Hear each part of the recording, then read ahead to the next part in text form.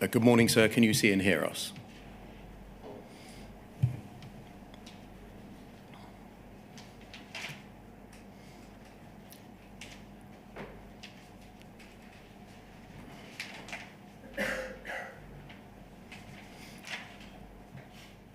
Good morning, sir. Could you see and hear us?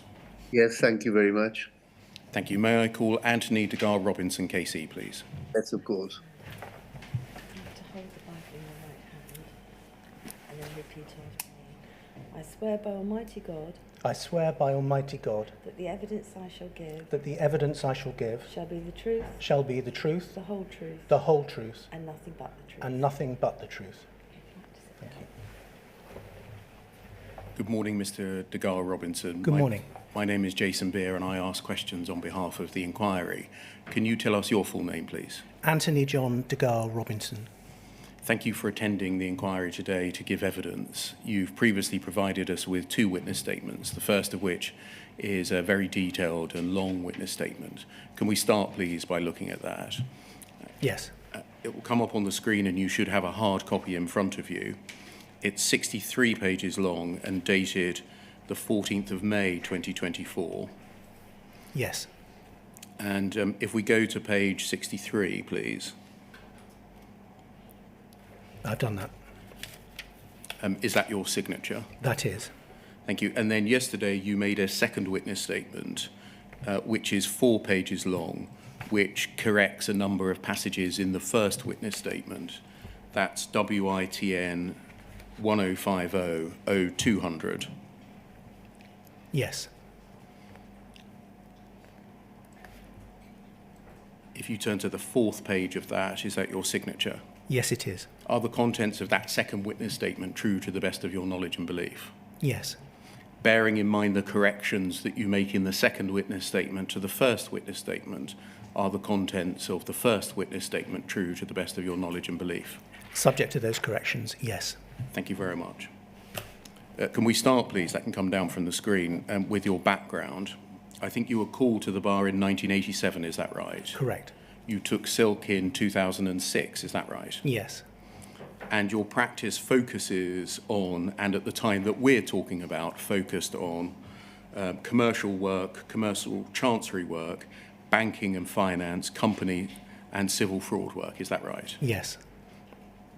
You acted relevantly to this inquiry for the Post Office in the group litigation brought against it by sub-postmasters concerning both their contractual relationship with the Post Office and then subsequently the operation of the Horizon system. Yes. In the counsel team, I think Owen Draper was one of your juniors, is that right? That's correct. Alongside subsequently Simon Henderson later in the proceedings. That's correct. And then Rebecca Keating later still. Yes. And so far as you're concerned, was that the full complement of the counsel team? There was Your also, part of the case? for my part of the case, yes, there was another junior called Gideon Cohen who Yes. acted in relation to the common issues. But he was acting at a time which, to the best of my recollection, was a time when I wasn't heavily involved. Thank you. Now, I should make it clear at the outset of my questioning of you that the authoritative, factual and legal position in relation to the issues addressed by them is established for the inquiry's purposes by Mr. Justice Fraser's Common Issues Judgment, that's his judgment number 3, dated the 15th of March 2019, by his Horizon Issues Judgment, that's judgment number 6, dated the 16th of December 2019, and insofar as it's relevant, by the Court of Appeal's decisions refusing permission to appeal against the recusal judgment dated the 10th of May 2019 and against the Common Issues Judgment dated the 16th of November 2019. So I'm not going to ask you about the substance of the issues addressed by those judgments. I understand. Can I turn to your first instruction then, please? You tell us, if we turn up, please, in your first witness statement at paragraph 10, which is on page 3. It will come up on the screen.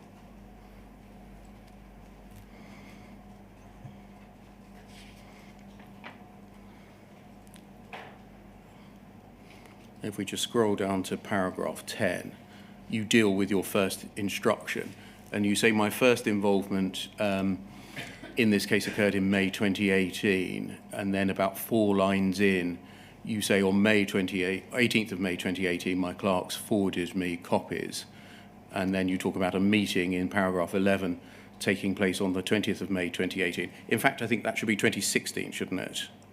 Oh, I'm so sorry. I couldn't tell you sitting here now whether I thought 20th.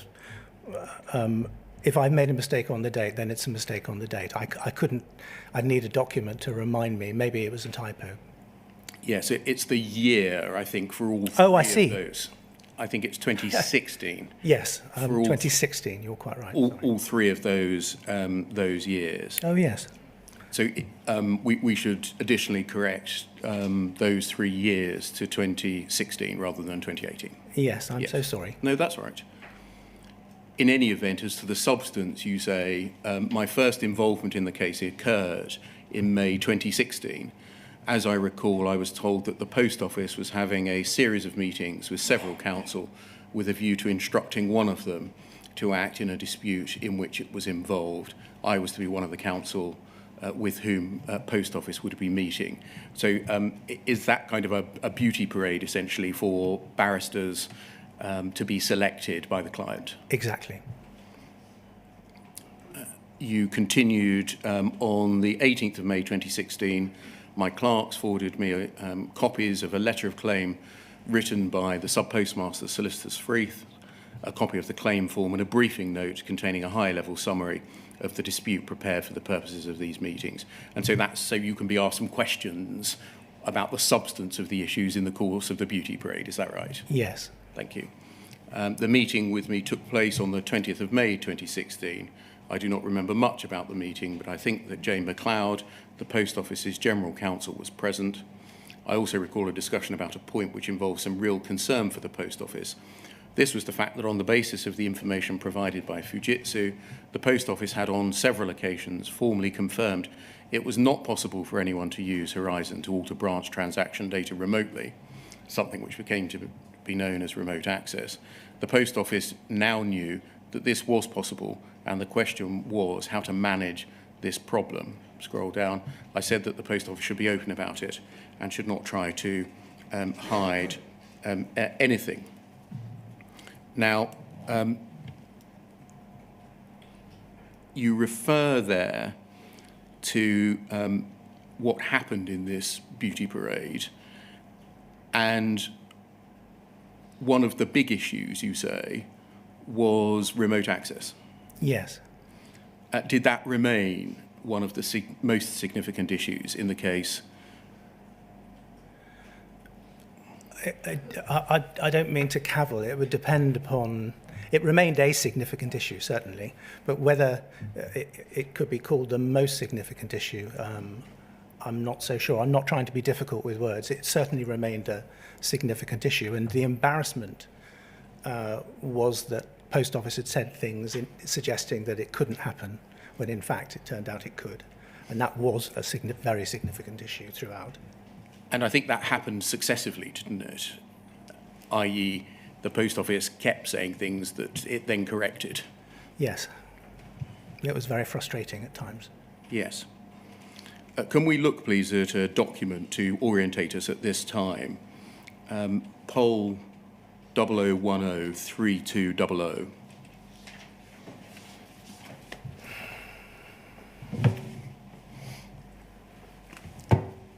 We'll see that this is an email from Jane MacLeod to Paula Venables of the 23rd of May 2016, so a few days after the beauty parade.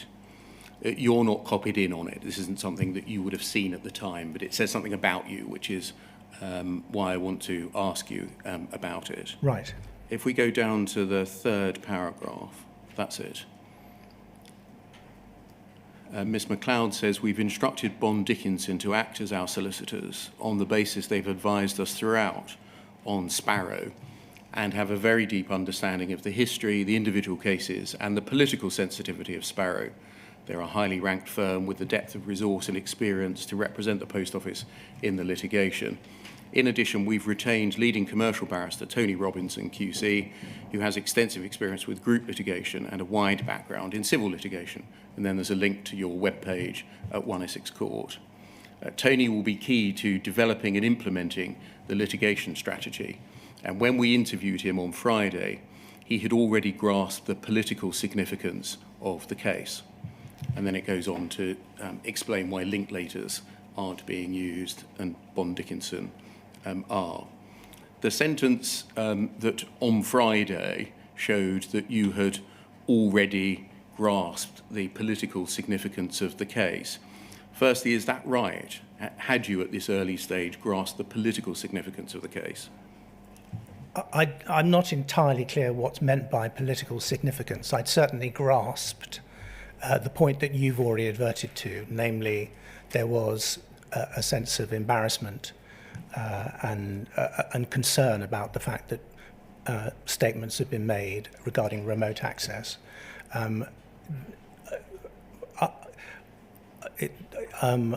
I find it difficult to think that there would have been other issues that I also would have grasped. Whether they were to be regarded as political, though, is something that isn't really for me to say. I'm not trying to be difficult. I'm not entirely clear what Jane McLeod meant by political. Taking it out of Jane McLeod's mouth, would you, at this early stage, have regarded the case as involving any political issues?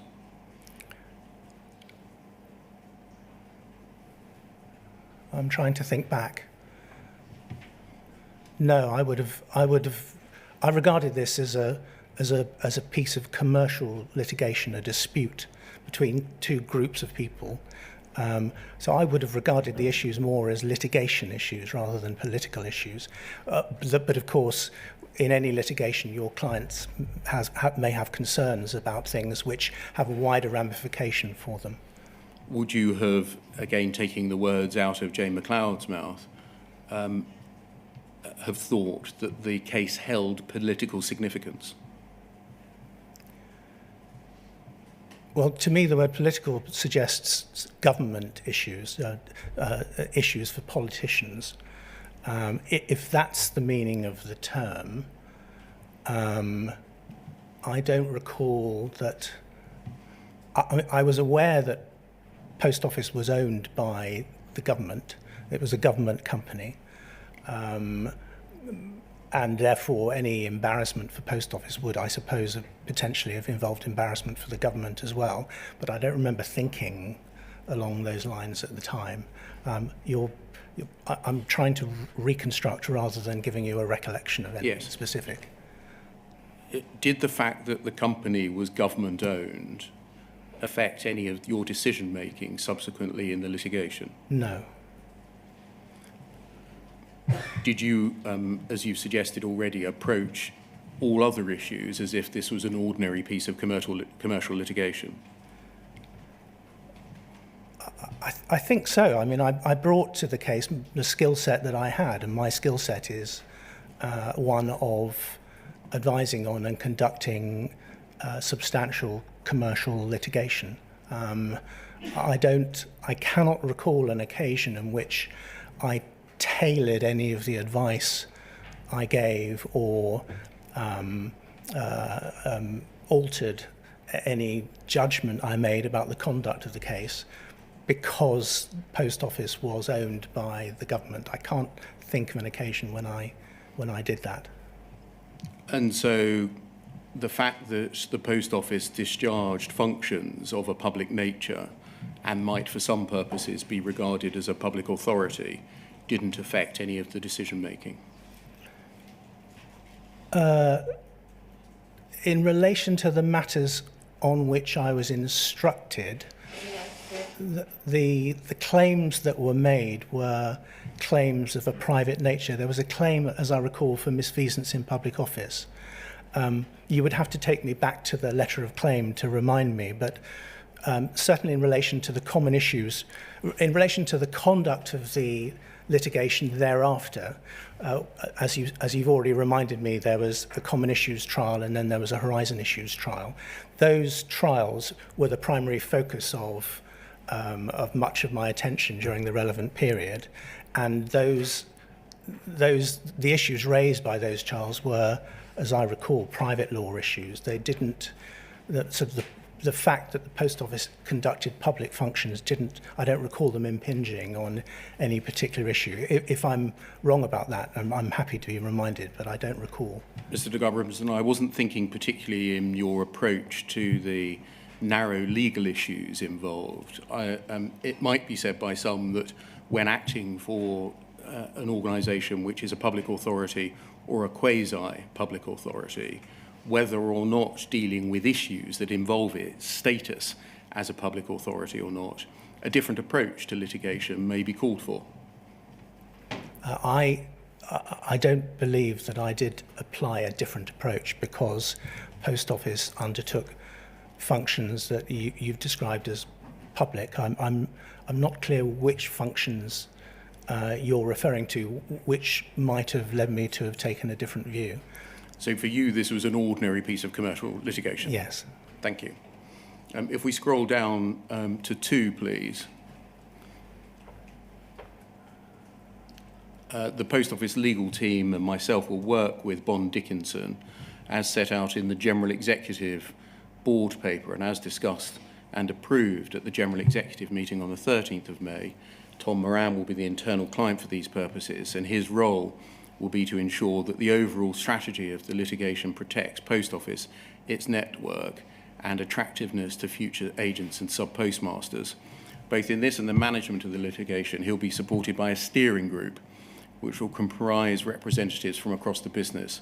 At General Executive, we discussed the following as proposed members: Tom Weschler representing you, that's representing the CEO, Paula Venables, Angela van den Bogard, Mark Davis, Patrick Bork, a representative from finance to be confirmed, as well as Rod, myself, representatives from Bond Dickinson, and when necessary, Tony Robinson, KC.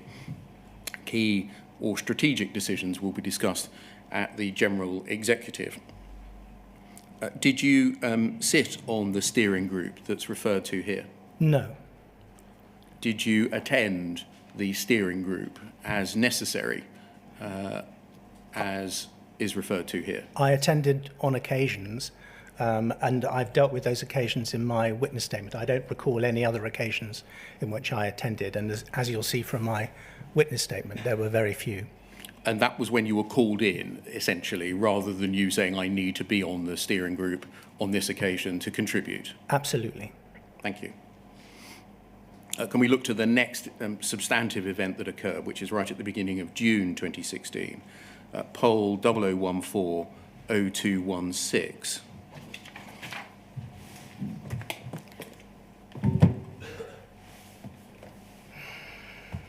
And if we look at the bottom half of the page, please.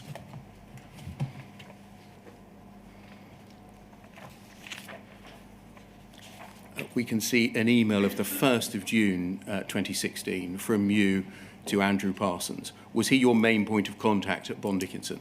Yes. You say the second box of files you sent to my chambers has just arrived. I'm still hard at work reading the 2 files you sent last week. It's much slower going than I inspected. I already have lots of questions, and we'll have more by the time my reading is all done. And you talk at the bottom paragraph on that page about bringing a junior in, yes? Yes. And then if we go over the page, please. You say, P.S., in the meantime, I have a few questions. I ought to have said that Mr. Parsons replies to this email and his writing is in the red. In any event, let's look at the questions you had. So this is the 1st of June. You were instructed no earlier than the 20th of May, so you're 8-10 days into your period of instruction here, and you have these questions. I just want to look at the questions that you asked. 1, is it possible that there are cases where human errors at branches cause Horizon to record losses which do not really exist, but which for sub-postmasters are then held liable? E.g., because perhaps as a result of the postmaster's failure to do all the reconciliations he or she was required to do when required to do them, or perhaps because the helpline told the postmaster to accept an incorrect balance. It's not possible to tell, not now possible to tell, whether the loss is real. If so, does that raise a question as to the propriety of our basic approach to recovering losses from postmasters and summarily terminating their contracts? If not, why not? And then if we scroll down, please. If we go to the bottom of the page. When did we come, question 2, when did we become aware of the possibility of remotely altering branch data on Horizon? And why did we not become aware of it long ago? Is it the fact that we consistently claimed the opposite, our fault or Fujitsu's? Does it mean the expert evidence we've previously relied on from Fujitsu was wrong, stroke misleading? And have we already embarked on an exercise to determine whether this makes any or all of the previous convictions unsafe, as we did with the previous exercise, with the previous revelation about the Fujitsu bugs? If not, why not? Question 3, further down. I understand that for 42 or 60 days, postmasters had the ability on Horizon to check each and every transaction done from his or her branch in order to explain discrepancies. But what about discrepancies appearing after that period, e.g. as a result of late transactions? On what basis do we claim that postmasters had the data they needed to explain those discrepancies, even though they could no longer do line-by-line transaction checks? Question 4. Why did we refuse to mediate some cases the working group recommended for mediation? Would I be right in inferring that in the working group we were in a minority of 1 and everyone else tended to take the second sight view of things? Question 5 over the page. I'm biased, but does it seem to me that Second Sight's final report is one-sided? How high can we, should we, do we dare to go in our criticisms of Second Sight? This may depend on the extent to which the conclusions in its final report are dependent on fundamental errors that are demonstrably wrong. What's your view about that? And what are those errors exactly? And 6, in their final report, Second Sight claim that we stopped them completing their investigation, partly by not providing documents and information they wanted, and partly because we cut their work short by requiring their report by the 10th of April 2015. Did we know we were doing that but carry on regardless? If so, why? Now, you posed there a number of very direct questions to Andrew Parsons. Yes. That had become evident to you within a week or so of reading in. Yes. The questions that you posed, do you agree, were important, if not fundamental, to the merits of the Post Office's defence in the litigation? I'd need to. Well, so the first, may I just look at that? What page number is this? You want to look in hard copy, do you? Yes. It's the first file, and it's tab B2. Thank you. That's kind, thank you.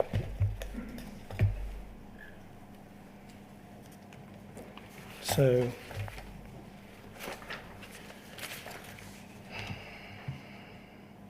the first question is a question about paper losses that were not real. I agree that Yes. that was important in relation to the litigation. The second, when... And sorry, just if we're going to do it one by one, just go back. If you look at the answer that you got, would you agree that it's a relatively cursory response by Mr. Parsons?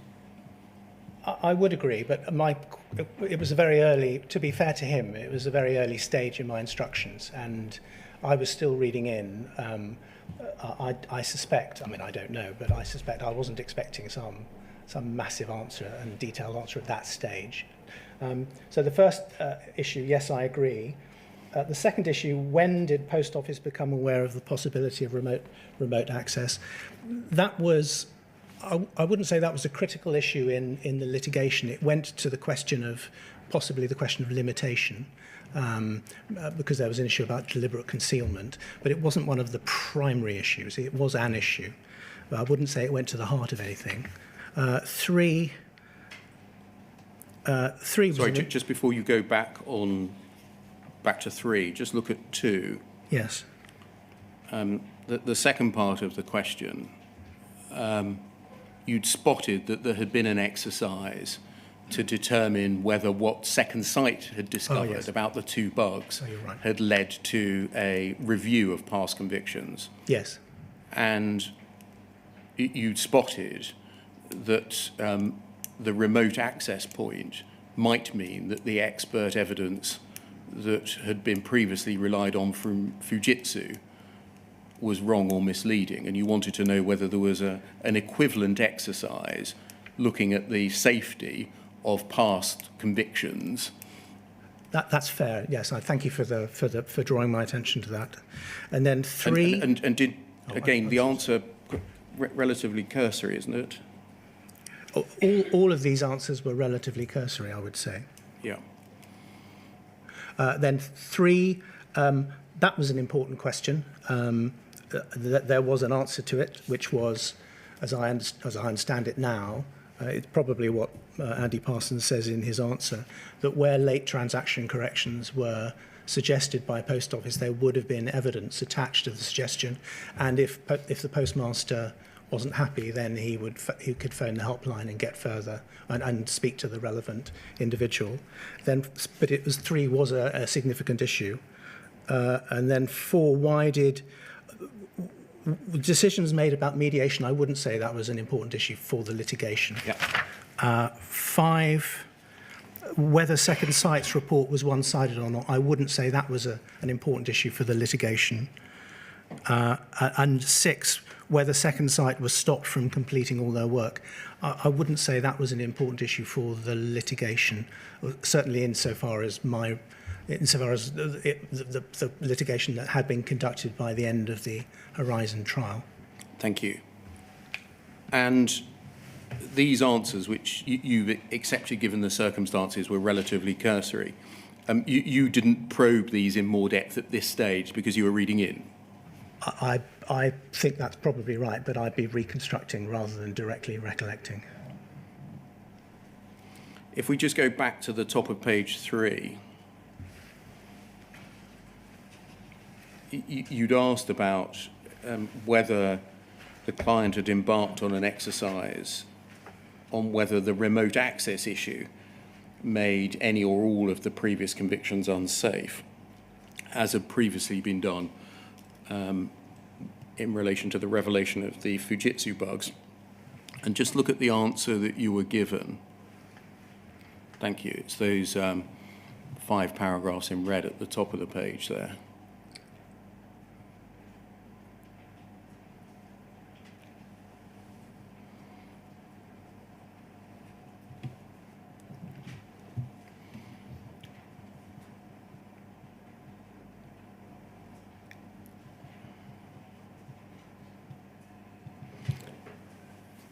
Mr. Parsons doesn't answer your question directly, does he, as to whether there had been an exercise conducted looking at the safety of the previous convictions in the light of the fact that the Fujitsu evidence may have been false? No, I see that. At this stage, I don't suppose you remember whether he contacted you by any other means to speak about what I'm going to call the Gareth Jenkins issue at this early stage, to give an answer to the very direct question that you'd asked. I have no recollection of discussing Gareth Jenkins at any time during this very early period. I would be surprised if I did, but I have no direct recollection, so it probably would be wrong of me to speculate. Thank you. I can come down and you can put the file away from the moment. By the time you were instructed in the High Court proceedings, I think you knew that the CCRC was also engaged in consideration of possible appeals to the Court of Appeal Criminal Division. That must be right, yes. Did you personally give any advice concerning the retention of documents obtained or generated in the litigation for the purpose of possible disclosure to the CCRC? No, I've never been involved in any criminal proceedings in my life. I'm a civil lawyer. My expertise and my experience is only in relation to civil litigation. I was aware that Post Office had instructed criminal lawyers, including a criminal silk, Brian Altman, as you say, I would have left questions of that sort entirely to that side of things. It was entirely outside the scope of my expertise. Were you conscious of the fact that documents obtained or generated in the course of the civil litigation might fall to be disclosed in criminal proceedings? I can't remember thinking that thought. I'm not saying I didn't, but I just don't remember that being something I considered. Were you aware of any other person in the civil counsel team giving advice about the retention of documents generated in the civil or obtained in the civil litigation for disclosure to the CCRC? Not that I recall. No. Were you aware of the civil solicitors giving such advice? No, as I say, I simply, it wasn't my role to be concerned with such things, and I wasn't. That would not have been something I would have been told about. Sorry, that's a very conditional way of expressing myself. I think the answer to your question is no. Were you aware of the fact of any such advice being given by any of the criminal barristers instructed by the Post Office? I don't think so, no. I.e., there are concurrent criminal proceedings, or possibly concurrent criminal proceedings, appeals to the Court of Appeal. Although the documents we create, or in some cases obtain in the civil proceedings, may be protected by privilege in the course of these civil proceedings, the information in them may in fact be disclosable in the criminal proceedings. And that's not something I thought about. And were you aware of anyone giving advice of the substance or to the effect that I have just set out? Not that I recall, no. Thank you. I think generally your experience of the process of disclosure given by the Post Office in the group litigation was that in terms of its quality, it was extremely poor, and professionally for you it was rather maddening. Would that be fair? That would be a fair summary of my witness statement, yes. And therefore a fair summary of the facts? Yes. If we just look at your witness statement then, please. Can we start at page 48, please?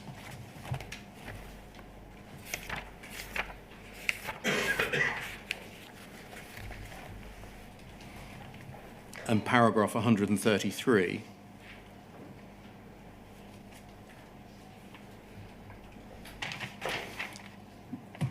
You say the story of the Post Office disclosure of Kells, known error logs, is summarised in Mr. Justice Fraser's judgment. It's an extraordinary story. And then if we go to page 50, paragraph 142,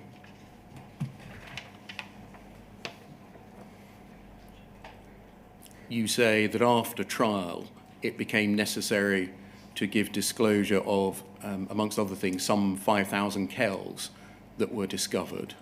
That's described by Mr. Justice Fraser in those paragraphs of his judgment. It is another extraordinary story. And then paragraph 147 on page 51, you're dealing here with peaks.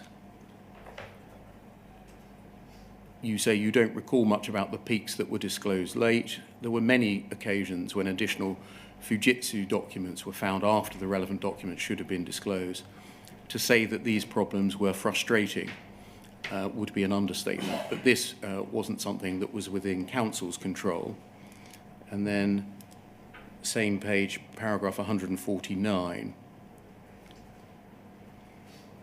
you say that paragraph 617 of the judgment indicates that soon after these peaks, the ones you were discussing earlier, were disclosed, it was revealed that one of them was dated 21st of August 2019. It was thus clear that on instructions I had unintentionally misled the court. As will be clear from the rest of this statement, this was not the first occasion on which such a thing happened, and nor was it the last. it is a horrifying experience, i.e. unintentionally making a misleading statement to the court. And then lastly, paragraph 155 on page 52.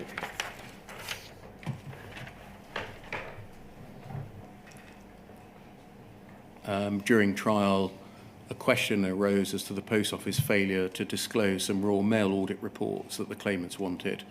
On instructions, I informed the court that Royal Mail had refused to produce these reports to the Post Office for onward disclosure. I then discovered that the Royal Mail had not even been asked to provide them. When I discovered this, I made haste to correct the position and to apologise. And not surprisingly, the Post Office was ordered to provide a witness statement explaining how it had come about.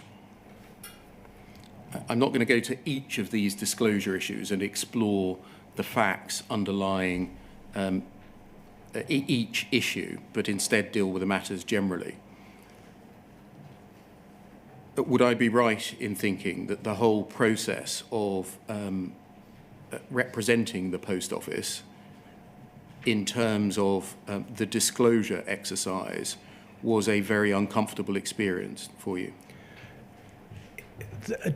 Towards the end, when the errors became apparent, if I can call them errors, yes, it was very much so. I mean, in the early stages at CMCs and so on, when the parties were seeking to agree orders for disclosure and the court then made orders, I wouldn't have been frustrated or found that difficult then. But it's later on. Because you didn't know the true position then? Yes. When you subsequently found out what you were told was the true position, and it happened, I think, on more than one occasion, indeed on a repeated basis, it must leave you not trusting your clients or your solicitors. I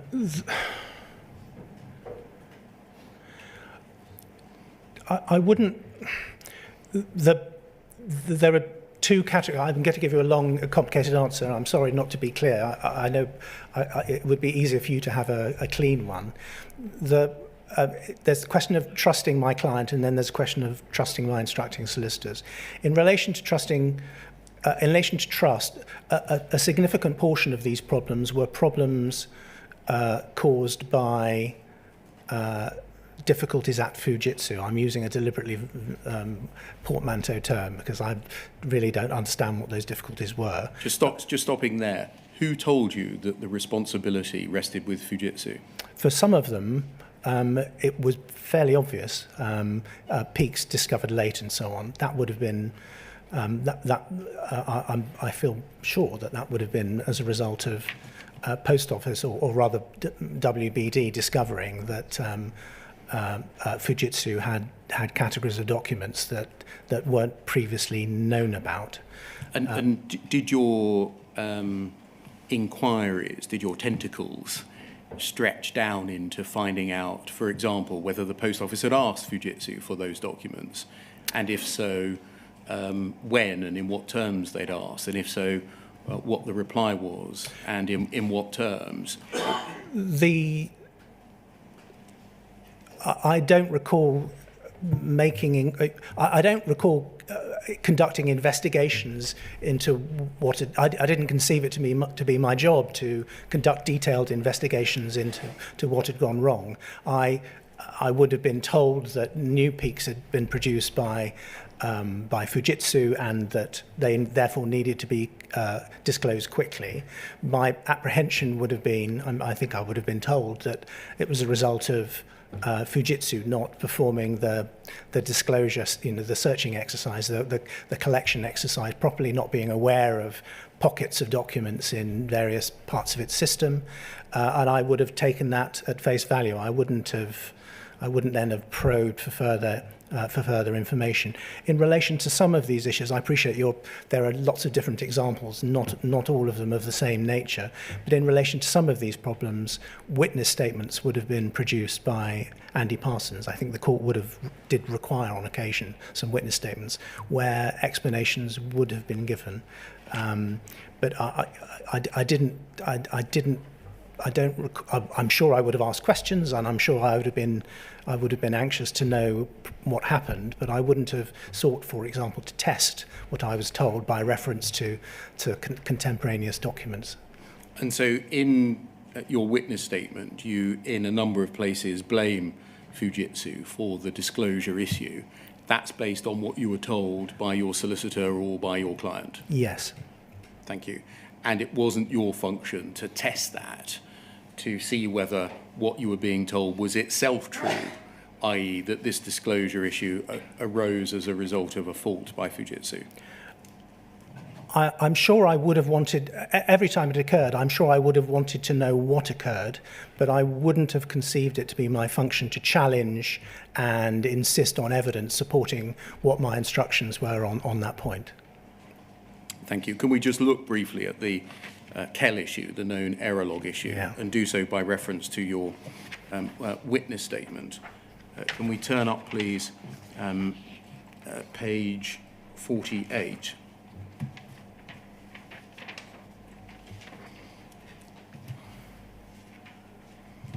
And in particular, between paragraphs 134 and 137, you deal with the Kell story, which you say is extraordinary. And you tell us that your original instructions were that the Kell database was irrelevant and not within Post Office's control. Its irrelevance was asserted more than once in Womble Dickinson's correspondence with Freefs, and in the generic defence and counterclaim, we, that's UNO and Draper, pleaded both that it was irrelevant and that it wasn't in Post Office's control. Those were your instructions. You note that Mr. Parsons made a witness statement for that CMC which maintained the points, and that reflected your understanding at the time. And then 135, taking your facts from the judgment, you say that at the CMC, you suggested that the party's experts be permitted to inspect the known error log so that they could continue to determine whether it was, so they could determine whether it was relevant. You don't remember making that suggestion, but you do remember the outcome. The experts determined that the known error log was definitely relevant. And you say that you were very surprised when you learned about this. And then you say, my previous instructions would have been based on what Fujitsu had told the Post Office. It was hard to understand how Fujitsu came to give such a misleading account on such a fundamental point. Were you privy to the discussions between the Post Office, Womble Dickinson and Fujitsu about the irrelevance of the Kell database and the fact that it was not within Post Office's control? No. The first point would have been something that would necessarily, I think, have been discussed between WBD, POL and Fujitsu. The second point was a point that would have been dependent upon the contract that existed between Post Office and Fujitsu. I would have expected WBD to look at that contract in order to confirm that it wasn't in Post Office's control. In other words, that it didn't have the right to inspect or take copies. I believe, I may be going too fast, faster than you want me to, but I believe I was provided with some documents quite recently which included an email in which I said something like, at the time, earlier on in the story, we need to be very clear that this isn't in Post Office's control. In other words, we need to establish clearly the control point. Let's look at that email. All right. WBON 40505. Is that in the core documents or the additional documents? The additional documents at tab E35. E35. But it's on the screen. Oh, right.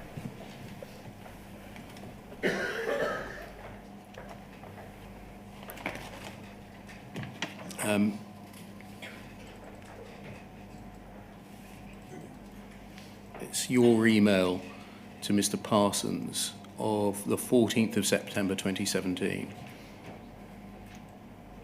And if we just scroll down a little bit so we get the full email on the page. Thank you.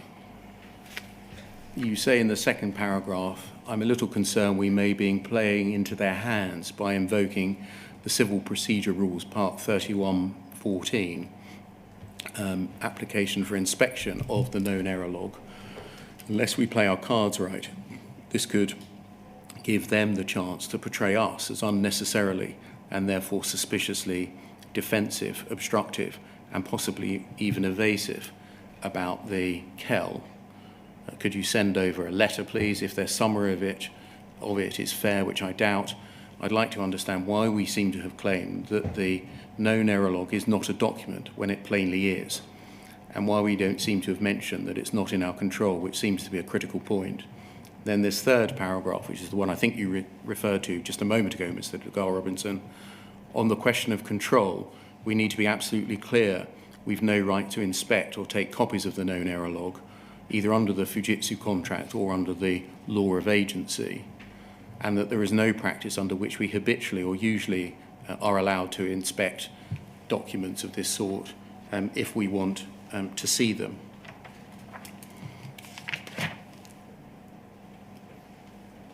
Why was it that you had previously thought that known error logs were not in the Post Office's control? Would have been that would have been my instruction. It would not have been something I would have thought up for myself. No, and that would have come from Womble Bond Dickinson, would it? Yes. And this is you saying, well, hold on, we actually need to look at the contract to work out whether that's true or not. Yes. The point about the KEL not being a document, do you know who raised that? I haven't. I don't recall this exchange. It refers to a letter from Freeths of 1st September. Yes. Which, on my reading, as I read this email, I appear to have read it as suggesting that WBD's earlier letter, had claimed that the known error log was not a document, and I'm expressing doubt that we can possibly have said that. But yes, because that would be absurd. Because it's plainly wrong. But I don't know whether that was said in. What I'm asking in that email is, did we really say that? Yes. Did you get the impression that the Post Office was straining not to disclose the known error log? I don't have a specific recollection of this exchange, this email. So if I were to answer that question, I'd be reconstructing on the basis of inferences drawn from this document, which you're probably in as good a position as I am to make. But just taking a step back, Mr. Garr Robinson, the document contents aren't relevant. It's not a document. It's not within our control. All three things seem to have been asserted, and all three things are wrong. Well, I'm doubting that one of those things was asserted, and I don't know whether it was or not. The other two things at the time, I didn't know that they were wrong. My instructions not suggesting were, that you did. No, but you're asking me about my mental state at the time. My mental state at the time was that I believed my instructions. So I don't think I'd have inferred from my instructions that there was any particular attitude on my client's part. What about as events moved on into 2018 and 2019, when you actually got to look at some of the known error logs yourself in the course of the litigation? Did you ever think, goodness me, how could we assert that these aren't relevant? The answer to that question may surprise you somewhat, but that would have been 2 years later. This is an email exchange. Oh no, I'm wrong. It's in 2017, not 2016. Are you essentially going to say the caravan have moved on? I think what I was going to say was, it's a funny thing, but when you're involved in large and complex litigation, the litigation tends to operate in phases. You're very intent upon one particular point or a series of points at one time. Then you go away and you work on another case, you do something else, you work on 3 or 4 other cases, and then you come back to the first case and you deal with the next problem that's arisen or the next hearing and so on.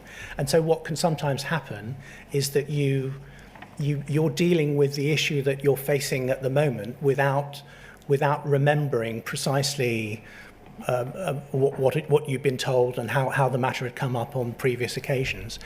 Certainly in relation to the discovery that the known error log was highly relevant, I remember being surprised. I forget what your question is, but I would have been concerned also that such a fundamental point could have been so wrong. I imagine, I'm afraid I'm reconstructing, but I imagine that the focus of my concern would have been Fujitsu rather than Post Office. In relation to control, the control didn't really come up again until after the trial. And so during 2018, which is, I think, the period you're asking me about, I don't think I'd have considered control further. Thank you. That document can come down. Can we turn to the SWIFT review and its recommendations, please? And we're now going back to mid-2016 by looking at poll 0024-2402.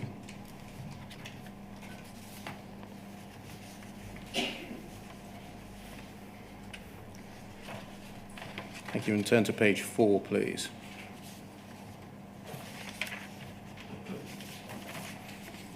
There's a long email from Mr. Parsons to you and others of the 8th of June 2016, so relatively early in your instruction, so a couple of weeks or so into your instruction.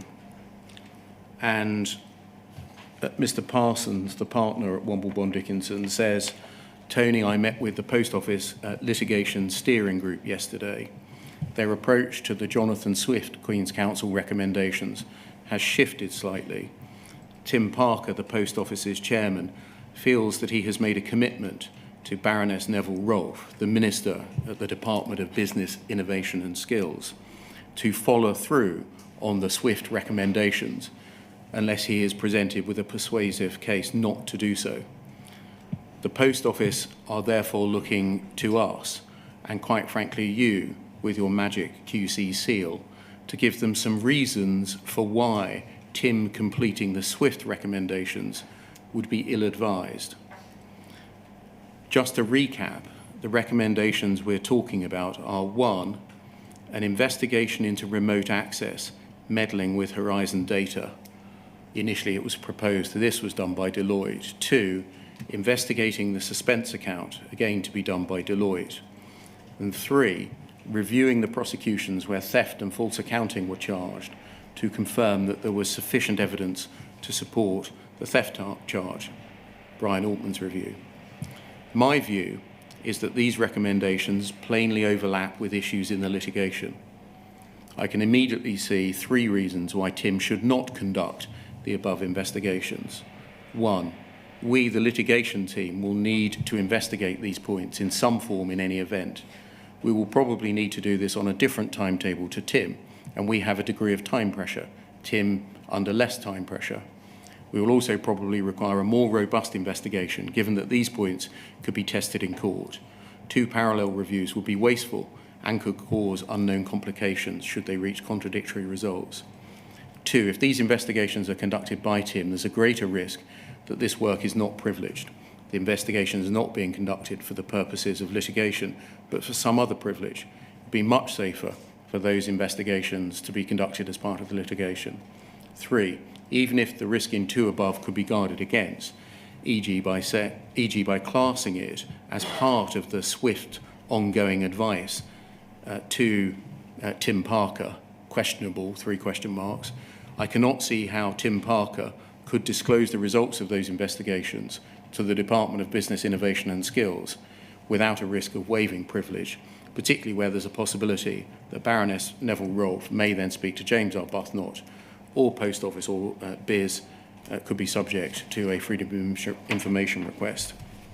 If we can give Post Office a piece of advice that says that Parker should not should stop any further work, Parker would then feel empowered to say to Biz that on the basis of legal advice, he's ceasing his review.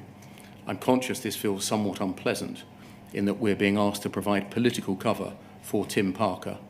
However, putting aside the political background, shutting down Tim Parker's review is, in my view, still the right thing to do. So just stopping there, we'll come to your reply in a moment. The situation is that a silk, a leading public law silk at the time, Jonathan Swift, had conducted a rather exhaustive review on behalf of the chairman of the company, and he had made a series of recommendations, and 3 of them are highlighted here, yes? Yes. And those recommendations had been made, I think you will have known, in part to ensure the correction of any potential miscarriages of justice. Yes. The chairman of the company, Tim Parker, wanted to do those things. Apparently, yes. But Poll, whoever that is, Yes. wanted the lawyers to come up with reasons for not doing them, Yes, so it would seem. saying that they would be ill-advised. Yes. Who did you understand Poll to be? The chairman of the company wanted to do things that a leading silk had recommended were relevant to discovering potential miscarriages of justice, but the post office did not want to. I don't recall this email exchange, so I'm afraid I can't answer that question from my recollection. And I'm afraid, nor can I reconstruct an answer from what I know now. I have no idea why there'd be two polls, as it were, a Tim Parker poll and a different poll. I have no idea what that's about. But anyway, some part of the company didn't want to do, you were told in this email, what the chairman wanted to do, which was to carry into effect some legal advice, the purpose of which was to discover any potential miscarriages of justice. So it would seem, yes. The second reason that Mr. Parsons gave, and he's in favour of the idea, reading this email, yes? So it would seem, yes. i.e. Tim Parker needs to stop his work, yes? Yes. The second reason is given,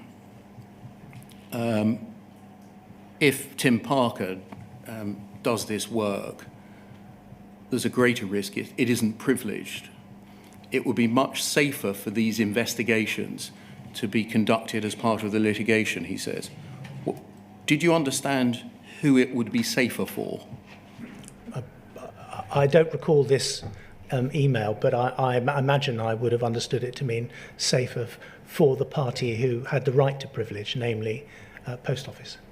And that implies, doesn't it, it necessarily means that if the results of the investigation are negative to the Post Office interests, it's safe because they'll be protected from privilege and we needn't reveal them. That's what privilege means.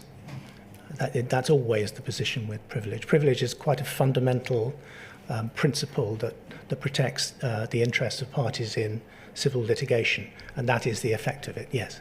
But this contemplates it being safe because it may be that the results of these 3 pieces of work are negative. They will harm the Post Office's interests, and therefore it's safe if they're protected by privilege because we won't have to tell anyone about them. Yes, although I'm not sure that's true of the criminal work. I mean, if I'm not a criminal expert, but if a view had been taken as to the third piece of advice that Andy Parsons refers to, there may have been an obligation to disclose regardless of privilege. That's why I asked those earlier questions about the extent to which you knew what was being done by any criminal lawyers or criminal solicitors. For example, when an issue like this came up, whether you were applying your narrow civil litigators focus Yes, to the question. and I was.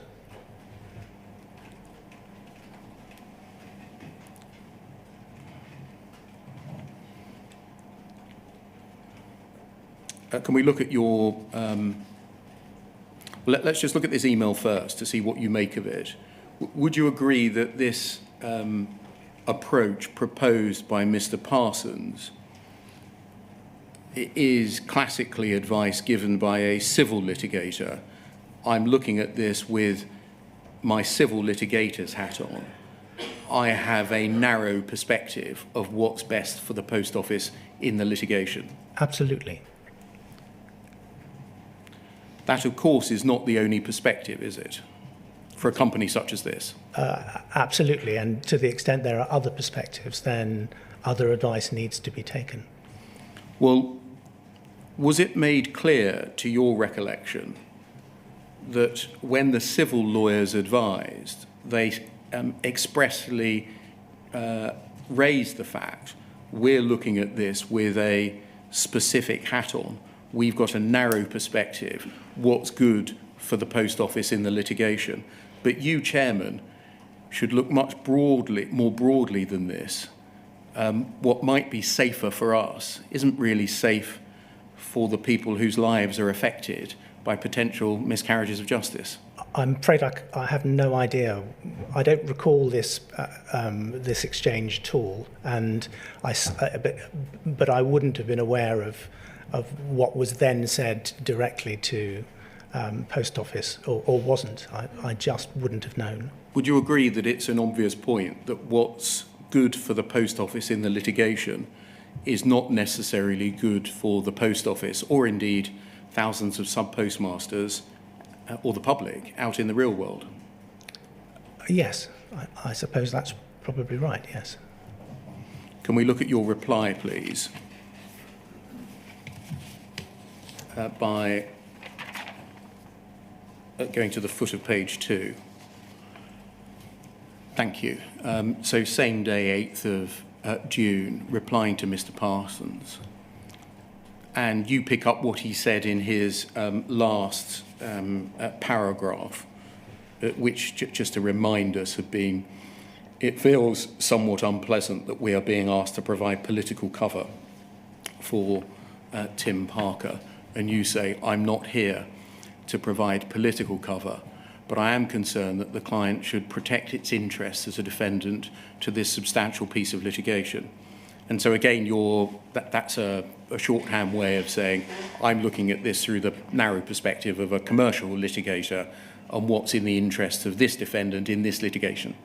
Yes, it's also, as I say, I don't remember this email exchange, but I know my style, and for me to say I'm not here to provide political cover, I would have written that. Usually I try to be diplomatic, and I would have written that. I think because I wanted to make it clear I'm not interested in, it's a bit terse, your political, your shenanigans. I'm not interested in that at all.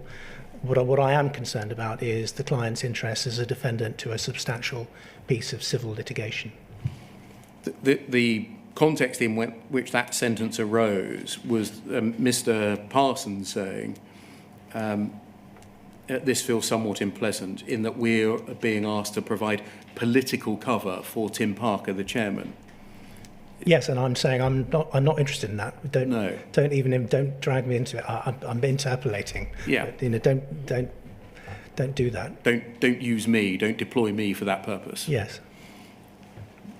The question, or the way it was put by Mr. Parsons, would you agree, suggests that it wasn't Tim Parker on the one hand wanting to go ahead with the swift recommendations and this other part of Post Office not wanting to go ahead with them. Providing political cover for Tim Parker makes it sound as if he doesn't want to go ahead with them and that the lawyers were being brought in to provide support, doesn't it? It's quite possible, but it's just interpreting an email that you're in as good a position as I am to do. I don't have a recollection. You carry on, as you know from our discussion yesterday, the consideration which seems to me to be overriding is the privilege point number 2. Your point number 3 involves some murky questions to which I don't have an immediate answer. Remember all those difficult cases in Three Rivers regarding the Bank of England's inquiry into the BCCI scandal. That's about claiming legal advice privilege as an adjunct to the Tim Parker review. But I strongly suspect that the factual investigations we're talking about would not be the subject of any legal advice privilege, and so would not be privileged in his hands in any event. That's something we need, but is that something we even need to consider? Even if they were privileged, what would be the point of undertaking dual investigations into the same things anyway? All of this assumes we will be carrying out the recommended investigations. But what if we don't? I think that should have an if in it. Yesterday, you suggested that the litigation team may be instructed not to do a full investigation of the remote access or suspend account point because the cost is disproportionate in the context of the claims being brought. If so, where would this leave Tim Parker? Back at square one. Putting the point another way, if our advice is that he should not do the investigations he was advised to do, because this is something the litigators should do, and then if it's decided that the litigators will not do the investigation he was advised to do, he would then have to do them himself or instruct us to do them after all. So just summarising that, because it's quite dense, you were saying, well, hold on, I've had some other information that we may not be doing two of these three things in the litigation anyway. So all of this debate about whether we should do them in the litigation or whether Tim Parker should cause them to be done outside the litigation may be irrelevant, because I've been told that we're not going to get on with two of them anyway.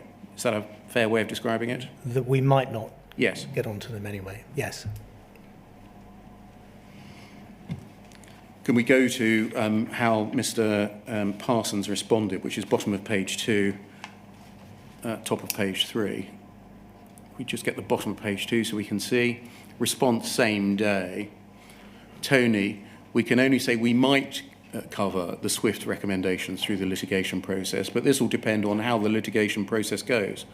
The Post Office will just have to accept that risk. The work is either required for the litigation or it is not. We can't artificially squeeze work under the litigation umbrella just to cover off a political issue, or at least that is my view. The critical point is preserving privilege, and the risk of Parker doing potentially further potentially unprivileged work. This alone strikes me as a good enough reason to shut Tim Parker down.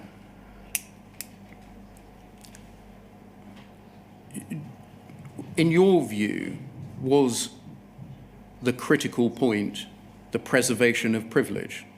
Or would you accept that that's perhaps turning the world upside down, putting privilege as the central point? From my perspective, as the barrister acting in a civil claim, my concern was to preserve privilege in relation to that claim.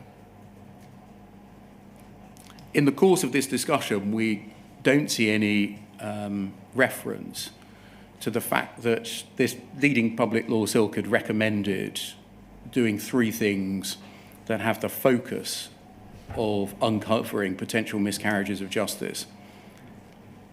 The chairman needs to consider whether that's the right thing.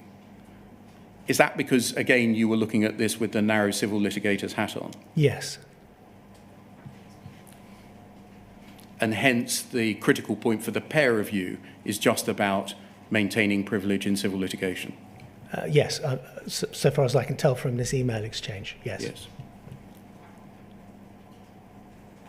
Did you agree with the sentiment that the preservation of privilege alone is a good enough reason to shut the chairman down? I wouldn't have put it that way, I don't think. I would have considered that, given my focus as a barrister acting in a civil claim, it was important to retain the litigant's right to privilege. Can we look at how you replied to this then, please, by scrolling up to the bottom of page 2? You say, quite right. What I meant to do with my second paragraph was raise the question of whether the present context, including Swift advising Parker that these investigations be undertaken, Parker naturally doing what he's been advised to do, might mean that the client is less deterred by cost and difficulties associated with the investigations than it might otherwise have been. If so, I would welcome it. From a pure litigation perspective, these investigations are highly desirable. The less evidence we have to rebut the suggestion that remote data tampering at our or Fujitsu's end could be responsible for inflicting any false losses on any claimants, the more awkward our position is on this difficult point, a point which provides a basis for allegations of deceit, for arguments that claims are not time-barred because of deliberate concealment, and for arguments that the monthly accounts signed by sub-postmasters should not be given significant evidential weight. So essentially, you were saying there in this email, you want the investigations to be undertaken somehow because you want to know the true answer. Yes, and I'm saying in that context, the SWIFT recommendations are a good thing because they increase the incentive of Post Office to do them, even though they would cost money. You were saying you didn't want Mr. Parker's investigations to be stopped on the grounds that they will be undertaken for the purposes of litigation, and then that doesn't happen. Yes. Mr. Parsons, however, was, would you agree, rather straightforwardly suggesting that the legal proceedings should provide cover for not taking the course recommended by the SWIFT review? I think I'd need to look back, but I think he was in his first email to me. My recollection is that in his second email, the one responding to my reply, he adopted a slightly different tone. But I don't have it in front of me, so I That's can't. top of page 3. Scroll down. Thank you. That's the one you're referring to. Yes.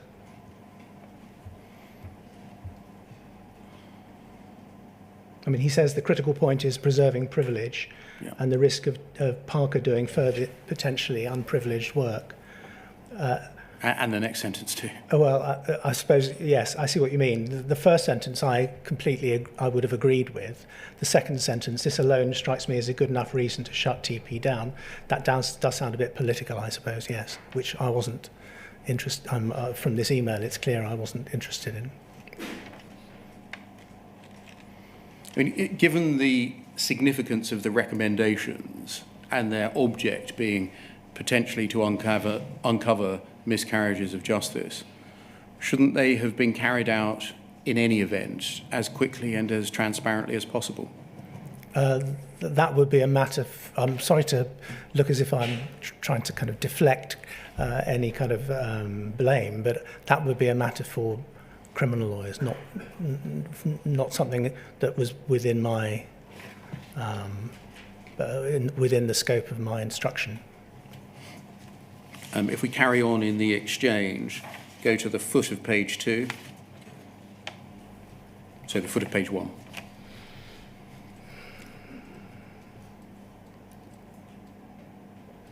Thank you. Mr. Parsons' reply to you, if we scroll down onto page 2. I think that the Post Office will stump up the money to pay for the investigation as long as they see the value in doing so. We could tackle these 3 lines of inquiry as follows. 1, investigation into remote access, meddling with Horizon data. Bond Dickinson do this rather than Deloitte, as it's mainly making factual inquiries of Fujitsu. This will save some money as Bond Dickinson is cheaper than Deloitte. 2, investigating suspense account. Get this done by Deloitte, as this is a proper accounting issue. 3, review the prosecutions where theft and false accounting were charged to confirm there was sufficient evidence to support the theft charge. There are 9 claimants in the litigation that fit this profile. We get Brian Altman to review these 9 cases. 1's done, Joe Hamilton. Post Office already confirmed to me they're happy to pay for this work. This approach strikes me as proportionate, but should also give us a high degree of assurance on these points. This is, however, subject to us keeping the work under review. If litigation changes, the approach might change. The above work largely duplicates what Tim Parker would have been doing. Add in the privilege risk, and there are good grounds to shut down Tim Parker's review and just do the work under the litigation umbrella. And I think you agreed in the event that from the narrow civil litigation perspective, this was the appropriate way forwards. Yes, the work should be done, but it should be done with the protection of litigation privilege. Can we look, please, at bottom of page 1? Your reply, very good. Fingers crossed we get useful evidence from Fujitsu on balancing transactions from Horizon inception and Fujitsu's non-use of its privileged access rights to manipulate branch data from Horizon inception. Might we be instructing Deloitte as our expert witness in due course? If so, this could affect the way we instruct them, how closely we work with them. This exchange happened all on the 8th of June 2016, right up until the time we can see there, just after 5. We know that there was a conference between you and Mr. Parsons on the 9th of June 2016, the next day. Yes. We don't have an attendance note of that conference. Okay. I don't suppose you remember whether a final position was reached at that conference. I have no recollection of what was said at that conference. I have no recollection of this email exchange. In some of my answers, I may have talked as if I did, but I had no recollection. I'm just working on the basis of the documents I see here. Can we look, please, at what Mr. Parsons says about this? He's going to give evidence to us later in the week at WITN 1039-0100.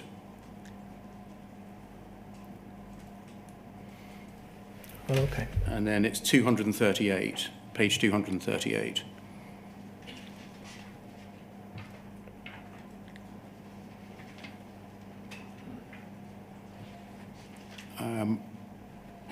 He says, I don't recall the specifics of the discussion about the implementation of the SWIFT review at the conference on the 9th of June. And then if we go to 420. Can I just read the rest of 490? Yeah, sure. I don't mean to be difficult. Yeah.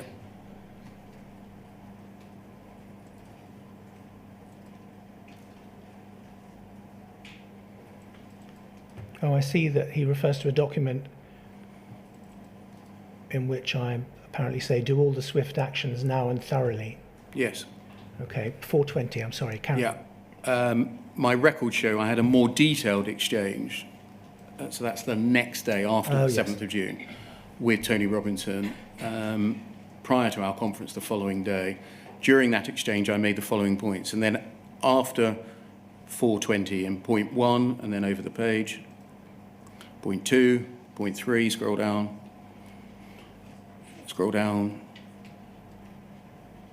keep going, point 4, point 5, point 6, point 7. I've not seen this document before. No, understand. In those subpoints, Mr. Parsons summarises the email exchange that we've just looked at. Right. I'm not going to read it out or ask you to read it, because we've actually read the chain ourselves a moment ago, and I'm not going to look at how Mr. Parsons compartmentalises it, right. Uses quotes to make a point, uses extracts to make a point, and adds commentary as he goes along. Yes. Because that's not going to assist us. We've looked at the exchange itself. But can we go forwards, please, to paragraph 421 on page 241? Thank you. He says, the views that you expressed in the course of this email exchange were substantially the same as mine. He agreed that he was concerned that the client should protect its interests as a defendant to this substantial piece of litigation, in relation to which he thought the overriding consideration was the privilege point. I think that's correct, isn't it? I think so too. At the same time, he strongly agreed with the approach of subsuming the investigations recommended by Jonathan Swift into the group litigation work streams. From a pure litigation perspective, he's quoting, these investigations are highly desirable, etc. Were you doing that by the quote that is set out there, strongly agreeing with the approach of subsuming the investigations into the group litigation work streams? I think that would be one way of describing it. I was saying that for the purposes of the litigation, it would be highly desirable to do all this work. I may not be grappling with your question or understanding your question. It's a tiny point. The extract that he cited there is you saying the desirability of conducting the investigations full stop. They need to be done, these investigations, not by this extract saying they need to be done in the litigation. Well, I'm saying from a pure litigation perspective, these investigations are highly desirable. Yes. I'm afraid I'm probably not listening carefully enough to your question. You're making a subtle distinction which I haven't quite grasped. Yes. If we go back to the email exchange. I'm so sorry. I'm trying to be difficult. No, that's all right. If we go back to the email exchange, poll 0024 2402.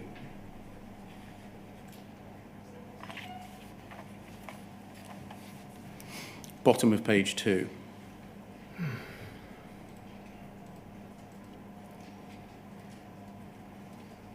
This is the email, your email, in which that quotation appears. You can see it from halfway through, yes? Yes. By this email, you were saying, weren't you, that it's important that the investigations are carried out, and it's important to the outcome of the civil litigation that they are carried out. Yes, I'm saying it's highly desirable for the purposes of the civil litigation that they be carried out. I.e. that we find out the true answers. Yes. And you were saying this in the context of having been told we might not do these things. Yes, I'm responding by saying I think we should. I'm interpreting an email I don't remember, but that's how I would summarise my understanding of these documents. You weren't saying by this email it's important that we do them within the litigation, i.e. protected by privilege. Oh, I see what you mean. You mean artificially do Yeah. them, even though that the litigation doesn't require them? Yeah. No, I wasn't. I don't believe I was saying that. That's not how I read what I say there. Thank you. And then just lastly on this, excuse me, on this topic, can we look please at poll 0024 3170?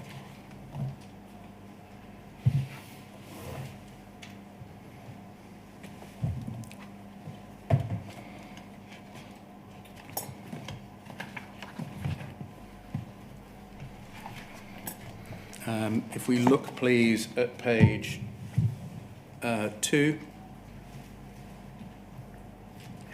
at the foot, please. This is an email exchange not concerning you. It's 11th of July, Jane McLeod to Broderick Williams, Patrick Bork and Mark Underwood. And she says, here's my starter for 10. And then if we look at the 3rd, 4th and 5th bullet points, as set out in my letter, Jonathan Swift identified areas where he believed further work could be beneficial, and Post Office commissioned further work to explore these. Some of these areas are necessarily complex and dependent on third parties, such as Deloitte and Bryan Altman, to deliver. While progress has not been as fast as I'd hoped, good progress was being made in all areas. However, in April, the Post Office was notified that proceedings had been commenced against it in the High Court on behalf of about 92 postmasters. While the proceedings have not been formally served on Post Office, the legal advisors for both sides are in discussion to better understand the nature of the issues. At this stage, there's still no information available to us as to quantum. Post Office has briefed lawyers and external counsel, including you, to advise on the claims.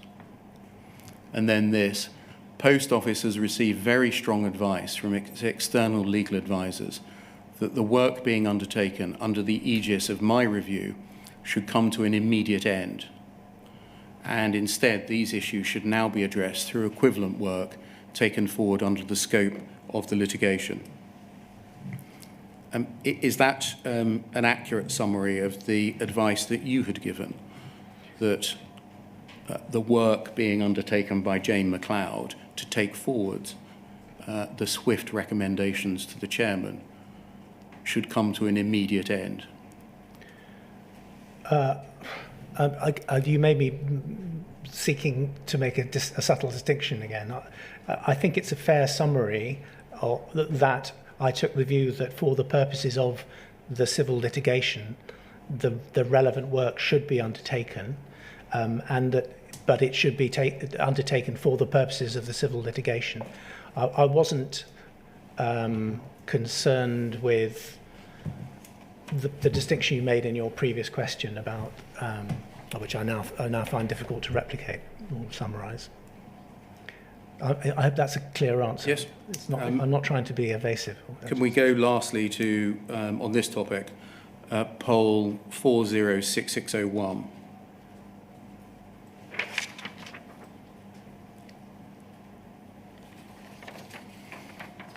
This is a letter from Mr. Parsons to Post Office of the 21st of June 2016.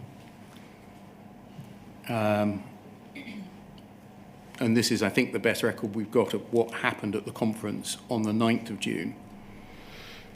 He says in the second paragraph, in late 2015, Tim Parker began a review to consider whether any further action should be taken by Post Office to address the claims raised by postmasters in relation to Horizon. Jonathan Swift was engaged by Post Office to inform the chairman on the review.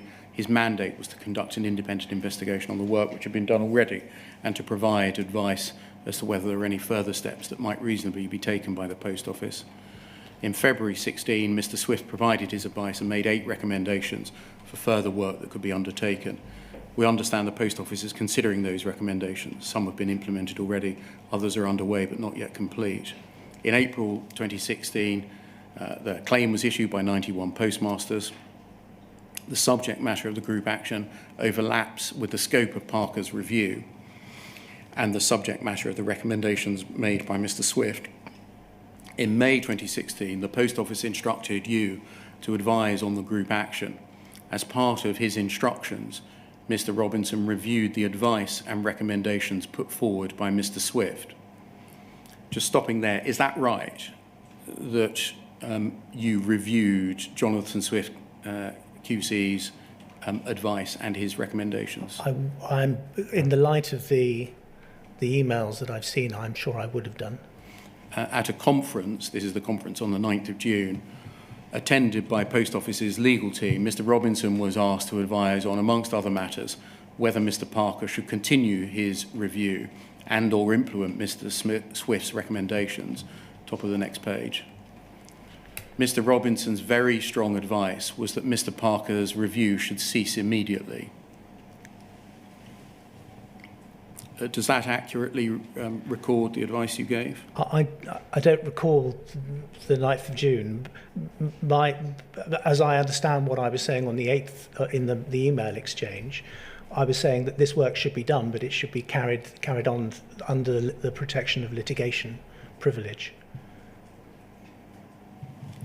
Given the overlap of issues between Parker's review and the group action, you advised that it would still be prudent to implement 4, 5, 6 and 8 of the recommendations of Mr. Swift to the extent these were required to advance Post Office's case in the group action and as appropriately adapted to meet the needs of the litigation.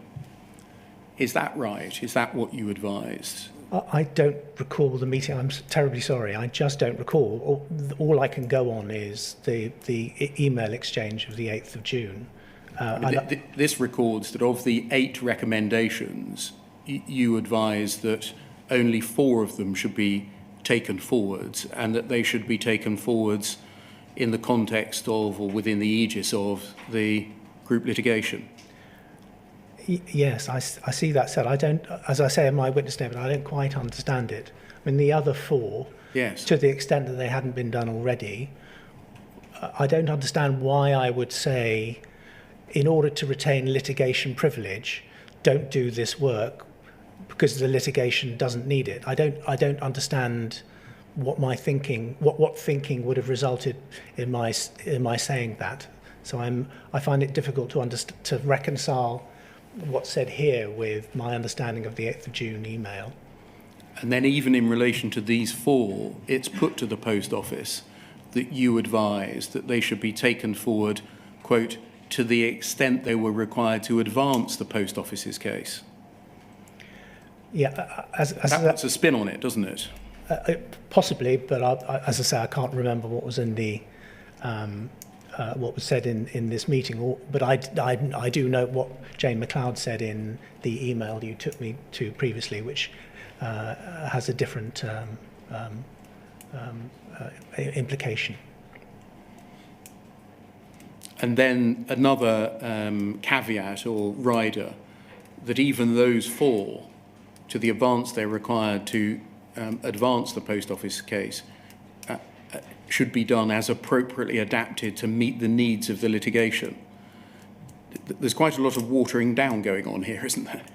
I suppose you could say that. I wish I could remember what was said on the 9th of June. As I say, I find it difficult to, on the basis of what I understand from the emails that I've seen. Doesn't really match this, does it? I find it difficult to understand how I would have ended up saying those things. Within a day. Yes. This is a different presentation than the exchange of views in your email exchange of the 8th of June, isn't it? It seems to me that what I'm saying in those emails, the 8th of June emails, are rather different from what's being said in this email, and I'm not sure. It's a letter, sorry. In this letter, and I'm not sure why. It may. I mean, I make some suggestions in my witness statements as to why that might be. It may be that this isn't a full account of what I said. It may be that the other four had been done already. I just don't know. The letter concludes, this work should, however, be instructed and overseen exclusively by Post Office legal team or by others instructed by the Post Office's legal team, so as to maximise the prospect of asserting privilege over this work and protect against the risk that material related to these actions could be disclosed to the claimants in the group action, undermining the Post Office's prospects of success or negotiating position. I think that is consistent with the email exchange, isn't it? Yes, that's consistent with the principle of litigation privilege. Thank you. So that's the end of that topic. I wonder whether we might break until past, please. Yes, of course. Thank you, sir.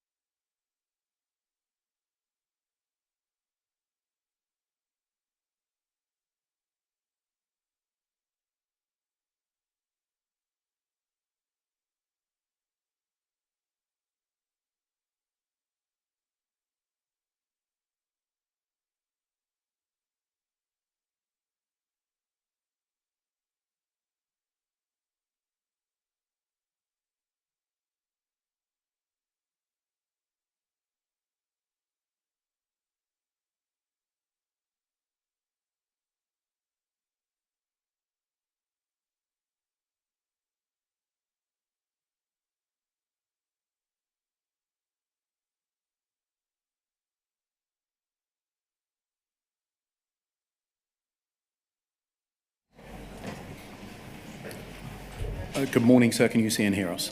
Yes, thank you. Thank you very much. Mr. de Garr Robinson, can we turn to a separate topic, please? It's the Simon Clark advice and the reasons for not calling Gareth Jenkins in the group litigation. Can we start, please, with the Simon Clark advice by looking at it? Poll 406357.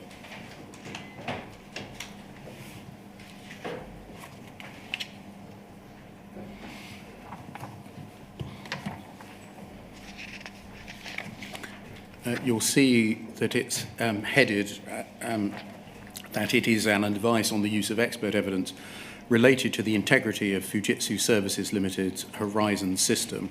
If we go to page 14, please. And the foot of the page,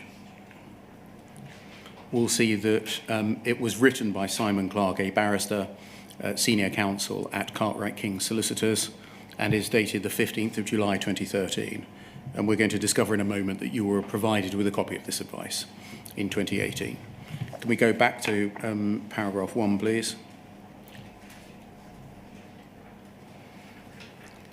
By way of introduction, he says that he's asked to advise Post Office on the use of expert evidence in support of prosecutions of allegedly criminal conduct committed by those involved in the delivery of Post Office's services to the public through sub-post office branches. By and large, these allegations relate to misconduct said to have been committed by sub-postmasters and or their clerks. And then if we can go forwards, please, to page 13, please.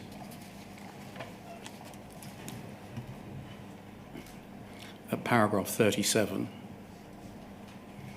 And I'm cutting straight to his conclusions rather than the build-up to them. But what does all this mean? In short, it means that, and I'm going to add in the correct description of the person to whom reference is being made. It means that Gareth Jenkins has not complied with his duties to the court, the prosecution or the defence. It's pertinent to recall the test under which a prosecution expert labours. An expert witness possessed of material which cast doubt upon his opinion is under a duty to disclose the fact to the solicitor instructing him, who in turn has a duty to disclose that material to the defence. The duty extends to anything which might arguably assist the defence. Moreover, it is a positive duty. The reasons as to why Gareth Jenkins failed to comply with this duty are beyond the scope of the review. The effects of the failure, however, must be considered. The following is the position. Gareth Jenkins failed to disclose material known to him, but which undermines his expert opinion. This failure is in plain breach of his duty as an expert witness. Accordingly, Gareth Jenkins' credibility as an expert witness is fatally undermined. He should not be asked to provide expert evidence in any current or future prosecution. Similarly, in those current and ongoing cases where Gareth Jenkins has provided an expert witness statement, he should not be called upon to give that evidence. Rather, we should seek a different independent expert to fulfil that role. Notwithstanding that the failure is that of Gareth Jenkins, and arguably of Fujitsu being his employer, this failure has a profound effect on Post Office and its prosecutions, not least by reason of Gareth Jenkins' failure. Material which should have been disclosed to defendants was not disclosed, thereby placing the Post Office in breach of its duty as a prosecutor. By reason of that failure to disclose, there are a number of now convicted defendants to whom the existence of bugs should have been disclosed, but was not. Those defendants remain entitled to have disclosure of that material, notwithstanding their now convicted status. I've already advised on the need to conduct a review of all Post Office prosecutions so as to identify those who ought to have had the material disclosed to them. That review is presently underway. Further, there are also a number of current cases where there's been no disclosure where there ought to have been. Here we must disclose the existence of the bugs to those defendants where the test for disclosure is met. In an appropriate case, Court of Appeal will consider whether or not any conviction is unsafe. In doing so, they may well inquire into the reasons for Gareth Jenkins' failure to refer to the existence of bugs in his expert witness statement and evidence. So that's what the advice said by way of reminder to you. Can we turn, please, to WITN 1050-0105 and look at the foot of the page, please. This is an email of the 7th of September 2018 from Mr. Parsons to you. It's part of a chain. I'm not going to read the chain because it concerns a discussion about other matters in the run-up to a conference that you were to hold. But he, Mr. Parsons, says, the meeting with the criminal guys has just been confirmed for 11 a.m. at 1 Essex Court. It will be Simon Clark, and then he gives you a link to his webpage, and Martin Smith, solicitor. Rod Williams from Post Office will also be there. Simon and Martin have done lots of prosecutions for Post Office over the years, so understand how branches work and the role of Horizon. I've attached an advice note Simon did 5 years ago, stopping there. That's the advice note we've just read, about why Post Office should be wary about relying on Gareth Jenkins, which sets the context for the meeting. In terms of what we may need from Gareth Jenkins, it covers broadly two things: information about remote access, see attached note that was sent to Fujitsu to start the discussions about this evidence, and two, evidence responding to particular bugs in the system that Gareth Jenkins directly dealt with. So here we're September 2018. That email can come down, thank you. In advance of a meeting with the criminal guys, as they're called, on Monday, the 10th of September 2018. Did you, when you received the Clark advice 5 years after it had been written and more than 2 years after you had been instructed, feel any surprise that you were only being provided with it at that stage?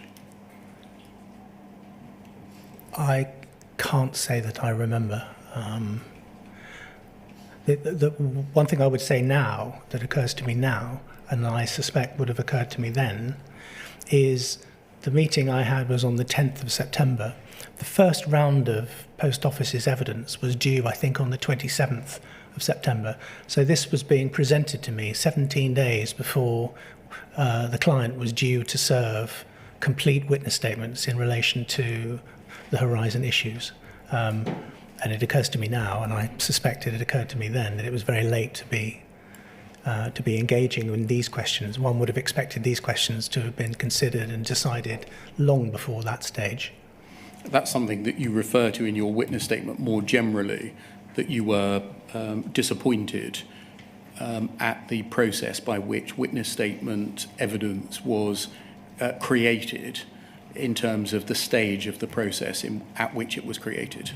Yes, I refer to it as firefighting. And indeed, I, having read the bundles properly now, I see that there's one email in which, I think from February 2019, where I actually use that expression. You know, counsel are not being used to their best advantage if they're presented with drafts and asked to advise on the hoof, particularly during the ground rush before a trial, which is how this tended to happen. After the first round of evidence, there was a huge amount of work being done, and it was very difficult to look at the evidence as well as deal with the experts, as well as look at the contemporaneous documents that were beginning to be identified as relevant for the trial. I mean, it was awful. I do remember finding the process just exquisitely painful, and it made it very difficult to do our job properly. Aside from that more general concern, I'm focusing on the question of why it was 2 years into your instruction you were being told about a problem concerning Gareth Jenkins. Before this time, had you been informed of any problem concerning the evidence that Gareth Jenkins had previously given? I think I might have been informally. I think there may have been informal chats, discussions with Andy Parsons where it was mentioned. I put it no higher. I can't be sure, but it wouldn't surprise me if there had been brief references to it along the way, but I'm afraid I can't be more specific than that. Nothing as startling as this, though? No, nothing. This must have been very concerning indeed. Yes, I think it was concerning, certainly. Now, as we've discussed, there was a conference on the 10th of September 2018.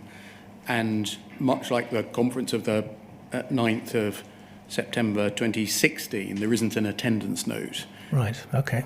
for it, despite the number of lawyers that were present at it. And so we've got to reconstruct by fragments of other evidence what happened at the meeting. I think you'll appreciate that it's quite an important occasion, the 10th of September 2018 conference. From your perspective, I can certainly see that, yes. From the perspective of the inquiry, yes. Can we start, in looking at the fragments of evidence, begin with paragraph 95 of your witness statement itself, which is on page 33.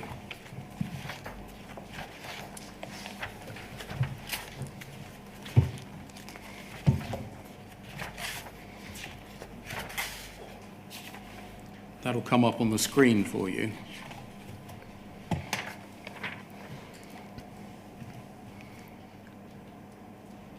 You say in 95, my recollection of this meeting is not clear.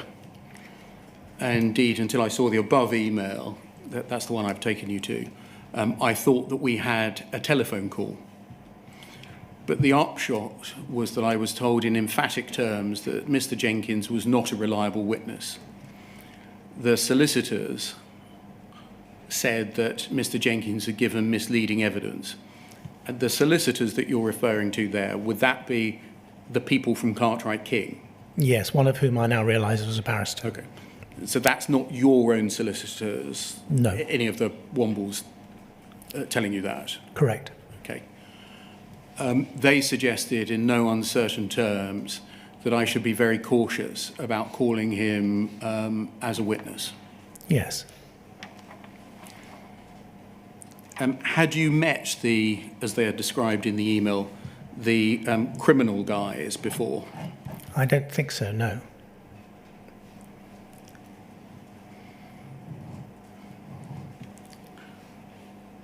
I can't imagine why I would have done. Can you confirm that you hadn't previously spoken to any of the criminal lawyers about Mr. Jenkins' reliability or unreliability? I have no recollection of having done so. Did you ever speak to Mr. Jenkins about the Clark advice or the opinions formed in it? Oh, no, I'm not sure I ever met Mr. Jenkins. And did you ever speak with Mr. Jenkins? Not that I recall, no. Can we look at some other fragments of evidence? Poll 304, 3284.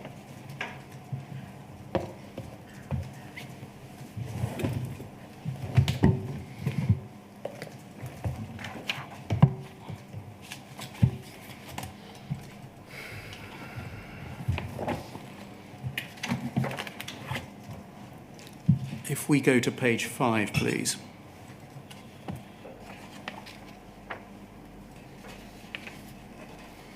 You'll see this is signed off by Womble Bond Dickinson on the 14th of November 2019. Okay, Yes. so just to orientate yourself, that's after the Horizon Issues trial had concluded, but before the draft judgment had been received. Right. Yes? Yes. So it's in that period between the end of evidence and before an embargo judgment was received. Can we go back, please, to page 1? Post Office Group Litigation, Gareth Jenkins. And then if we skip over paragraph 1, which is all about prosecutions. Paragraph 2, they're still calling him Dr. Gareth Jenkins. Bond Dickinson say Gareth Jenkins of Fujitsu was the single expert for Post Office and Royal Mail Group for many years who provided opinion evidence in prosecutions where shortfalls and other irregularities were, in broad terms, alleged to be caused by deficiencies in the Horizon system. We can skip 2.2, 2.3. Dr. Jenkins provided witness statements, expert evidence, joint reports and conclusions with the defence's experts and attended court on at least one occasion to give evidence, the prosecution of Seema Misra. 2.4. A common feature of Gareth Jenkins' evidence was that Horizon was accurately recording and processing data. In his evidence, Gareth Jenkins repeatedly stated that failures will only occur, quote, as a result of a bug in the code or by somebody tampering with the data in BRDB. And this check is included specifically to check for any bugs, such bugs or tampering, or that problem can, quote, only happen as a result of a bug in the code. And this check is included specifically to check for any such bugs. He does not say that any bugs have been identified, either by the checks referred to or otherwise. The inevitable conclusion is that, quote, if that's right, there must be no bugs. And then scroll down to 2.7. The second site report, dated the 8th of July 2013, also indicated that Gareth Jenkins had prior knowledge of Horizon issues. It appears that between 2010 and 12, there were some defects which impacted a number of branches. Post Office conducted an investigation in 2012 which failed to reveal any Horizon system defect. It was not until 2013 that Fujitsu looked into the matter and then corrected the defect. Wow. Gareth Jenkins disclosed on the 28th of June 2013 to Cartwright King that he'd informed Second Sight of the existence of 2 bugs which had affected Horizon, as set out in the Second Sight interim report. 2.8, in July 13, Post Office obtained advice from Cartwright King on the reliability of Gareth Jenkins' evidence. The conclusion was that Gareth Jenkins attested to the integrity and robust nature of Horizon, i.e. there was nothing wrong with the system. Unfortunately, that was not the case at the time he was giving his evidence, as he knew there were issues with Horizon as early as 2010. 3.1, why is there a problem? Gareth Jenkins did not comply with his duties to the court, to the prosecution or the defence. He failed to disclose material known to him but which undermined expert opinion. That failure was a serious and possibly criminal breach of his duty as an expert witness. 3.2, the effects of that failure set out by Cartwright King in 2013. 1, he failed to disclose material known to him but which undermined his expert opinion. This failure was in plain breach of his duty as an expert witness. 2, his credibility as an expert witness was fatally undermined. He should not be asked to provide expert evidence in any current or future prosecution. 3, material which should have been disclosed to defendants was not disclosed, which placed Post Office in breach of their duty as a prosecutor. And then over the page, please, to paragraph 4.5. The SIFT review, which is discussed in those earlier paragraphs, has led to the Lepton report being cited in Second Sight's report and referred to repeatedly in the Horizon Issues trial. However, in both instances, the focus has been on the Lepton report's comment on the accuracy of another system called Credence, rather than it shows Mr. Jenkins' state of knowledge. As far as we're aware, nobody outside of Post Office has alighted on the significance of this document in relation to Mr. Jenkins' historic evidence. And then 5.1 to 5.4, calling Gareth Jenkins as a witness in the Horizon Issues trial. Consideration was given to calling Gareth Jenkins as a witness for the Post Office in the Horizon Issues trial. We originally assessed that we required evidence from Fujitsu in relation to 3 broad areas: the general operation of Horizon, the allegation that Post Office remotely edits data, and the specific bugs identified by the claimants. Fujitsu suggested there were parts of the second and third areas that Gareth Jenkins would be best placed to give evidence on, such as the historic bugs that he dealt with.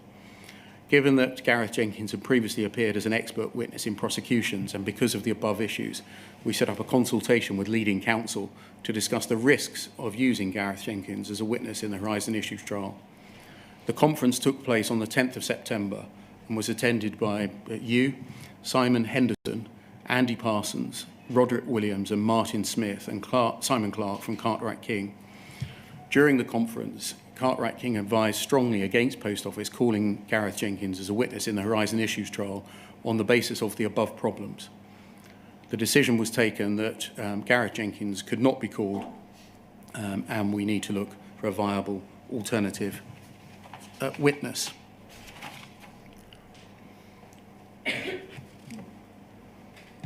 So just stopping there, is that account given in this note of what occurred at the conference on the 10th of September accurate? I think it's a fair summary. The reasons for not calling Gareth Jenkins as a witness in the Horizon issue trial were on the basis of the above problems. And that was, would you agree, that he was first said by the criminal solicitors to be an unreliable witness.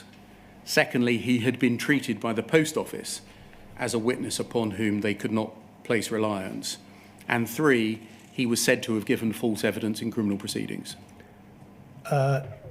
Yes, he breached his duty as an expert in criminal proceedings. Well, and was said to have given false evidence. Misleading evidence. Yes. Yes, I'm not cavilling. I'm so sorry. I'm not. Sorry? I'm not fencing with you. Of course. So those were the reasons why Gareth Jenkins was not called as a witness in the group litigation. Agreed? Yeah, the reason was that he had said things and not said things in criminal proceedings, which would have undermined his credibility as a witness. And that he had given misleading evidence in those proceedings. Yes, that's what I meant. Yes. He had breached his duty to the court. Yes. And he had been regarded as such by the Post Office. Yes, because Post Office had received Mr. Clark's note back in 2013. So if it didn't know it previously, it knew it by then. Yes. I can come down for the moment, thank you. In the course of this meeting of the 10th of September 2018, at which allegations were made to you about the expert evidence that Gareth Jenkins had given, did any of the lawyers discuss the extent to which Mr. Jenkins had been properly instructed as an expert? No, of course, absolutely not. Okay. Did anyone explain that, as a matter of fact, he had not been properly instructed as an expert, or the duties of an expert witness explained to him? No. Okay. Was there any discussion about broader questions of the Post Office's own conduct of those prosecutions in which Mr. Jenkins had given evidence? Not that I recall, and I would be very surprised if there had been. That's not the purpose of the meeting. Did you ask to see, or were you shown any of the underlying material upon which Mr. Clark's analysis and advice was based? Oh, no, I took Mr. Clark's note as read.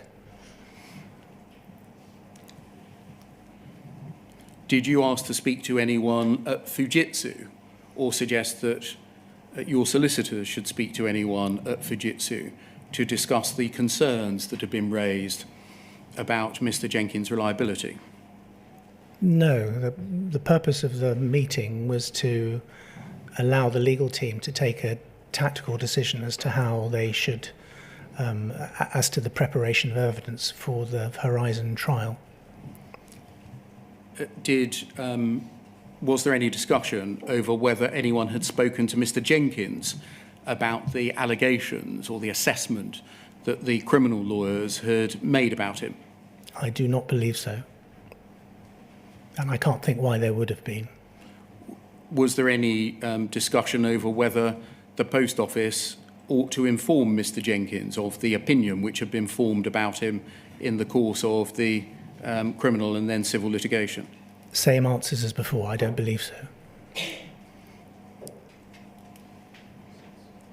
In any event, the reasons and all of the reasons for not calling him as a witness related to Mr. Clark's assessment of him as to his performance in past criminal proceedings. Yes, it related to what Mr. Clark had to say about what Dr. Jenkins did and did not do in those criminal prosecutions. Or rather did or did not say in those prosecutions. Was there any discussion in the meetings, as far as you recall, as to what had been explained to Fujitsu for the reason not to call Mr. Jenkins as a witness?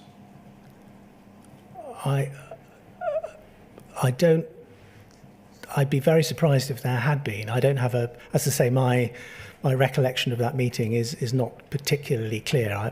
The upshot of it is clear in my mind, but the details are not clear. Okay. But that would not have been the purpose of It was allowing the legal team to come to a decision about how to prepare their evidence for the case. It wasn't about wider considerations of, for example, the relationship between Post Office and Fujitsu. That wasn't our concern or my concern. Can we go back to the note, please? Poll 304 3284.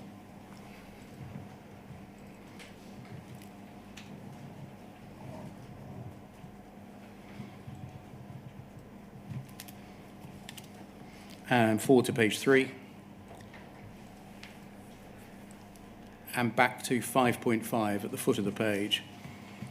We'd left off by reading at 4.4. Carrying on at we'd left off at 5.4, reading off at again at 5.5. It was explained to Fujitsu that the Post Office did not wish to call Gareth Jenkins because we did not wish to mix civil and criminal evidence. So just stopping there. If that explanation was given to Fujitsu as the reason for not calling Gareth Jenkins, that would be a false explanation, wouldn't it? I would say so. The next sentence indicates that there was a desire, it seems to indicate there was a desire to keep from Fujitsu the issues discussed in this paper. Yes, so a form of words clearly was used, which was ambiguous, so as to allow the person informing Fujitsu not to be specific about it. Appreciating this wasn't you doing the informing, it's a bit more than ambiguous on the face of this page, isn't it? The explanation being given to Fujitsu was we didn't want to mix civil and criminal evidence. I think Whereas the true reason, it's because we regarded him as an unreliable witness who had misled the court. I suppose that's fair, yes. We do not believe that Fujitsu are aware of the issues in this paper. Was that your state of understanding back on the 10th of September 2018? Fujitsu didn't know about the issues with Gareth Jenkins? I don't believe so. I don't think I knew anything about what Fujitsu knew or did not know.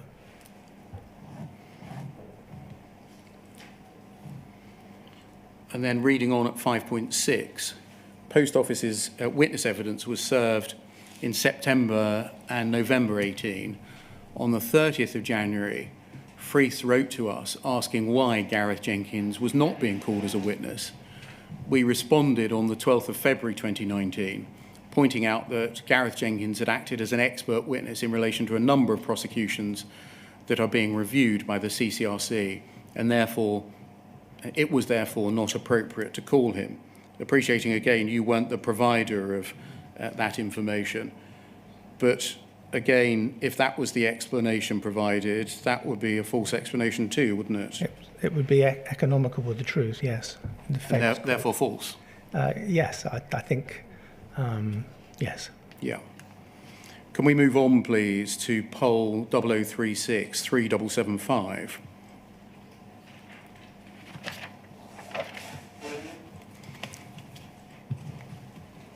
And if we begin, please, with page 8. And I'm still on fragments of evidence that help us to establish what the decision-making was, in particular, at the conference on the 10th of September 2018. Understood. You'll see an email of the 12th of November 2018 from Jonathan Grabiner, a managing associate at Womble Bond Dickinson, to you and to Simon Henderson, copy to Mr. Parsons.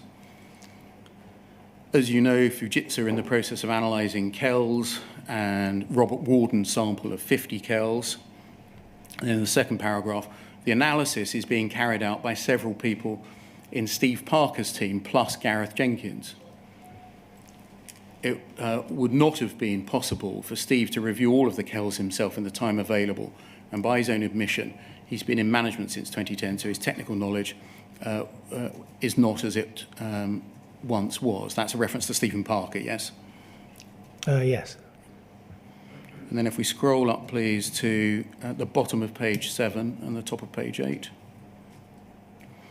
we see Mr. Henderson's reply I haven't had a chance to discuss this with you, but my view is the overall approach, i.e. recording, he's been asked his team to do the work, is fine, but it's very like the privilege, if indeed there is any privilege, will be waived. This is an exercise which a third-party witness is saying he's asked his team to perform. It's not something which, at least on the face of the witness statement, Post Office's lawyers have asked for. And even if they have, by including the output of that exercise in a witness statement, I think any privilege, e.g. in how the exercise was carried out, is likely to be waived. Certainly cannot be assumed that we can pick and choose what we present, since that will plainly be misleading. And more generally, I think it will have to be assumed that the way in which the investigation is conducted and the detail of its findings will be disclosable.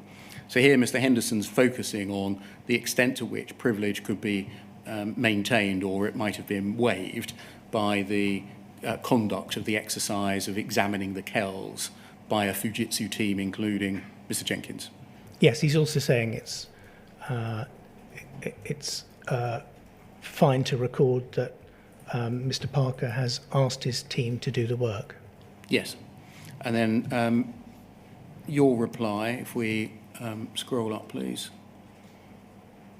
Keep going. Thank you. You say you agree with Simon's view below.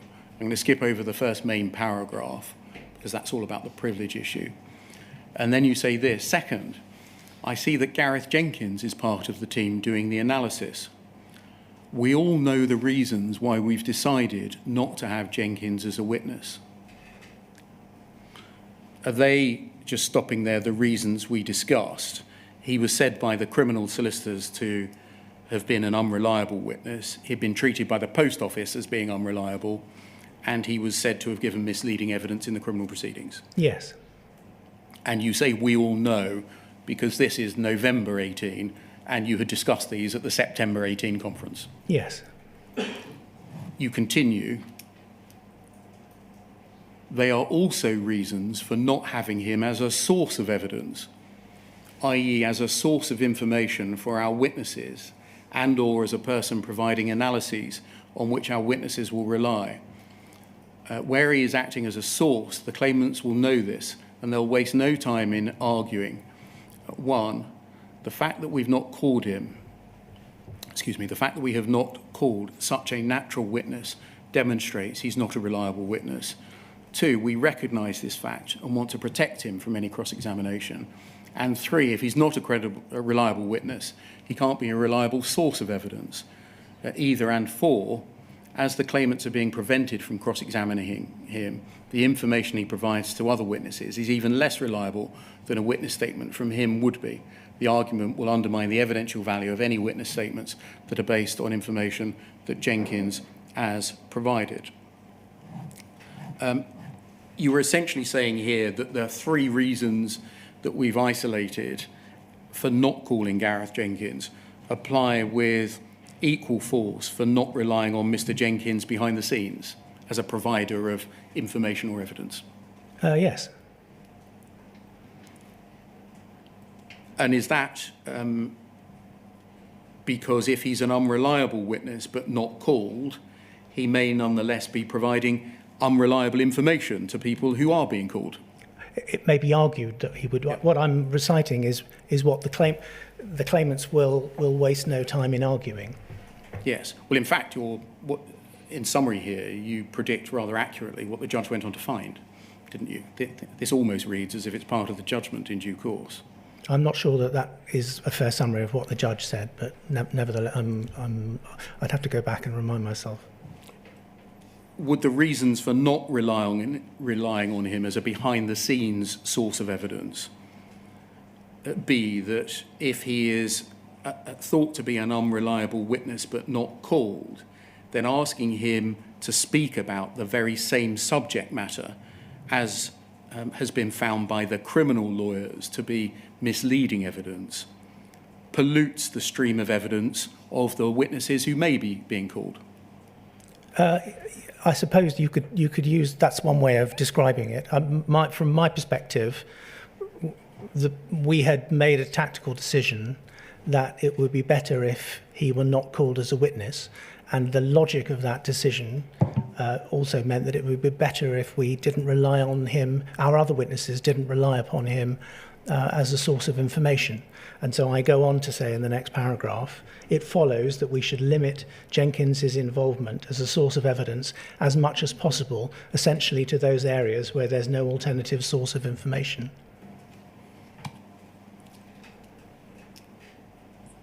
In the next paragraph, you say we should limit his involvement as much as possible.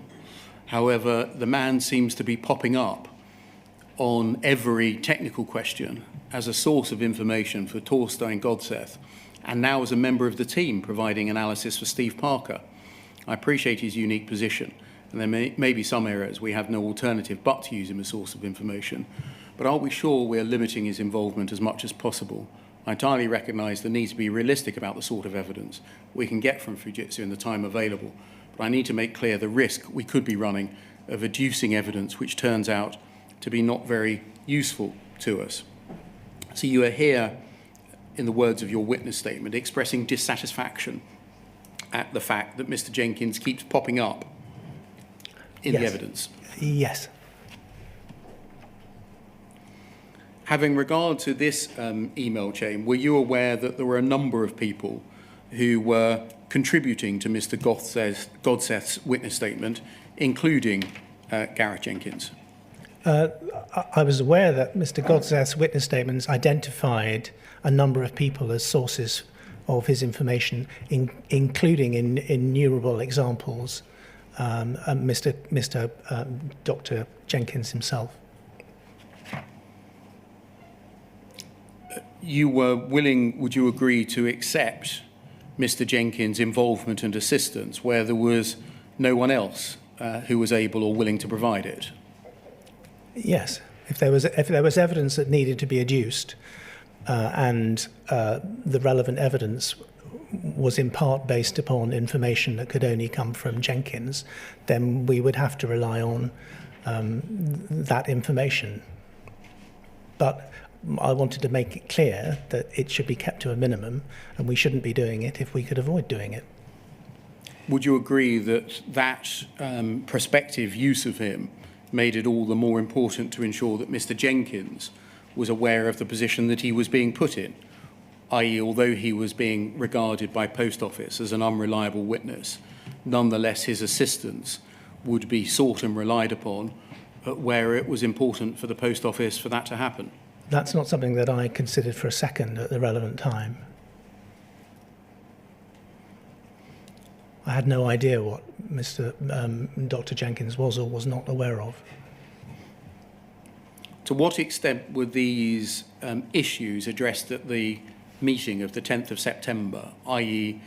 Dr. Jenkins, as you called him, is an unreliable witness or regarded as an unreliable witness, but we nonetheless need to use him? Or was that not addressed at the conference? I don't recall it being addressed. My recollection is, and this is 6 years ago, so my recollection is necessarily limited. My recollection is that we had another witness in the form of Mr. Godseth, who was also very knowledgeable. His job title was General Architect, I think. Chief Architect. Chief Architect. And although his knowledge on certain issues was not as great as Dr. Jenkins, he was a doctor. Gareth Jenkins. Oh, I'm so sorry. I thought he was a doctor. So Gareth Jenkins, although there were certain limited matters on which his knowledge was not as great, he was still very knowledgeable. However, and that was the basis upon which the decision was made as to the evidence that we prepared. I say we, that Womble Bond Dickinson prepared with comments from counsel. Then, once we saw the witness statements, we all saw how much reliance there was on Mr. Jenkins. He was referred to everywhere, and it was quite a surprise and quite disappointing. And did that get worse in the course of the trial, i.e. the onion was peeled back a little bit further in that in the course of the trial, previously revealed reliance on Mr. Jenkins was itself revealed? I don't recall, but it's possible. I just don't recall, I'm sorry. Can I turn to the extent to which Mr. Jenkins was involved in the creation of the Post Office's witness evidence and its expert evidence, and the extent to which that involvement was revealed to the claimants and to the court? I'm not going to go through that document can come down, thank you. I'm not going to go through all of the emails that we've now got which show the extent of Mr. Jenkins' involvement, which witnesses it relates to, the extent of the reliance placed on him in the creation of a witness account, what Mr. Jenkins told them or didn't tell them. I just want to look at one example, please. It in fact comes out in the judgment itself. So it's something that emerged in the course of the trial and is not something that we now know because we've got a lot more privileged information. Poll 302 2840. And can we turn, please, in the judgment to page 275?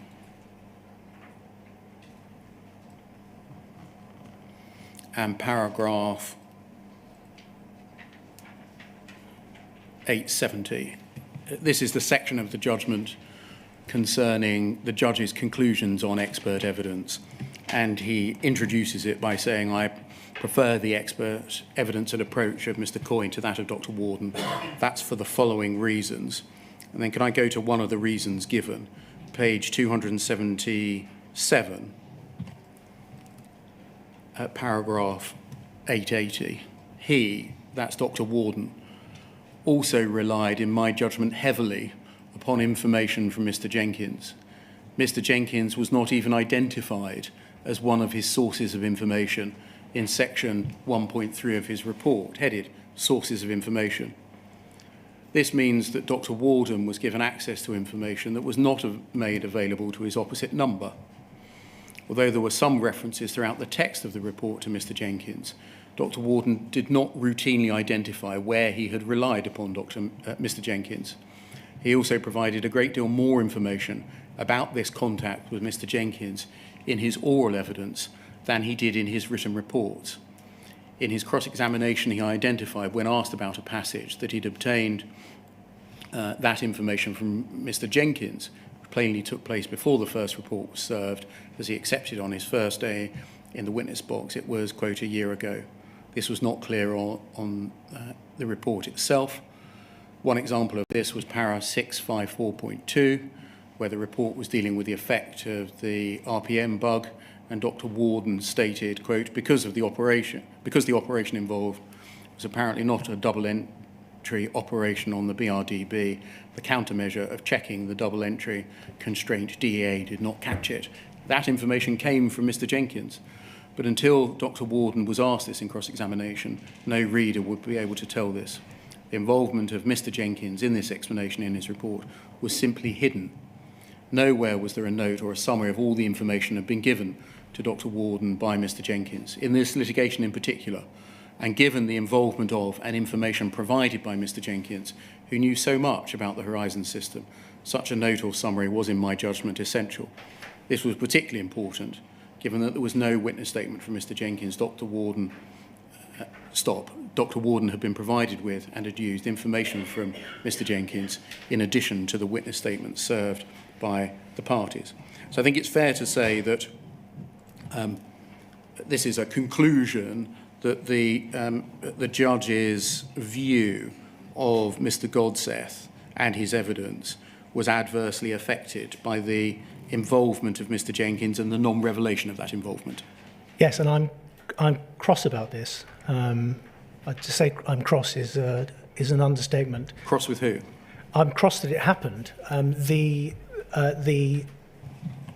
At an early stage, there was discussion about the fact that Dr. Worden wanted direct access to Fujitsu, and this was raised with counsel, with me and with Simon Henderson, possibly with Mr. Draper as well. And we advised that there should be a protocol drawn up to deal precisely with information coming from Fujitsu to Dr. Worden. As a result of that advice, a lengthy document was drawn up. I forget how many pages, but it was a significant number of pages. And amongst other things, in fact, at the beginning, it made it clear that to the extent that any information was provided to Dr. Worden, this should be recorded, and so as to ensure that there was equality of information between the experts. There would be a full record of the information provided to Dr. Worden, kept by WBD, so that that information could also be provided to Mr. Coyne, who was the expert for the claimants. That was the whole purpose of that protocol process.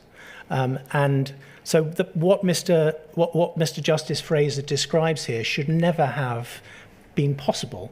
There should have been disclosure of everything that anyone at Fujitsu said to, any information, any new information that was provided by Fujitsu to Dr. Worden, that should have been recorded, identified, recorded, and then given to Mr. Coyne as well. And I'm astonished and crossed that that didn't happen. You gave that advice to Womble Dickinson? Yes. I believe that there's an email chain in the documents you've provided. There's an email where I talk about the need for a protocol. Yes. Do you know whether Womble Dickinson carried that advice into effect with their client, the post office? I believed that they did. I had no reason to think that they hadn't. What would be the point? I'm sorry to ask rhetorical questions when I'm giving evidence, but what would be the point of preparing quite a lengthy and detailed protocol document if it was then ignored in practice?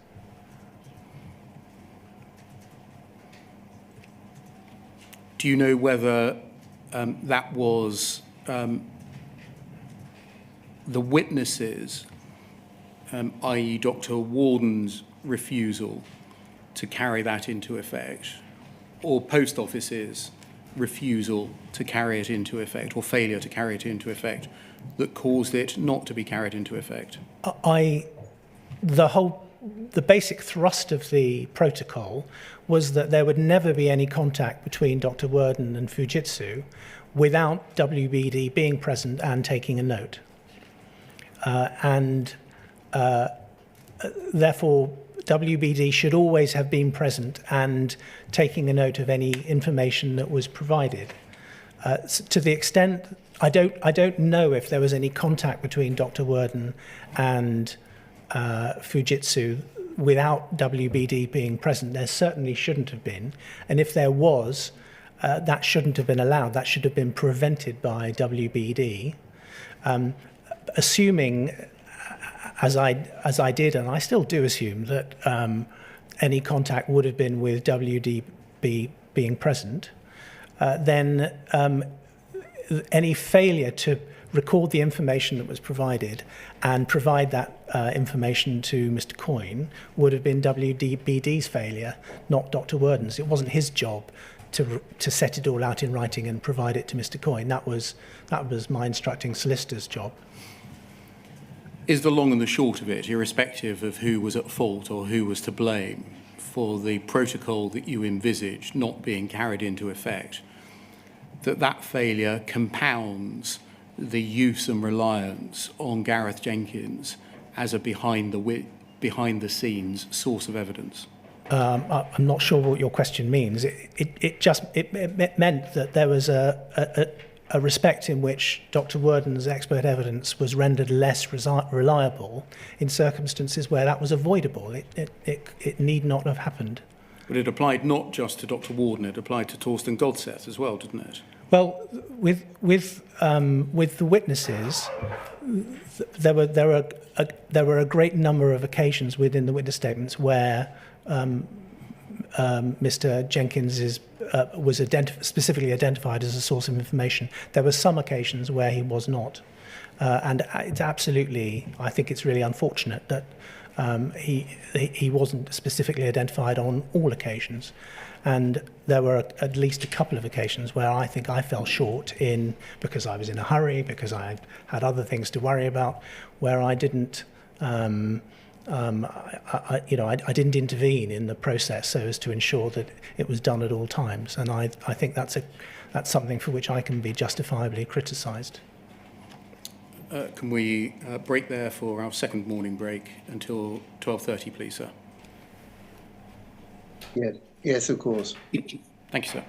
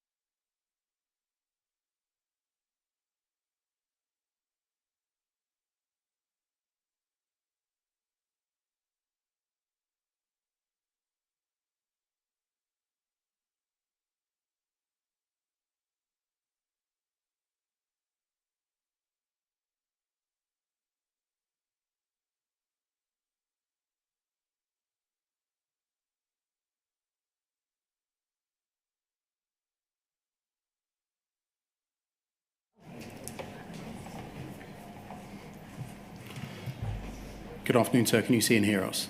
Yes, thank you. We've dealt with the decision-making, Mr. de Garr Robinson, at the conference on the 10th of September 2018 and in associated emails over the use of Mr. Jenkins as a witness in the post office litigation, and with the contributions that he made to witness and expert evidence outside of the courtroom, and with the extent to which that was revealed to the claimants and to the court on the face of the witness statements and expert evidence. Can we turn to how Mr. Jenkins' role was addressed in the post office's closing submissions, please? Can we turn up poll 302 6925?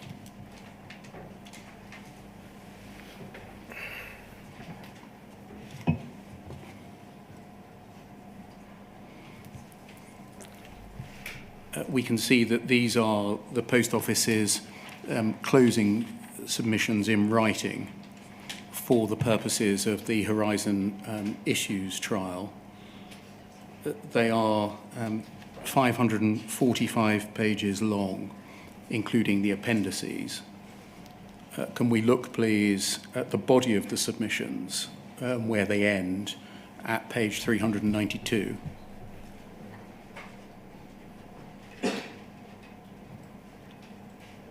If we scroll down, and if we just look at the top of the next page, we can see they're dated the 27th of June 2019. And we can see that they're signed off by you and your three juniors. Yes. Did you contribute to the drafting of these? I'm sure I did, but whether I did or not, I certainly approved them. And so you read them all and signed them off by putting your name to them? Yes, I'm sure that's right. Can we look, please, at page 64?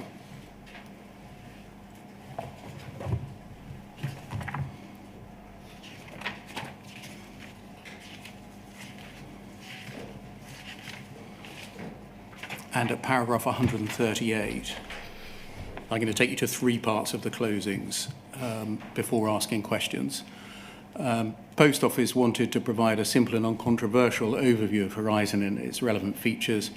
It recognised it was not possible for one person to have a complete understanding of all of the corners of the Horizon system, but on the basis that there would not be room in the timetable for multiple witnesses, it took the view that this overview should be provided by one person. Two possible candidates were Torsten Godseth and Gareth Jenkins.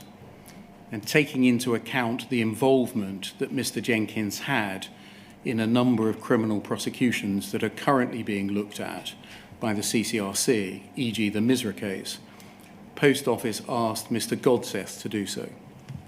So that's passage one. And then if we can go forwards, please, to page 66.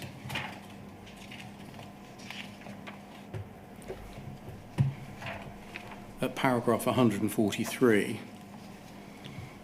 as was made clear in the statement, in certain respects, Mr. Godseth's evidence was based on information provided by others. His account of the Misra trial was based on information provided by Womblebond Dickinson and Mr. Jenkins. His accounts of the Calendar Square, receipts and payments mismatch, local suspense and Dalmellington bugs were based on the contemporaneous documents and discussion with Mr. Jenkins, and on one point of information provided Matthew Lenton, the document manager. His account of documents held by Post Office was based on information provided by Steve Bansell, Fujitsu's Senior Service Delivery Manager. And then the third passage is paragraph 144. The claimants understandably complain that Mr. Jenkins and the other source of Mr. Godseth's information could have given some of this evidence firsthand. Taking into account that Professor McLachen's evidence specifically addressed things said or done by Mr. Jenkins in relation to the Misra trial, Post Office was concerned that the Horizon Issues trial could become an investigation of his role in this and other cases. Two, moreover, Post Office was conscious if it only adduced first-hand evidence in the trial, it would end up having to call more witnesses than can be accommodated within the trial timetable. 3. Furthermore, so far as the Post Office was aware, the relevant parts of Godcess 2 were most unlikely to be controversial. For example, the Misra trial was a matter of public record. The 4 bugs were covered by contemporaneous documents, and Post Office had no reason to doubt Fujitsu's account of the documents it held. In the 3 passages that I have taken you to, do you accept that the explanation provided to the court did not reflect the true reasons as to why Mr. Jenkins was not being called as a witness? No. They did reveal the true position, did they? If you look at paragraph 144.1, what's being said is that what's being flagged to the court is that there were likely to be criticisms of things said or done by Mr. Jenkins in the Misra trial and other criminal cases. Just stopping there, where does it say that there could be criticisms made of Mr. Jenkins in the criminal cases? Taking into account that Professor McLachlan's evidence specifically addressed things said or done by Mr. Jenkins in relation to the Misra trial, Post Office was concerned that the Horizon Issues trial could become an investigation of his role in this and other criminal cases. Now, what that was doing was signalling to the judge, like any other judge, the judge was an experienced litigator, it was signalling to the judge that there were things that Mr. Jenkins had said and done that would be the subject of criticism. Anyone reading paragraph 144.1 in the context of these proceedings would have realised that was the case. That was being, in my view, that was being clearly signalled to the judge. That was being open and candid, was it, with the court as to the reasons why your client had decided not to call Gareth Jenkins? The judge was being told that it was being made clear, in my view, to the judge that there were issues in relation to what Mr.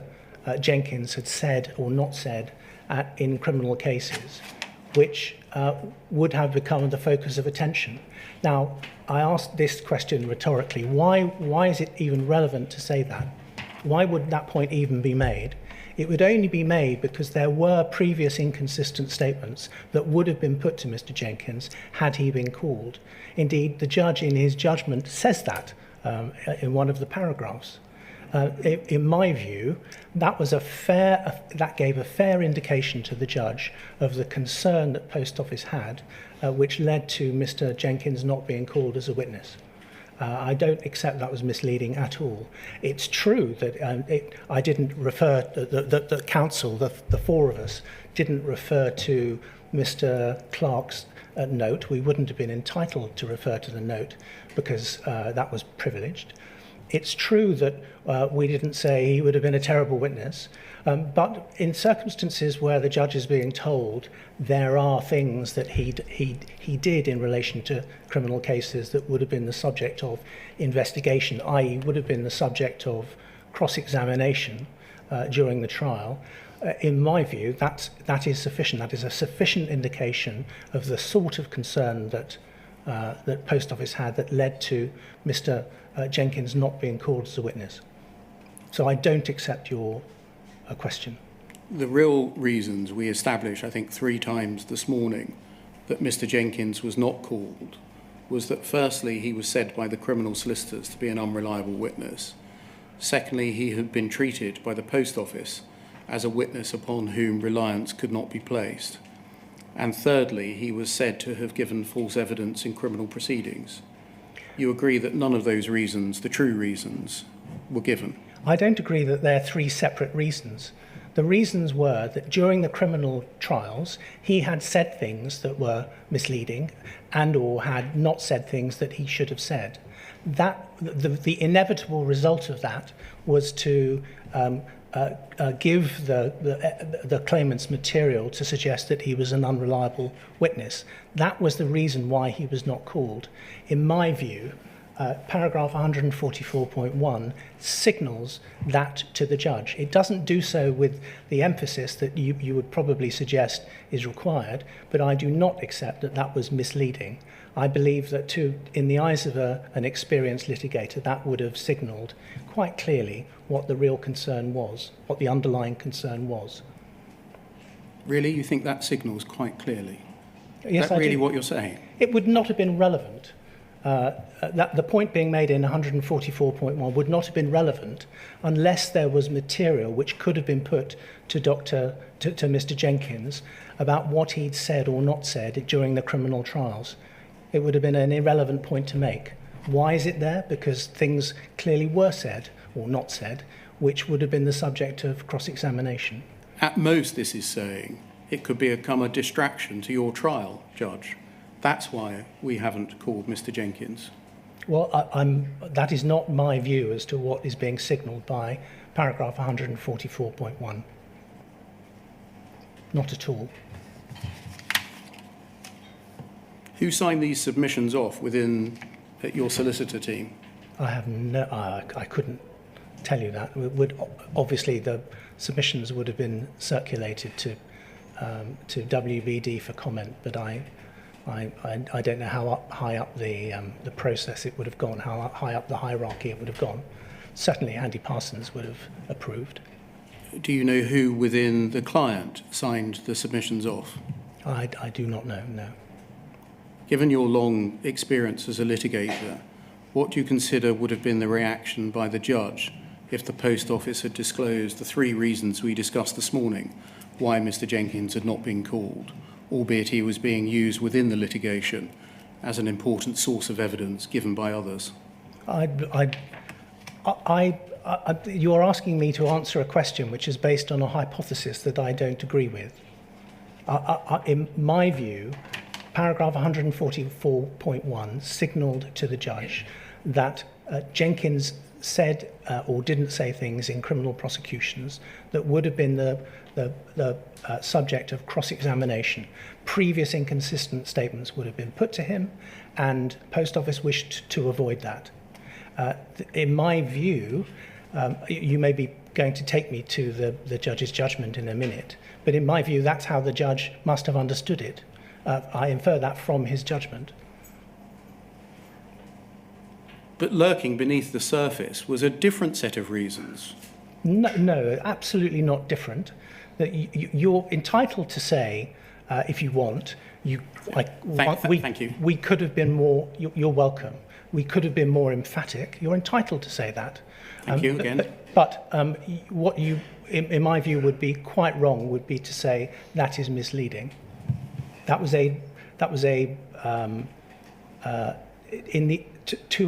an experienced litigator, it would have been clear what was being signalled by paragraph 144.1.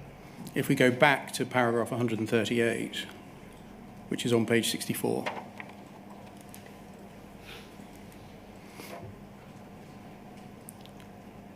Thank you. The last 4 lines, taking into account the involvement that Mr. Jenkins had in a number of criminal prosecutions that are currently being looked at by the CCRC, Post Office asked Mr. Godseth to do so.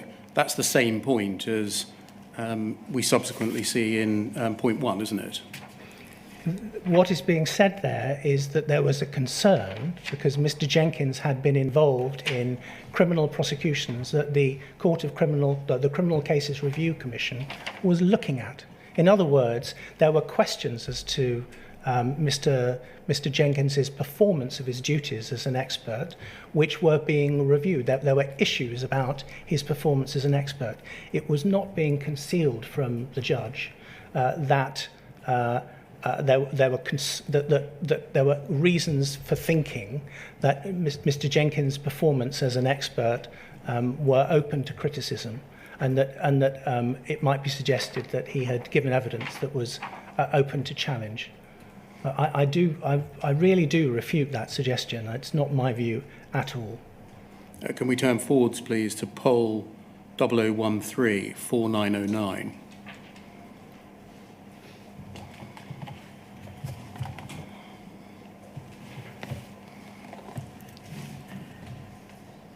This is a long attendance note made by Herbert Smith Freehills of a conference with you on the 4th of October 2019. You'll see who's present. And again, just to orientate ourselves, that's after the end of the trial, after submissions have been made, but before judgment, yes? Yes. And then there's a list of questions that that's Alex Lerner, I think, wishes to be answered. And question 4, we can see, at trial, did the claimants advance the case that Post Office suppressed evidence regarding the existence of bugs? If so, can you point me to the relevant parts of the closings, the trial transcripts? I want to have read up on this issue if it's something you might get raised in the judgment. So this is by the time Herbert Smith Freehills are being involved as solicitors for the Post Office, yes? Yes. And can we see what the answer to that question 4 is? It's page 9, please.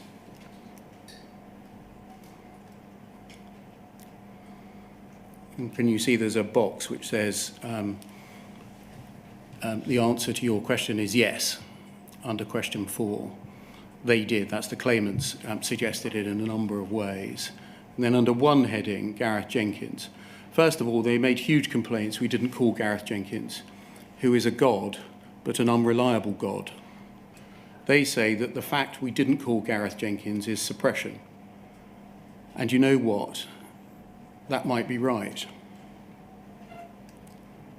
Why did you think that what the Post Office had done may be the suppression of evidence from Gareth Jenkins? I think you're reading too much into that. I am given sometimes to explaining things in a very colourful way. There was no suppression of evidence. What there was a decision not to call someone to give evidence on relatively uncontroversial questions, because it was felt that what would then happen is that he would get dragged into a cross-examination of in relation to his evidence in criminal prosecutions that would simply result in a finding that he was an unreliable witness. Suppression in this context, the suppression of evidence, means to silence, to cover up, to conceal, doesn't it? As I say, I think you're reading far too much into that. I'm just reading back the words that are recorded in this Herbert Smith Freehills attendance note on you. Yes, but do remember that this is an informal conversation between litigators, and I am speaking, as I say, I'm trying to do it in an easy to understand and rather dramatic way, so that Alex Lerner can understand where we stand. If you're going to put to me that there was actually suppression of evidence because Gareth Jenkins was not called, I would refute that suggestion. In what respect was this consultation informal? Was it an in-person conversation, or was it a call? Could you go back to page 1?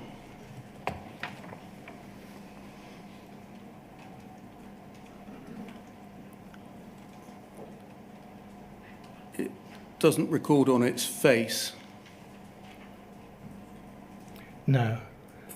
Whether it was in person, but it lasted an hour and 25 minutes. Yes. So you've got you and Simon Henderson from the council team, Andrew Parsons and Womble Dickinson and Katie Simmons from the Womble Dickinson team, and then 4 solicitors from Herbert Smith's, yes? Yes. Now, I know almost all of the people in that list very well. I know not just the WBD people, but the HSF people as well. Alan Watts and Alex Lerner, I'm very familiar with them. This was a briefing discussion to help them get up to speed. They'd only, as my recollection is, that they'd only recently been instructed, and I was trying to help them get up to speed so that they were able to field matters arising as and when judgment was given. In that sense, it was an informal briefing of colleagues about issues arising in the litigation in Alex's 4 or 5 questions. In that sense, it was informal. And so the back to page 9, please. Question 4. second paragraph, that's the claimant, say the fact we didn't call Gareth Jenkins' suppression, and you know that might be right, they would have killed him at trial. You say that's just explained by the use of overly colourful language in the course of an informal meeting? Yes. They would have killed him at trial. What I'm saying is they would have cross-examined him uphill and down Dale on his performance as an expert and things he did and didn't say during the criminal prosecutions, and they would have had a field day with that. That's what I'm trying to say there. It's another way a rather colourful way, as is my wont, of making that point. Mr. de Garr Robinson, thank you very much. They're the questions that I ask. Sir, there are some questions from, I think, 3 sets of call participants that I anticipate will take until about 1:20. All right. So, Mr. Steen, I think, first. Mr. de Garr Robinson, just dealing with the last matter that you've been asked by Mr. Beer, you said in your evidence that as regards the explanation that was provided concerning Mr. Jenkins, that there was a concern that, or you were flagging to the judge, there were likely to be criticisms of things said or done by Mr. Jenkins in the Misra trial and other criminal cases. Yes. Are you trying to say that you were trying to tell the judge that in the future that there were going to be issues in criminal cases, possible appeals that related to Mr. Jenkins? Is that what you're trying to say? I wasn't talking about appeals. Right. So what criminal cases were you talking about that you were trying to signal to the judge involved Mr. Jenkins? The Misra trial and other criminal cases in which he had been involved as an expert witness. In what way was that going to be a future event that you were trying to signal to the judge? I don't understand your question. Well, you're trying to flag something to the judge. You're trying to say to the judge, look, there's a situation here regarding Jenkins and his involvement in criminal cases. Yes. You're trying to flag that up, yes? Yes. Now, flagging up seems to say you're providing some sort of warning for the future. What sort of... Why do you say that? Well, you explain then what you mean by flagging it up to the judge. What I was flagging to the judge, what we were flagging to the judge, was that there were... Had Mr. Jenkins been called as a witness, there would have been questions asked of him relating to the things he said and did not say in criminal prosecutions, including in particular the Misra case, because that was actually the subject of evidence from Professor McLachlan. That's what was being signalled to the judge. That's only relevant, it would only be a relevant thing to signal if there was material to suggest that he had made previous inconsistent statements. Did you explain this signal or this flag to the judge to your opponent? That's leading counsel Patrick Green, QC as he then was, KC as he now is. I have no recollection of discussing this with Mr. Green at all. That is, if I may say so, that's a slightly unreal question. We were all in that court. We were all experienced litigators. I appreciate I'm using that expression several times now, but we all know what's going on. It was adversarial litigation. There's no way in the world that Mr. Green thought I was making some reference to some future event. Mr. Green would have known precisely what I meant. Did Mr. Green know that there had been concerns expressed by criminal lawyers that Mr. Jenkins had misled a court? Did he know that? I have no idea. I would be very surprised if you please let me answer that. Please let me answer the question. However, I would say this: I have no doubt that Mr. Green knew that there were criticisms being made of Mr. Jenkins's performance as an expert witness in criminal cases. Of course, he knew that. To your knowledge, did Mr. Green know, or his team know, that there had been concerns expressed by criminal lawyers that Mr. Jenkins had actively misled courts? I've already answered that question. No, you haven't. You've diverted yourself from the answer. If I may say so, that is not a proper point to put to me. Stop before you start, Mr. Garr Robertson. I don't want a situation developing where you and Mr. Steen have an argument. So I'd be grateful if you both... First, Mr. Steen asks the question, then secondly, you give your answer without either of you trying to chop down the other, if you Yes, see sir. what I mean. I do. Very good, my lord. Did Mr. Green know, as you did, that Mr. Jenkins had been viewed by criminal lawyers, instructed on behalf of the Post Office, that he had misled the court? Did he know? I imagine not. Right. Now, help us understand the overall position. Many of my clients, certainly not all, are people that were involved in the GLOW litigation, the High Court litigation, okay, as litigants. Now, help us understand a bit more, using as non-lawyer language as possible, why it wasn't disclosed within the litigation that Mr. Jenkins had was understood to have misled courts.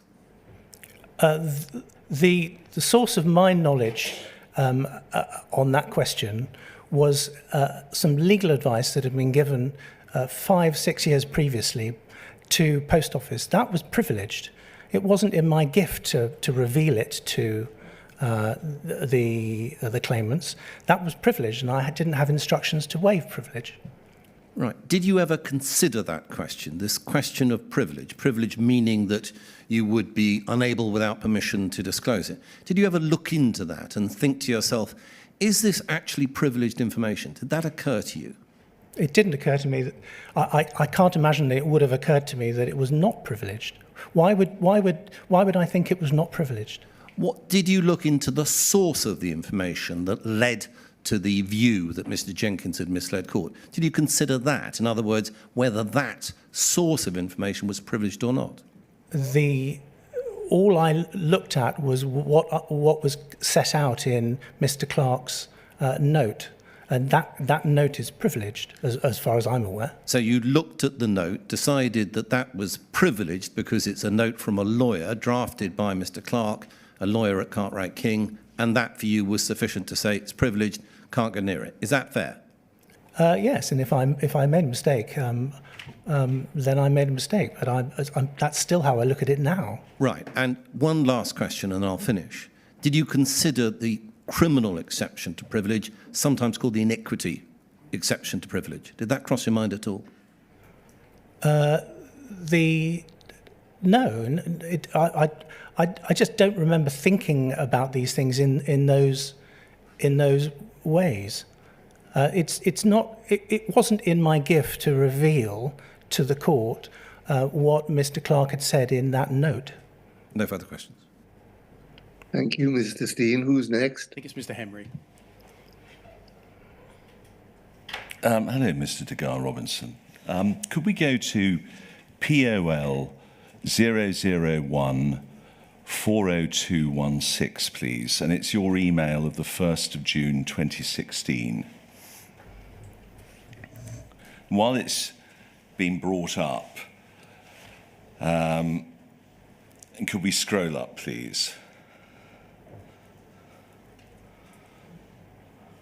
And it's point 2 in your PS that I want to concentrate on.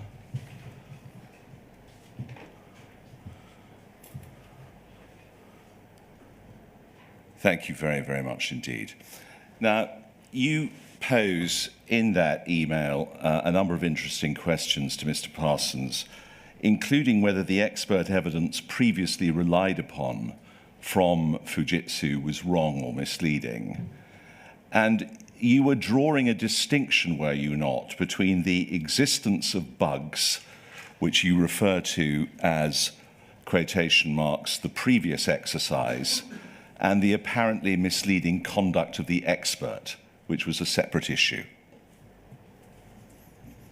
I'm sorry. Well, let me read the paragraph to you. When did we become aware of the possibility of remotely altering branch data on Horizon, and why did we not become aware of it long ago? Is the fact that we consistently claim the opposite our fault or Fujitsu? Does it mean that the expert evidence that we have previously relied on from Fujitsu was wrong, misleading? And have we already embarked on an exercise to determine whether this makes any or all of the previous convictions unsafe, as we did with the previous exercise, with the previous revelation about the Fujitsu bugs? If not, why not? So you're drawing a distinction there, aren't you, between the previous exercise, namely the issue of the bugs, with the separate subject of the misleading expert evidence and also the possibility of remotely altering branch data. Yes. Yeah, exactly. Now, so you clearly identified that distinction, what I'm going to call the tainted Fujitsu witness point. May I, and this isn't to in any way embarrass you, but you were very frank about your having no criminal experience at all. Do I take it, therefore, that you've never sat as a Crown Court recorder? Correct. And so, notwithstanding all of that, and the fact, as you admit, that you've had no practice or practical experience in criminal law, you clearly identified that point, the misleading evidence point from the expert. Yes, I imagine I did so as a result of something that was said in the claimant's letter before action, but I can't be sure about that. But you clearly identified it, because otherwise you wouldn't have written it down as you did. Now, could I just ask you to consider this? If there had been successful criminal appeals between 2013 and 2019 that blew open the existence of Gareth Jenkins' misfeasance, that would have made the Horizon Issues trial much more difficult to defend, wouldn't it? But by this stage, had there not already been appeals on the basis of? I'm sorry, I can't now put together the chronology in my head. Don't worry. Let me just rephrase. Let me just put the question to you again. If there had been successful criminal appeals between 2013 and 2019 that had blown open the existence of Gareth Jenkins' misfeasance, that would have made the Horizon Issues trial much more difficult to defend, wouldn't it? No, I don't think so. It would have reinforced the desirability of not relying on any evidence from Gareth Jenkins, certainly. Well, if there had been a number of successful criminal appeals exposing that the Post Office had called an expert, the chief architect of the Horizon system, who'd breached his duty to the court and had misled juries and magistrates orally and in writing, failing to disclose the existence of bugs, errors, and defects, that surely would have gravely, perhaps fatally undermined your defence. You overlook what the questions were in the GLO proceedings. The questions were: one, what were the parties' rights and obligations under the postmaster contracts?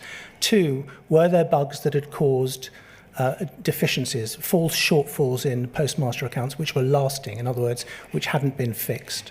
And three, were there cases of remote access by Fujitsu which resulted in full shortfalls being created, not generally, but in relation to the claimants? Well, the question of appeals in certain criminal proceedings about which I know nothing, being successful, and the basis upon which they were successful would have had no direct impact on those questions. There would still have needed to be evidence about what bugs there were, whether those bugs had any impact on the claimant's accounts, what remote access occurred, and whether the relevant acts of remote access had any impact on the claimant's accounts. So I'm afraid I don't accept the point that you're trying to put to me, which is that had the process, the criminal appeals process, taken place quicker than it in fact did, that would somehow have meant that the Post Office would have had to admit defeat in the GLO proceedings. That's not right at all. Well, those criminal appeals would have answered points 2 and 3, wouldn't they? Because those criminal appeals, based upon an expose of Gareth Jenkins, would have addressed the existence of bugs, errors, and defects and whether they were lasting and caused loss. And also, they would have blown open the issue of remote access. I think you're assuming that the Criminal Court of Appeal would have considered whether there were bugs that actually caused specific loss to specific claimants, or whether there was actions of remote access that caused specific loss to specific claimants. I find that supposition almost impossible to believe. But surely there would have been a risk. I mean, we've just seen the Herbert Smith attendance note. Anyone who has dealt with Gareth would know that he would kill our case. Anyone who has dealt with Gareth would know that he would kill our case, and if that had all been exposed between 2013 and 2019, it would have put the Post Office in a very, very difficult position. It would have been unpleasant for the Post Office, of course, yes. Yeah. Well, let's just deal with the other side of the coin, the converse position.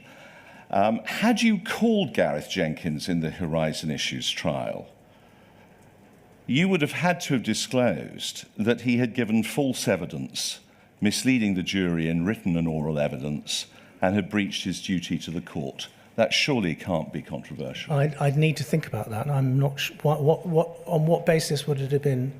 I'm not saying that there might have been very good reasons for Mr. Jenkins to have addressed the matter up front in his witness statement rather than it being elicited in cross-examination. But I don't understand the legal basis upon which you advance that proposition. Well, it has to be part of the discovery process, surely. You can't call somebody and suppress the fact that he'd given false evidence, misleading the jury in written and oral evidence, and had breached his duty to the court. I mean, that can't possibly be right. I mean, well, are we completely at cross purposes? I think we may be, because perhaps it might be helpful if I remind you, is that in the GLO proceedings, it was one of the early cases in which disclosure was ordered under the pilot scheme, which is now PD 57, I think, AD. During the GLO proceedings, there was no duty to give standard disclosure. What happened is that the parties identified narrow categories of documents in relation to which disclosure should be given. I wouldn't. You're raising a question with me which I'd need to consider further, but it's not obvious to me that all of those things would have needed to be disclosed. I'm not saying you're wrong. I'm just saying I would need to think about it much more carefully. I see. So you need to think carefully about the fact that if you had called Gareth Jenkins in the Horizon Issues trial, you would need to reflect carefully on whether you would have to disclose that he had given false evidence, misleading the jury both in writing and in orally in Seema Misra's case, and had breached his duty to the court. Does that reflect your answer? Well, Mr. Henry, if I can intervene, I know enough about both criminal and civil disclosure to be able to say that there are very significant differences, and that we mustn't assume the overlap that you are assuming. So I'm so sorry, sir. Well, then I'll leave it there. But could I just ask this? Those matters, surely, to use your phrase, even an experienced litigator would have had telepathic powers to grasp all that courts had been misled, that Jenkins was in breach of his duties as an expert, etc., etc. And so, therefore, the explanation given to Mr. Justice Fraser as was by no means the full picture. I don't accept the proposition that from paragraph 144.1 that one can't see the essence of what's being signalled to the judge. I'm afraid I just don't agree with you. I could go over the point again if you like, but no need that to. That is my view. Could I just ask you to consider the words you used to Herbert Smith, that he would have been killed at trial? How would he have been killed at trial if none of this had come out? I don't understand your question. Well, he would have been killed. What I meant by he would have been killed at trial is that had he given evidence at trial, he would have been cross-examined on statements that he had previously made in other criminal proceedings. And as a result of that cross-examination and as a result of what I'd seen in Mr. Clark's note, that the likelihood is that the court would have come to the view that he was an unreliable witness. That's what I meant by killed at trial. I see. So he'd have been dead in the water. If he'd It been doesn't called at matter trial. whether it's killed at trial or dead in the water. Right. But it would have been very public, wouldn't it? It would have attracted publicity, and interested parties inside and outside the JFSA would have become aware of his apparent misfeasance. Perhaps that's not something that was in my mind at the time. All I'm suggesting is, again, that knowledge of this wrongdoing would have promoted appeals, and that would have been damaging again to the post office, a proliferation of appeals, which would have been politically embarrassing, but would also give rise to the prospect of further civil litigation. Again, you're raising issues that were not in my mind when I and the rest of the legal team came to the conclusion that it would not be in post office interest to call him as a witness. Are you sure they weren't in your mind, Mr. de Garr Robinson? My mind, certainly, yes. Do you think on reflection, and this is my last subject and topic with you, that you were, to some extent, captive to your professional and lay client, advancing again and again, inadvertently no doubt, misleading submissions to the court, and also... Which submissions are you referring to? Well, for example, the Kells submission that the Kells weren't under the control of the post office and that the Kells were irrelevant. I mean, that was hardly a respectable submission to make. Why didn't you challenge the post office when those instructions were given to you? That is the most extraordinary question. If I could just unpick it for a moment.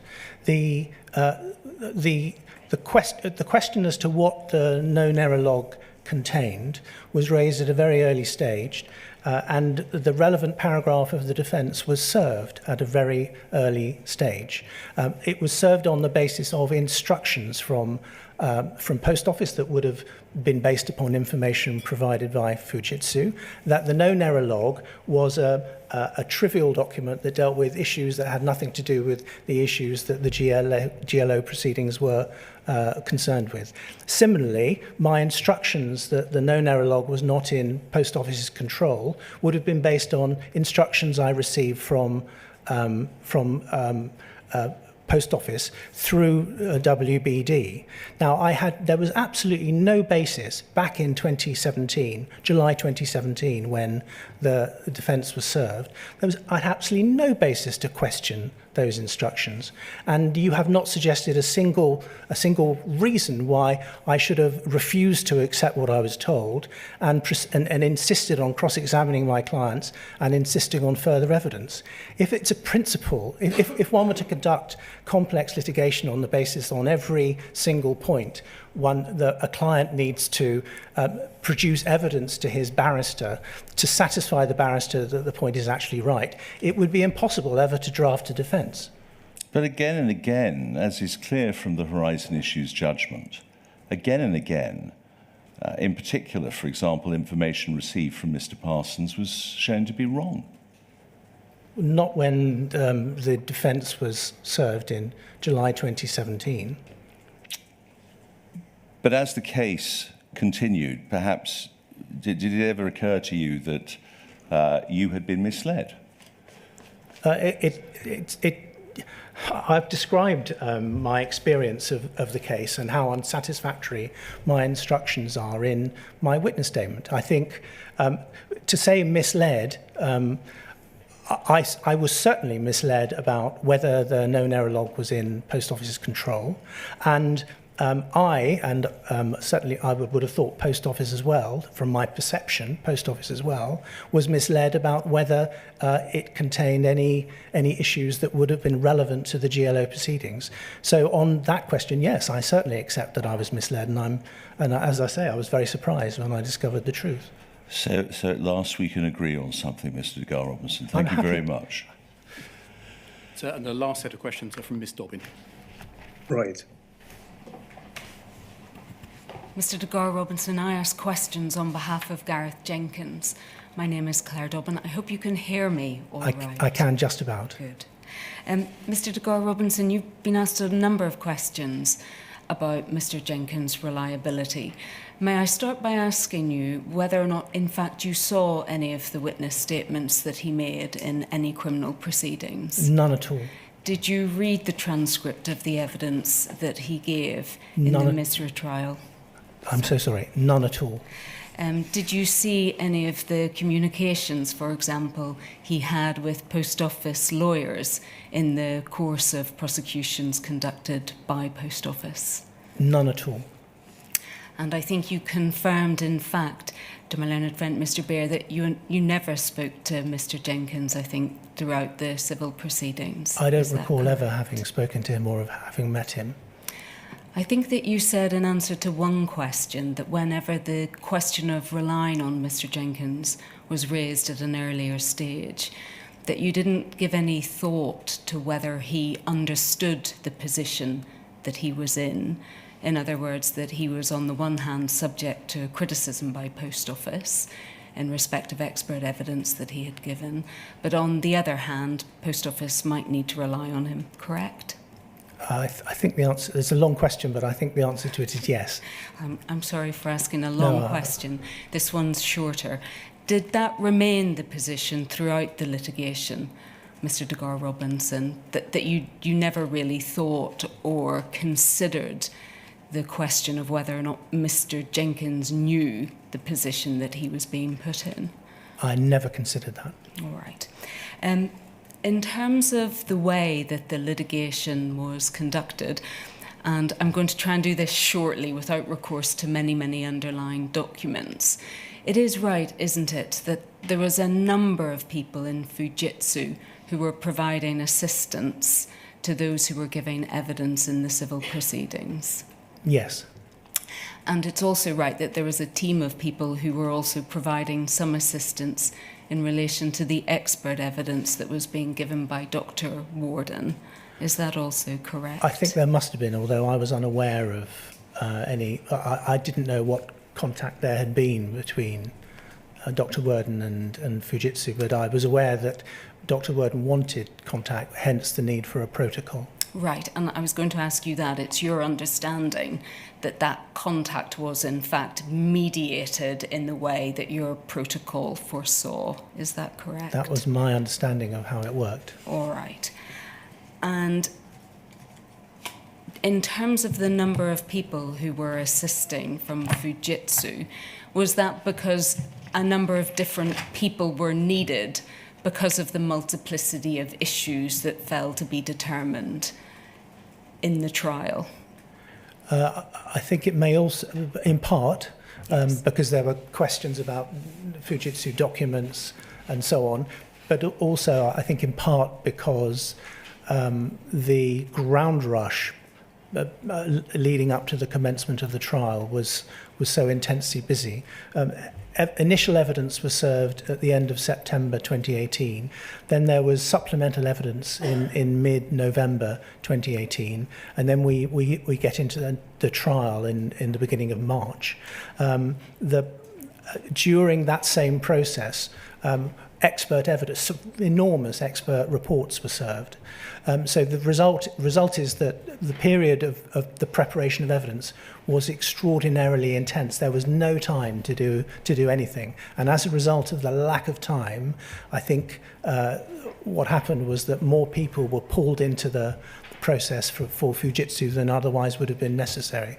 And I think that may have been adverted to in one of Johnny Gribben's emails that I looked. And how cited were you on that underlying process? Or were you the recipient of work that was being done by others that perhaps synthesised, for example, underline analysis? I was the recipient, in some cases quite resentful recipient, because there were other things I wanted to get on with. All right.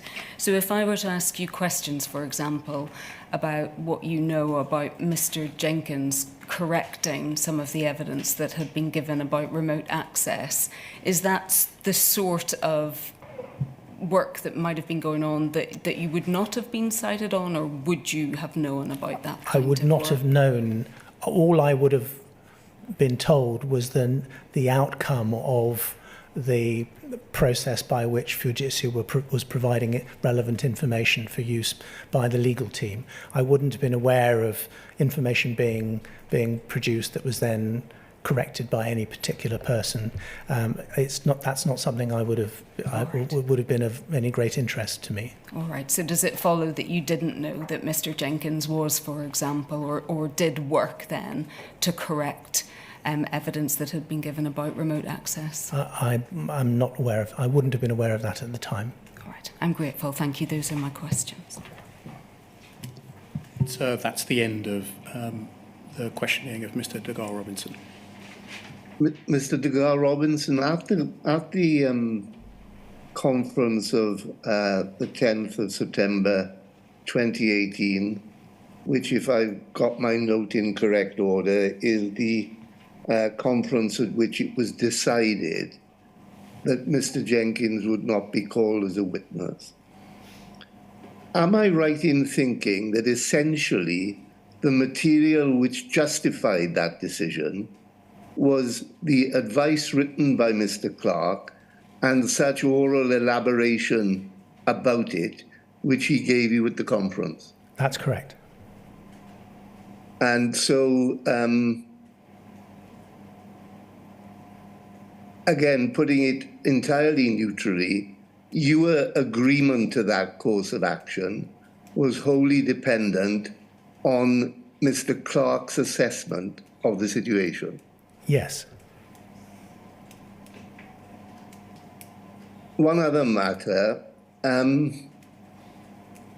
in closing, it was decided to provide reasons to the judge. In closing the Horizon Issues trial, it was decided appropriate to give reasons to Mr. Justice Fraser as to why Mr. Jenkins had not been called. Yet, if I read Mr. Justice Fraser's judgment correctly, there had been no attempt to adduce any evidence about that previously. That's correct. I may be a bit out of date, Mr. de Garr Robinson, but I don't actually think that I ever encountered a situation in which, either as a barrister or a judge, in which the judge was provided reasons for a witness not being called, which were wholly unsupported by evidence. Am I being out of date and old-fashioned, or was this somewhat unusual? I find it difficult to answer that question. I'm not aware of any change in the law in recent years which would change the practice that you referred to. And I haven't misdescribed the practice, have I? Because I think Mr. Justice Fraser did go out of his way to say that no evidence had been given to provide an explanation in the trial. During the course of proceedings, there can often be occasions when counsel inform the judge as to the reasons why particular things were and were not done without the need for a witness statement. I should say, however, that I don't think that paragraph 144 was drafted with any expectation that it would provide post office with any enormous comfort. There was no expectation that the judge would think, oh, well, that's all right then. It was just the intention, I think, probably would have been to mitigate the point rather than to sort of explain it away. That was really my last question. What was the purpose of it? I'm not, to be honest, I'm not really clear. That must make me seem rather foolish, but I look at paragraph 144 and I ask myself, what good was it actually going to do at the end of the day? And the answer is I can't actually think of any practical good it was going to do. It wasn't going to affect the judge, cause the judge to change his mind on any relevant issue.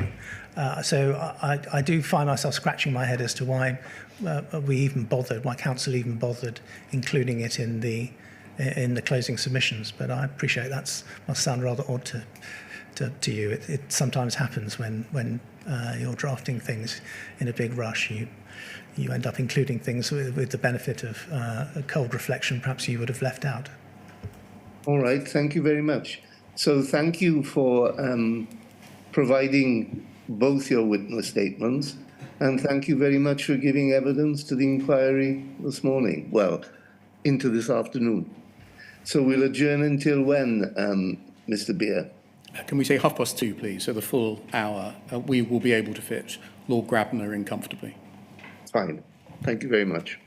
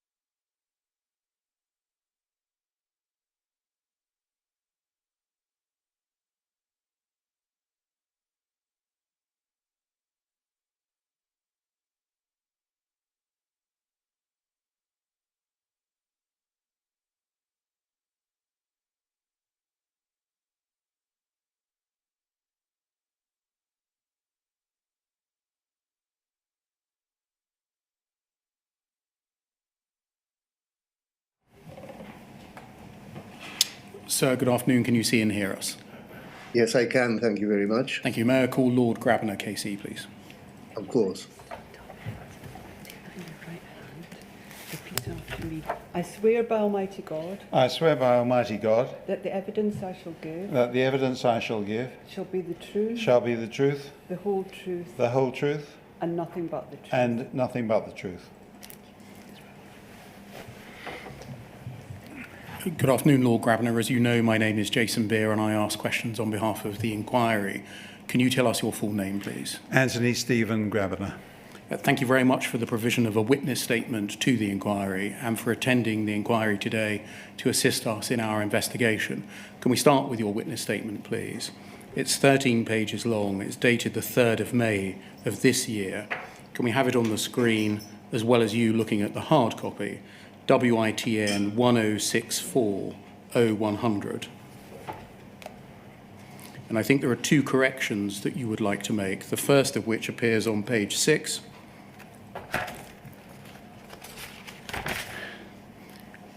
In paragraph 16, 6 lines in, which reads, me of the 20th of March, time 13:12, and my reply timed 14:38. Would you wish to change the time of the reply from 14:38 to 11:17? That's correct. Sorry, 11:27. Oh, forgive me.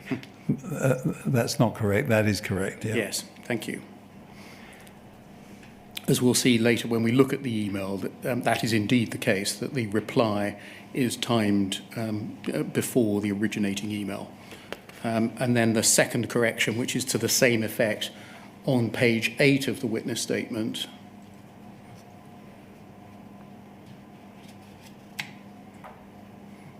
Do you have that? Yes, on page 8. It's paragraph 20, yeah. Top line, my reply timed at 11:27 and Lord Newburger's response timed 14:38. Is there any correction you wish to make to that? I think it's the same correction because it's the same email. It's just a timing issue. I think your reply is in fact timed at 11:27, so I think that's probably correct. Yeah. Okay. Subject to those points, are the contents of that witness statement true to the best of your knowledge and belief? They are. And your signature appears, I think, at the end at page 13. Is that right? It does. Thank you very much. The witness statement can come down. Can I start, Lord Grabiner, with your background, please? You were, I think, called to the bar in 1968. Is that right? Yes. And you took silk in 1981. I did. You have, and you had at the material times of the inquiry, a commercial practice specialising in banking and finance, energy, oil and gas, civil fraud, competition and merger investigations, and shareholder disputes. Is that right? That's correct. You were the head of 1 Essex Court Chambers from 1994 until I think very recently, so for 30 years. A couple of weeks ago. You acted in the Post Office group litigation brought against it by sub-postmasters concerning both their contractual relationship with the Post Office and the operation of the Horizon system. But yours, is this right, was a limited involvement centering on the application to recuse Mr. Justice Fraser. Yes. I'm going to call him Mr. Justice Fraser despite his subsequent elevation. You applied on behalf of the Post Office to Mr. Justice Fraser that he should recuse himself as managing judge of the Post Office Horizon litigation. Correct. I should make it clear, Lord Grabiner, that right at the outset, that the authoritative, factual and legal position in relation to each of them is addressed and established by Mr. Justice Fraser's common issues judgment, judgment number 3, dated the 15th of March 2019, and his recusal judgment, judgment number 4, dated the 9th of April 2019, and insofar as they're relevant by the Court of Appeal's decisions refusing permission to appeal against the recusal judgment, that's 10th of May 19, and the common issues judgment dated the 16th of November 2019. And so consistently and consistently with the approach you yourself adopted in your witness statement, I shall not be exploring the legal and factual position that's established by each of those judgments. I understand. Thank you. Can I turn to your first instruction then in the recusal application? Is this right? You were instructed on Friday, the 15th of March, 2019. That's correct.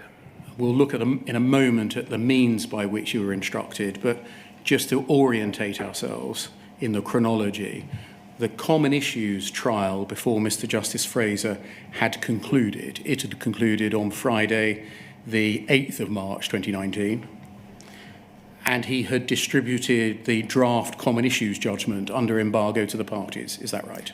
I think that's correct, yeah. Thank you. On Monday, the 11th of March, so the following Monday, the Horizon Issues trial had started in the High Court. Yes, that's correct.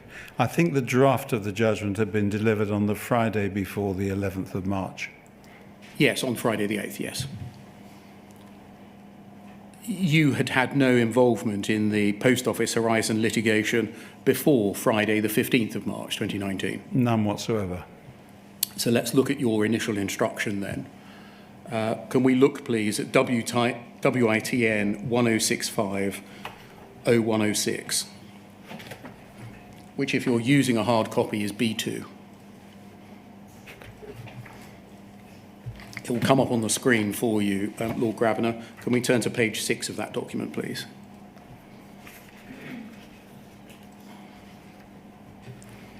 Thank you. And if we just scroll down, we'll see this is an email from Rob Smith, who I think is your clerk, to you and others, saying, Tony, the solicitors have confirmed that they would like you to read up and get fully up to speed on the issues. They're yet to decide if they'll make the application, but want to be in a position to make the application as quickly as possible if they decide to go. David, that's David Cavender, if you have not already, can you bring Tony up to speed on all the goings on? Gideon, that's Gideon Cohen, you are the junior to Tony. If you feel that Stephanie is needed to assist, please let me know. Was Stephanie another potential junior? Yes, member of my chambers. Yes. And so that's the morning of the 15th of March at 10:42. Can we go forwards to page 4 of the email chain, please?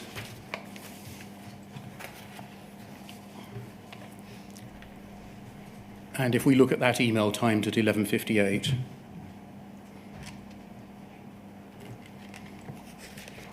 Thank you. This is your email. And you say, I've read Gideon's note on the background, and DN, is that David Newberger, Lord Newberger? It is indeed. I've read Lord Newberger's observations note of the 14th of March. I plan to read the draft judgment between now and Monday morning, but for present purposes, I assume the correctness of the passages in Gideon's note, and I also agree with David Newberger's analysis.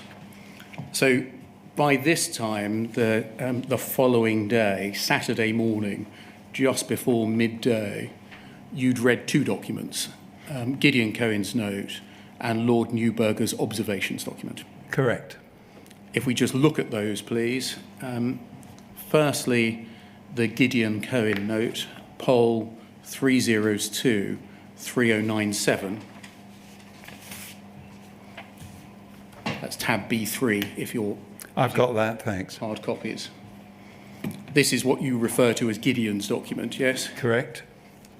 And you'll see that it's a note on the background to a possible recusal application. If we look at page 29, please.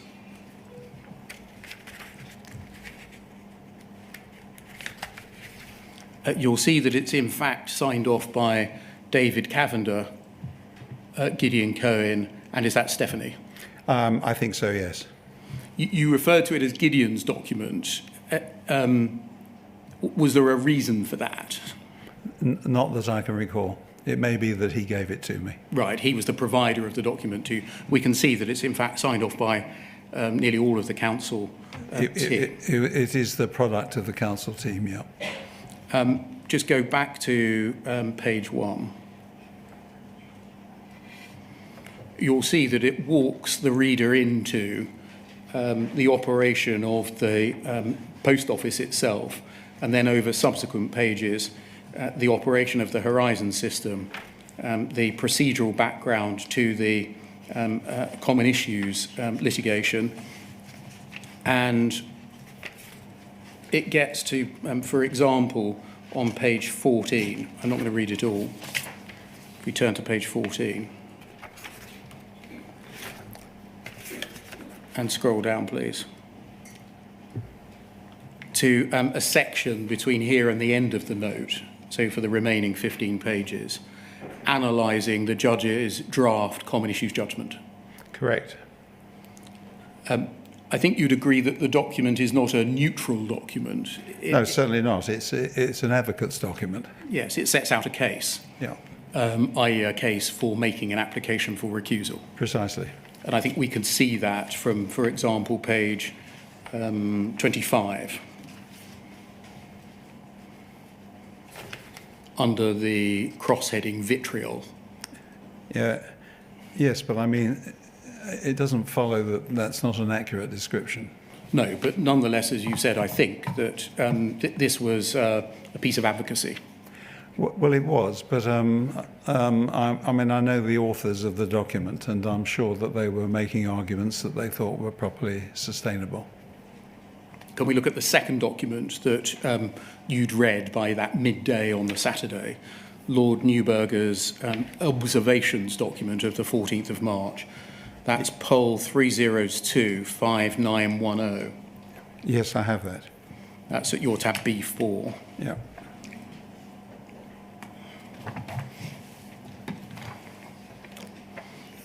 And in paragraph 1, Lord Newburger says that his observations are, quote, based on the draft judgment, based on a note on background to possible recusal application. That's the document we've just looked at. I'm sure. And a discussion with David Cavender, Queen's Counsel. He's not going to set out the facts because they are explained in the note.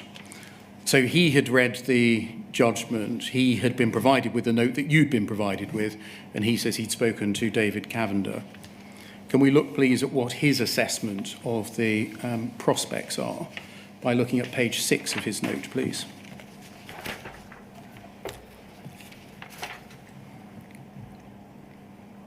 And turn to paragraph 19. Yes, I have that. Thank you. He says, for all of the reasons set out above, I consider there are reasonable grounds for the Post Office to bring an application to recuse the judge in these proceedings. And then he turns to a different issue. Yes? Absolutely. Now, in the scales that lawyers use, would you understand reasonable grounds to bring an application to mean that it is arguable, it is proper to argue it? Properly arguable, but I also know the author extremely well, and he's a very prudent person.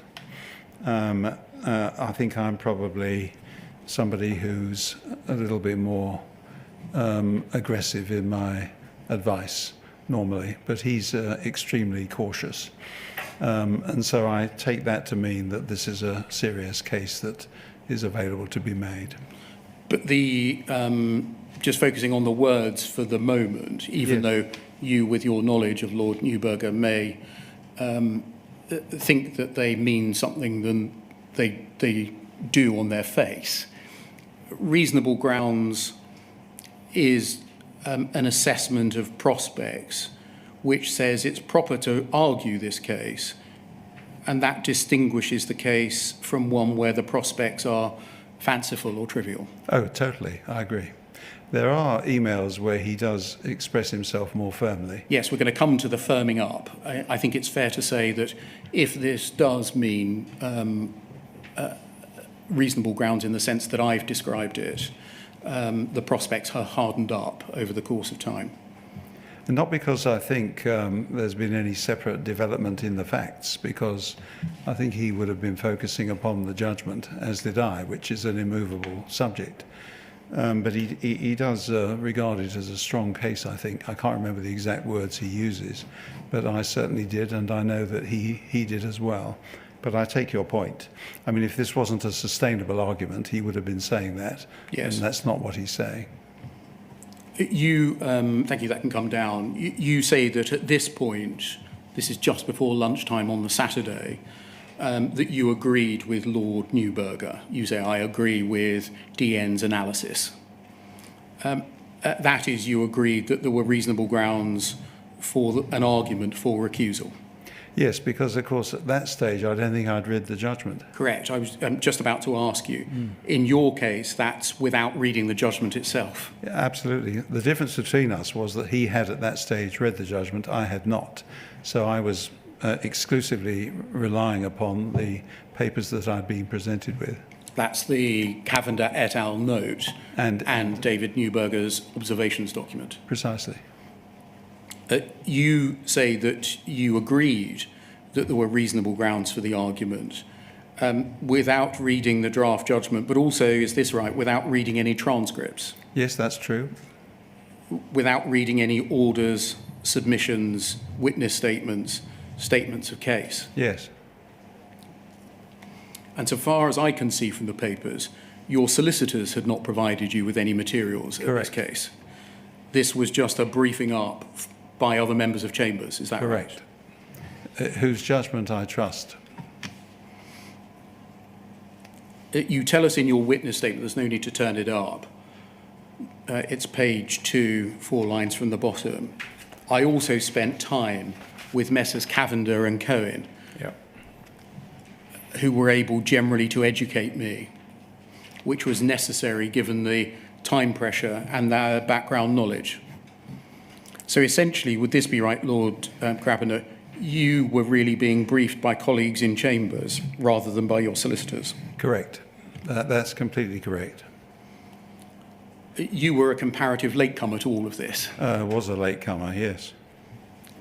Who originated the idea of recusal?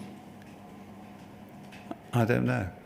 I mean, I suspect it, well, I just don't know is the answer. I think it already figures in the David Neuberger note, and I think it's already referred to in the council note. Certainly it was on the table before I was instructed.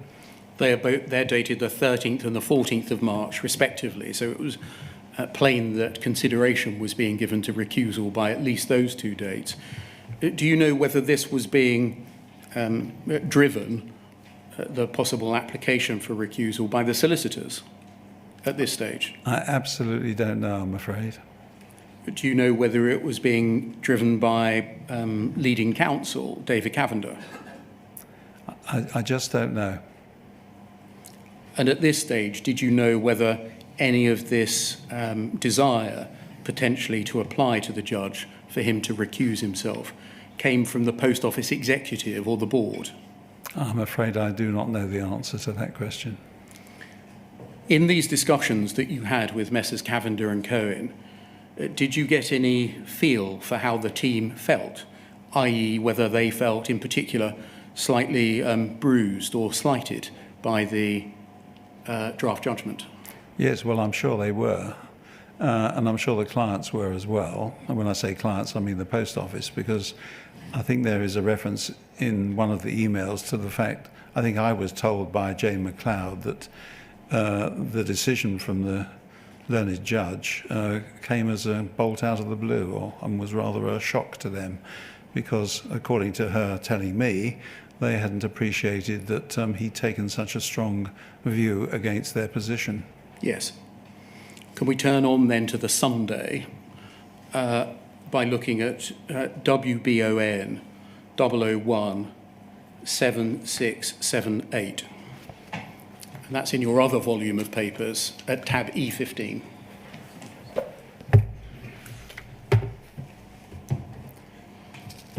E15, 15.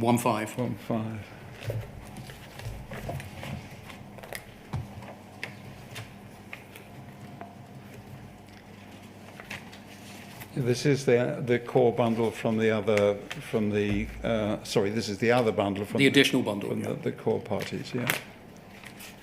Yes, I've got that. Thank you. And if we look at the foot of page 1,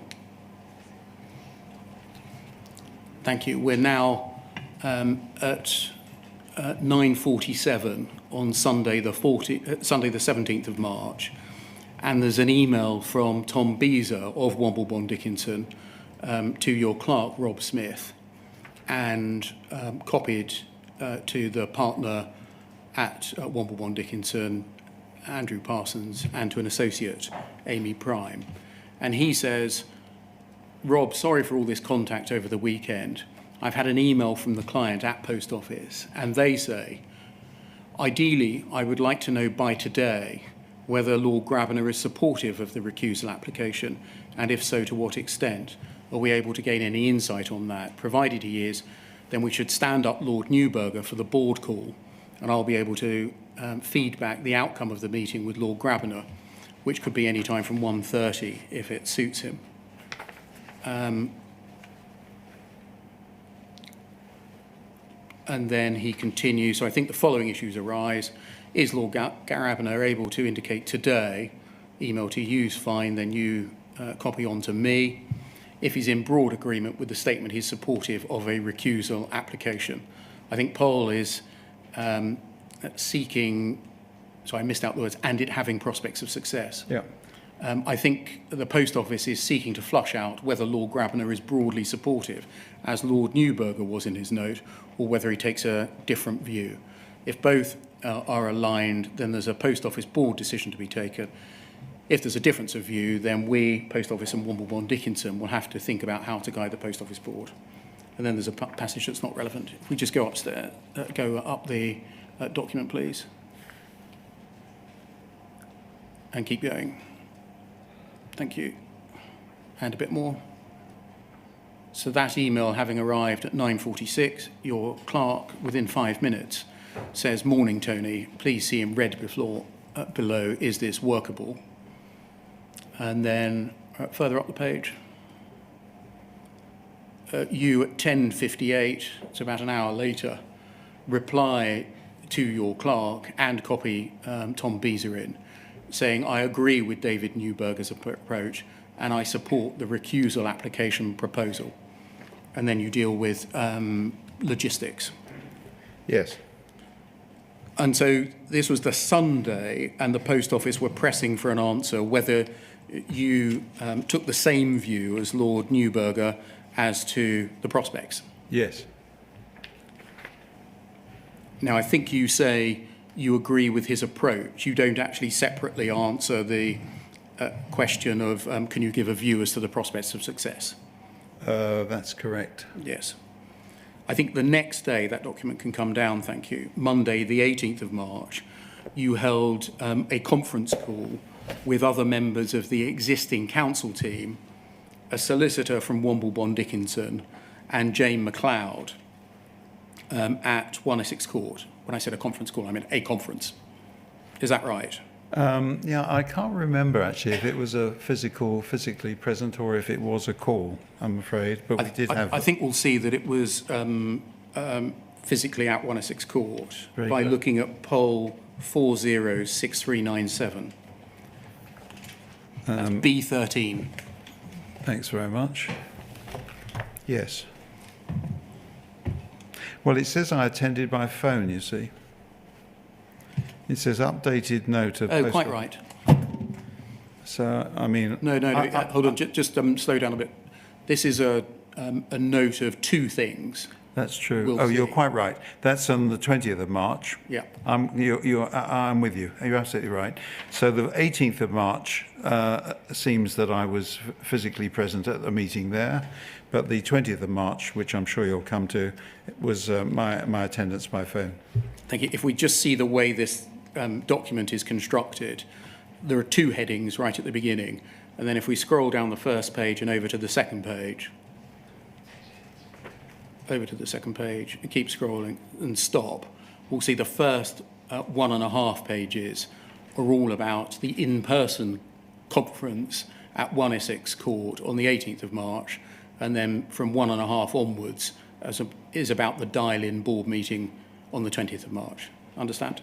Yes. Thank you. If we go back then to at page 1, we can see who is present. They're the people I've outlined. And under the heading Lord Newburger's note, it records that you explained that you had reviewed Lord Newburger's note, the David Cavender note, and that you had substantially reviewed the judgment of Mr. Justice Fraser. So by this time, you're one document further on than on the Saturday and the Sunday. Indeed. i.e. you've substantially reviewed the common issues judgment. Yes. And if we scroll down, you're recorded as saying that you confirmed that you agreed with the content of Lord Newburger's note. Yes. Yes?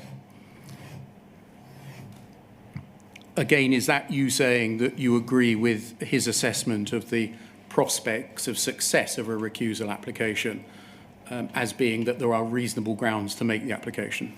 I'm not sure that I would have been into that sort of detail. I think what I was saying was, I think this is an appropriate case for such an application to be made.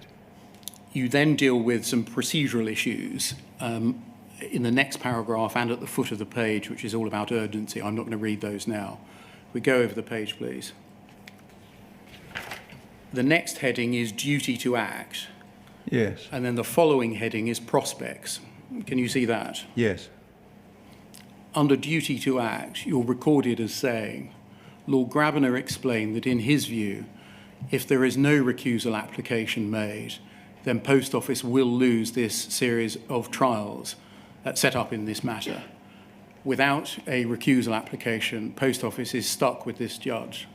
An appeal on the law may correct some of the very significant errors in the common issues trial judgment, but then the case will be sent back to this judge who has demonstrable apparent bias against the Post Office, and hence the firm conclusion that Post Office will lose, and the final financial impact of that will be substantial. Recusal is therefore essential, and Lord Grabiner asserted that in the face of legal advice from Lord Newburger that recusal should be applied for, and the quantum of damages, that Post Office will pay out on a loss, then it was Lord Grabiner's view that there was a duty on the Post Office to seek recusal. Lord Grabiner stated that in his view, the board of the Post Office had no option but to seek recusal. Was that your advice? Yes. I mean, I didn't see this document until you provided me with a copy in preparation for this hearing, and that probably explains why I haven't signed it off. But that said, I think that accurately summarises the substance of the advice that I gave. I mean, in fact, we know that this document was sent off to Gideon Cohen with a request that he put it before you to sign it off. And as with some good juniors, he said in reply, I think Lord Grabiner will be busy. Very kind of him. But he in fact signed it off as accurate. I see, fine. And you're saying to us that that is a fair reflection of the substance of the advice you gave? I think it is, yes. Thank you. Were you saying that the Post Office was under a legal duty to apply for recusal? No, I think that what I was saying was that if they didn't apply for the recusal, then they would never be able to make any complaint at all about the conduct of that trial. There are two separate issues here. One is the content of the judgment and the issues that might have given rise to an appeal. And the other issue is the complaint that the trial judge had, as I put it elsewhere, I think, trespassed into territory that impacted the other trials, in particular the Horizon trial, which is yet to come. And I think what I was saying was that if they didn't make that recusal application at that time, it simply, in the real world, wouldn't be open to them to make that complaint subsequently.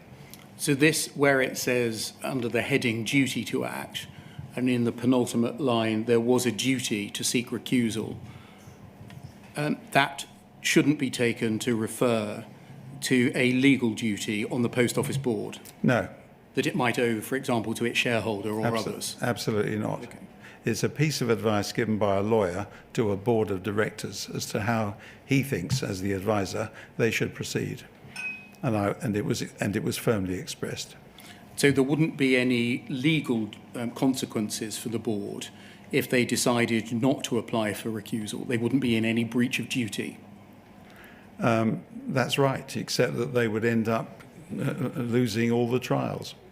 And on the face of it, if they had a perfectly good argument to make in relation to the conduct of the first trial, they would have, in effect, blown the possibility of being able ever subsequently to take that point.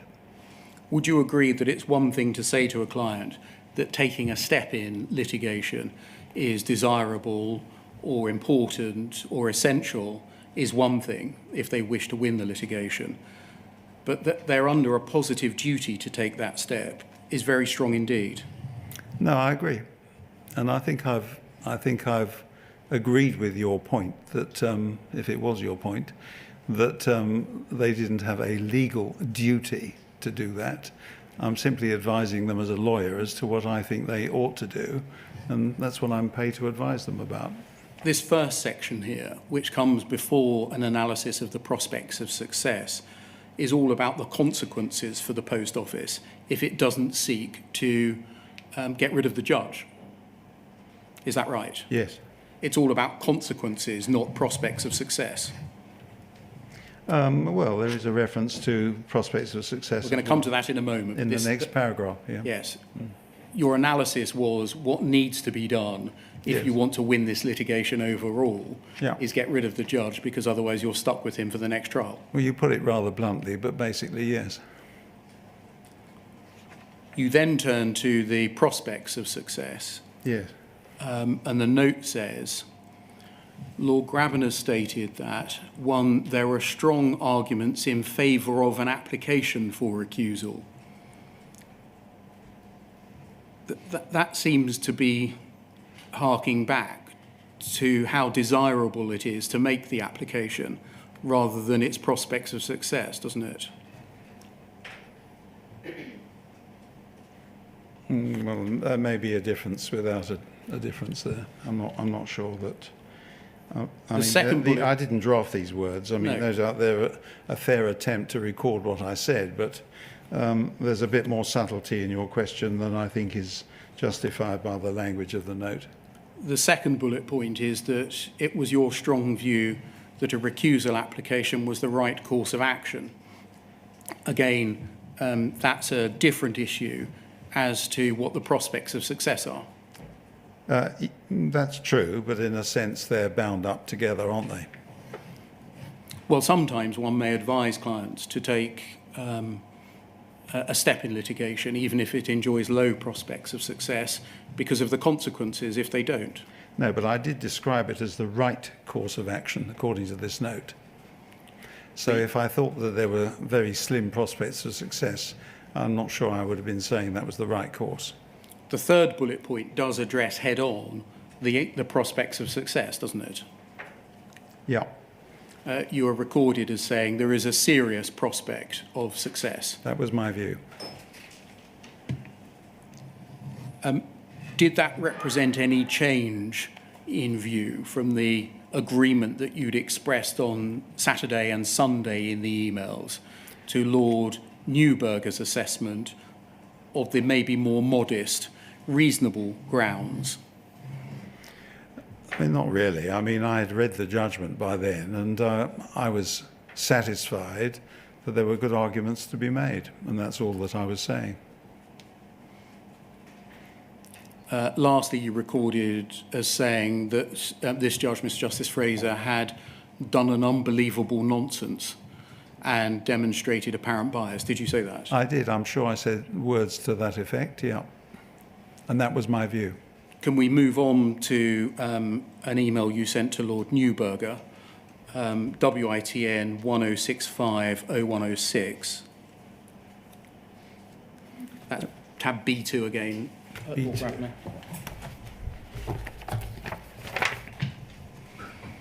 And look at page 2 at the bottom, please. Yes. Foot of the page. So this is Monday, the 18th of March, you to Lord Newberger and others. And you say, Dear David, we just met with the solicitor, Tom Beezer, and the General Counsel from the clients, Jane MacLeod, and had a full discussion. That's the meeting we've just read the attendance note on. Yeah. I advised the clients that the clients had no choice but to make the application, and that there were strong grounds for doing so. That broadly accords with the note that we've just read. Indeed. One being no choice, i.e. they were under a duty to do it. And secondly, there were strong grounds in terms of the merits of it. This is the part of the email you referred to earlier. Jane McLeod explained that the judgment came as a bolt from the blue because for the clients, because there was no expectation that the judge had formed such a negative view of the post office. Her concern is that the board may not have the stomach for a fight because asking for a judge to recuse himself is such a drastic step. The post office is government owned and there are board members who are nervous of the publicity consequences. That's you, said that that was a matter for the board and that the members who might be conflicted should step out of the process. But that's a matter for them, not me. So just stopping there, and that can come down. When you were advising, did you understand of your client's wish to have impartial views unaffected by the views of those that were already instructed? Yes. And I think that's the reason why they had come to me and indeed to Lord Newberger in the first place. Can we go back then to WITN 1065-0106? That's still tab B2. Yes. And look at page 3 at the top.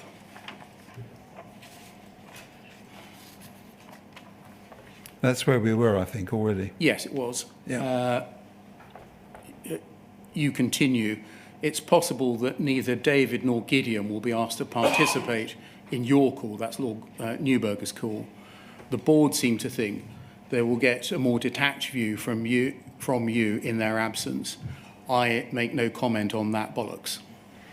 Yes, indeed. And then if we go to page 2, please, and scroll down and see Lord Newberger's reply. Can I say that I think that what I'm talking about there is the presence of both of us, he and I, in the same meeting. I'm not talking about anybody else. What seemed to me to be a nonsense was the notion that they wanted to get his view, but without me being there, and vice versa. I'm not sure that's entirely accurate, but I don't think much turns on it. If we just go back to the top of page 3. Yeah.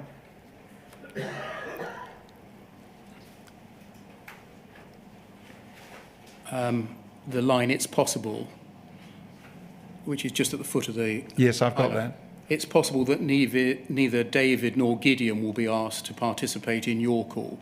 So that must be neither David Cavender nor Gideon Cohen will be asked to participate. I understand. So I was saying that they think they might get a more detached view from you if they're not present.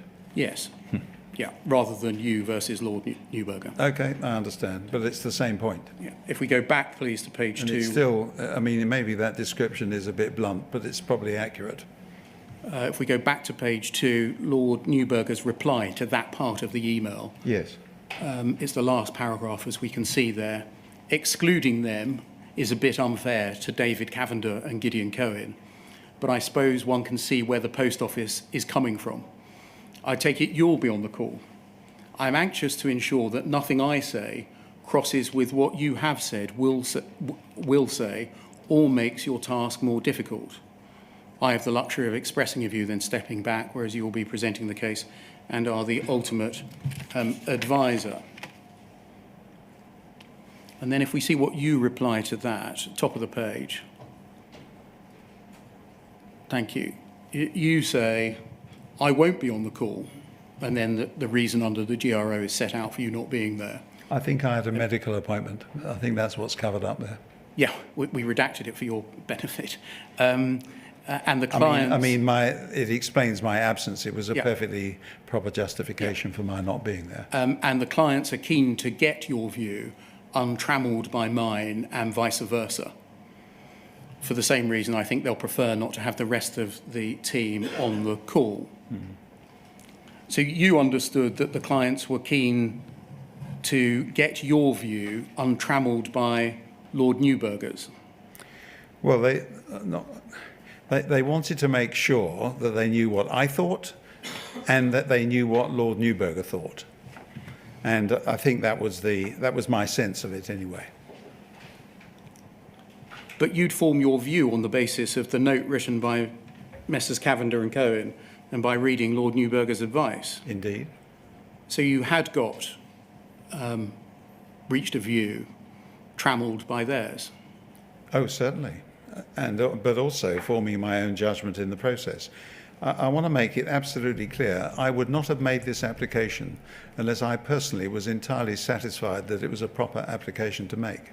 I'm just exploring at the moment how it appeared to the board. We're going to hear some evidence about how they perceived the opinions had been reached. I understand. And whether they were, on each occasion, independent advices, unaffected by the advice of the predecessor. So you knew that they wanted to get your view untrammelled by Lord Neuberger's. I think you answered this already. You had formed your view on the basis of what Messrs. Cavender and Cohen had said and on the basis of what Lord Neuberger had said. And on what I had read from the judgment, based upon, I mean, they had participated, Mr. Cavender, Gideon Cohen, they had participated in the trial. So they knew exactly what had gone on in the trial and were able to assist me in my reading process. But I formed the judgment I did form by reference both to what they said to me and what they showed me and what I read for myself. In his witness statement, sorry, this can come down, in his witness statement, I'm not going to display it now, but instead just read faithfully the passage from it. Lord Neuberger, that's WITN 1065-0100, page 9, paragraph 18G. I've never seen this. No, I'm just going to read you what he says. Okay. Says, I was anxious not to give advice which was inconsistent with that of Lord Grabiner, as he would be presenting the case and was the ultimate advisor, which is essentially what's reflected here. Indeed. So is this right? You formed your view on the basis of what David Cavender, Gideon Cohen and Lord Neuberger had said in their notes, but then Lord Neuberger was anxious not to tell the board anything that was inconsistent with your advice. Well, what Lord Neuberger thought, I think you better ask him about. I can't really climb into his mind beyond what he has said in communications that we had between ourselves that I've made full disclosure of. Now, I think you know that Lord Neuberger had a call with the board. He was in Argentina at the time. Indeed, I think was in Argentina for the duration of this episode, and so was reading papers that had been emailed to him. He's a workaholic. And you know that he had a call with the board after your meeting in 1 Essex Court on Monday, the 18th of March. Yes. The 5:15 that you were not able to be present Yes. at. Now, I don't think you were ever shown a minute of that board meeting. Can we have a look at it, though? No, I've been shown it this just before I came in here this afternoon. I've never seen it before, but I have read it. Can we look, please, at poll 302-7594?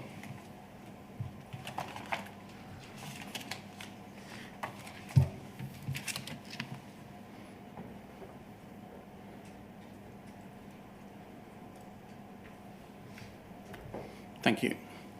Minutes of a call of the Board of Directors of Post Office on the 18th of March at 5:15. You can see who is present or is recorded as being present. And then if we just scroll down to conflicts of interest. Conflict of interest was noted in relation to Tim Parker as his role as chairman of HMCTS. A conflict of interest was noted in relation to Tom Cooper in his role as UKGI director, which is an executive part of the government, should not be involved in a decision which related to the judiciary. Article 2 of the Articles of Association permitted the board to authorise a director in relation to any matter the subject of a conflict. The board determined that Tim Parker and Tom Cooper should be involved in the board discussions, but they wouldn't be a party to the decision on whether or not to seek the judge's recusal. That had been the subject in broad terms of your email advice over the weekend. Yes, if there was a conflict of interest going on, then that was something they had to sort out as a board. If we can go to page 2, please. And scroll down to paragraph 3, numbered paragraph 3, where Lord Neuberger's contribution begins. Well, isn't it on page 1 as well in the second paragraph? If we just scroll back up. Jane MacLeod noted that we'd received a written opinion from Lord Neuberger, which had been issued on the 14th of March, and which suggested that Post Office had grounds for appeal and for recusal. Yes, I'm talking about Lord Neuberger's own contribution. He only joined for item 3. I see. Forgive me, yeah. Item 3 then, Lord Neuberger's overview. I see, forgive me. Lord Neuberger joined the call and was introduced to the board. He set out the main courses of action that Post Office could consider at this juncture. Accept the judgment, 1, take an orthodox defensive position and seek to appeal. This was an entirely justifiable approach, and a number of the judge's decisions were open to attack and appealable from a preliminary reading of the judgment. 3, seek recusal, the most aggressive approach. The arguments for not accepting the judgment as it stood included the judge had accepted evidence that wasn't relevant for the case, etc. And if we go over to page 3, please. There were some directors' questions, and if we see what Lord Neuberger is reported as saying, question 3 relates to the prospects of success. And it's recorded that Lord Neuberger said, Lord Neuberger reported that he did not yet know Lord Grabiner's view of the case. He thought we had a strong case, but was slightly diffident because he had not yet seen all of the evidence from the other side. This record of Lord Neuberger saying that he did not yet know your view of the case doesn't seem very consistent with the email traffic that we had looked at earlier when you'd been exchanging views. Would you agree? I don't think I can comment really. I mean, it's this is for him, not me. Would you agree that he had known your view of the case by this point? I simply can't recall precisely. This is on Monday the 18th. Yeah. You've been exchanging emails over the weekend of the 16th and the 17th in which you informed him of your views of the case. Yeah. You told him on the afternoon of the 18th what advice you'd given to the solicitors in consultation that afternoon and your views as the prospects of success. Well, I'm not sure I can help further on the point. I mean, it may be that you're right. I mean, if the documents will speak for themselves. I do know that he then emailed to me about an hour later. I mean, I don't find this board minute particularly helpful or very clear, actually. But he did email me within an hour, I think, of this board meeting and this conversation taking place. And I think his position is very fairly and accurately summarised in the email he sent to me, which I know is in the bundle. Yes, we'll and come I'm sure you're coming to. Come to it in a second. He's recorded as being slightly diffident because he'd not seen all of the evidence from the other side. Had you seen all of the evidence from the other side? No, of course not. I mean, just in a matter of days. I mean, I was working as much as I could to try and Saturdays get through and this Sundays, stuff. yeah. It was hard work. A lot had gone on. Wouldn't you want to see that, i.e. see what the other side of the coin would be before offering strong advice as to the prospects of success? And when you see, I mean, basically all you need to do is to look at the judgment and find out what the issues were in the case that was to be decided, and whether or not the judge had gone beyond the matters that were supposed to be decided, and whether he had trespassed upon matters which were yet to be dealt with in the other trials. I mean, that doesn't involve, you know, a massive exercise. Certainly doesn't involve going through all the materials that were available in the trial. It does involve a focus upon the judgment itself, coupled with the particular complaints that were being made. And that was the help that I was getting from those who had participated in the trial. So you didn't at this stage feel in the same way as Lord Newberger is recorded as feeling, namely slightly diffident? Well, as I think I said a little earlier, he's more cautious person than I am. He's more prudent. He's more judicial. But I do know that he felt quite clearly that this was a strong case. And I think that that is apparent from the correspondence between us, which I'm sure you're coming to.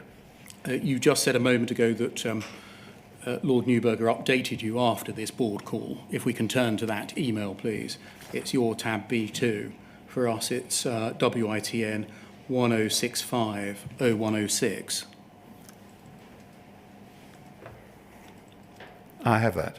And it's the foot of page 1. Just wait for it to come up on the screen. Foot of the page.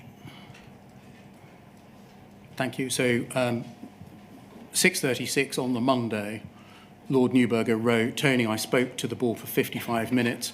I told them I thought they would win on recusal but couldn't guarantee it. If we were to run recusal, we had to grasp the nettle. Their questions were mostly well judged and understandable, but they're very concerned about risks, which, bearing in mind that they are a public body, which has just had a very nasty and I think unfair shock, is scarcely surprising.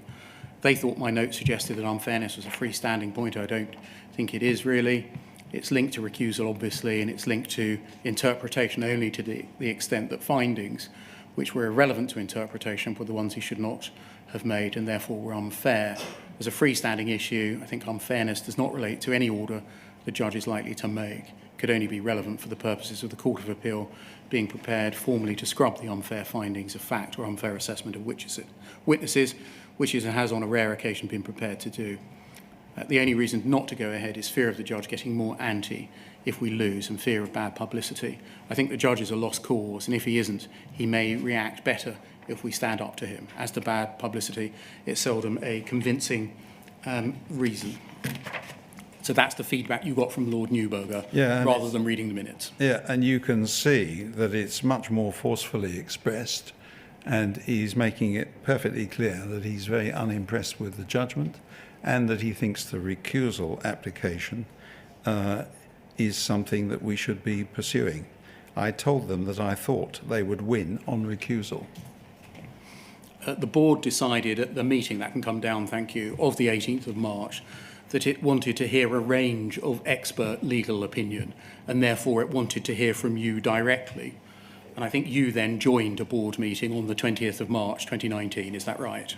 I think that's right, and I think this is the one that I must have attended, not physically, but on the phone. Dialed up, yes. Poll 0026 9774. That's your tab B13.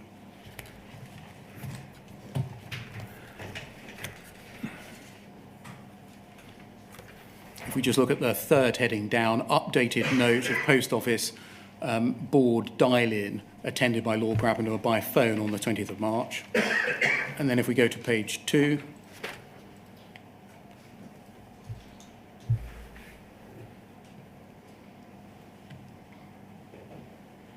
yes, and scroll down,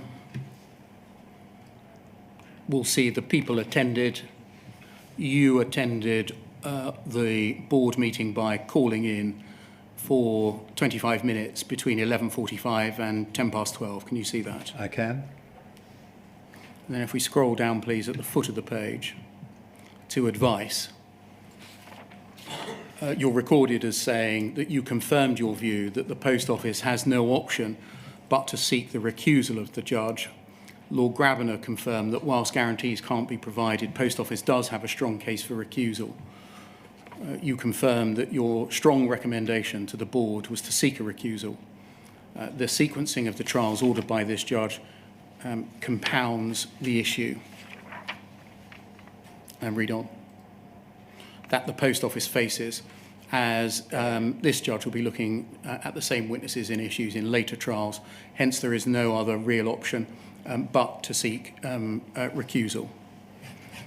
Does that accurately record the substance of the advice that you were... Yes, again, I think it does. Did you gain any sense that the board was keen to take this step, applying for recusal of the judge? I'm afraid I didn't get any sense at all. I mean, no doubt it would have helped if I'd been in the room, but I obviously wasn't. But I had no sense of what they thought, or if there was any difference of view within the board on the subject. I think later that can come down, thank you. You were informed that the Post Office had decided to seek the recusal of Mr. Justice Fraser. Yes. Can we look, please, at WITN 1065-0108? That's your tab E20, so that's the supplemental bundle, Lord Grabiner.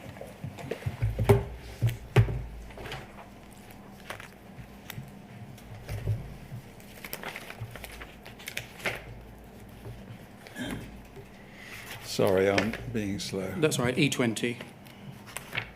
Yes, I've got it. Email at 1312 from Lord Newburger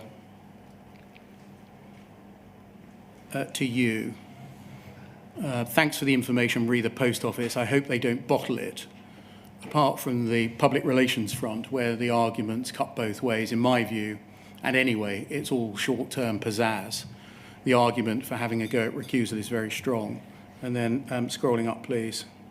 You say we've been instructed to proceed. I don't think the clients had any choice, but they were reluctant to take a serious, such a serious step. Yeah. Can you recall on what basis you formed the view that the Post Office, i.e. the clients, were reluctant to take this serious step? I think that I was given the impression, and I'm afraid I have no recollection of how I derived it, but I was given the impression that unless they were comfortable with the legal advice, the independent legal advice that they were getting to the effect that they should apply for recusal, that they wouldn't be comfortable in taking that step. That was my sense at the time, I must say. So would I be right to characterise the turn of events so far as being that this was essentially a lawyer-led decision? Well, I just don't know, because I don't know what went on in the board. I mean, they were getting the advice, and they took the advice and they did it. It was their decision ultimately, but I have no idea what the individual views were of people on the Post Office board. Thank you. Just before the break, can we turn to WITN 1065-0109? And that tab number? B20. And it's the second page.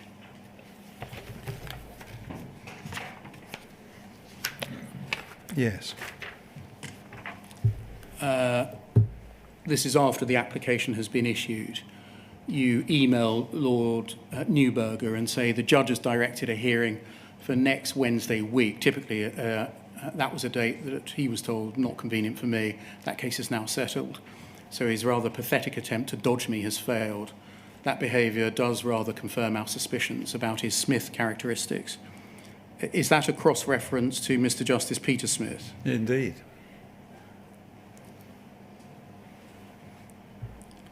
Was this becoming personalised? What do you mean by that? Well, no more and no less than the question. Well, what do you mean by personalised as between whom and whom? You and the judge. Me and which judge? The judge that had, you were applying to recuse himself. Absolutely not. My view was that he had made a mess of that case, and that was my position. And that was David Newburger's view as well. Now, you went ahead and made the application for recusal on the 3rd of April 2019. We've got a full 397-page transcript of that application. The cross-reference, no need to display it, is Poll 00112150. I'm not going to display that. It's there for us to read. And we know that the application was dismissed by the judge in his fourth judgment of the 9th of April 2019. So can we take the afternoon break now for 10 minutes until 20 to 4, please? Yes, certainly. Thank you.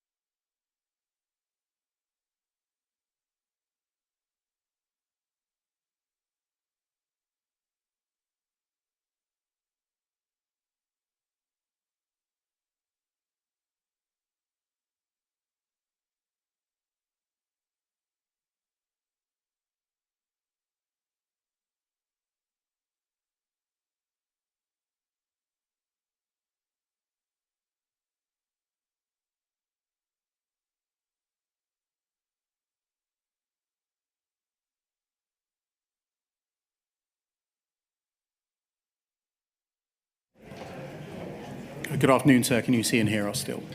Yes, I can. Thank you very much. Lord Grabiner, I think it's right that having reviewed the documents that the inquiry has sent to you, you'll recall that I think in email exchanges you made a number of criticisms of Mr. Justice Fraser in relation to his rejection of your application that he should recuse himself. Yes, before you go on, I just noticed the document we were looking at just before we broke for the short adjournment. Yes. And you were suggesting that I'd developed some kind of problem about the judge. You will have noticed in that document which you showed me, page 2, that what I said to Lord Newberger was that behaviour does rather confirm our suspicions.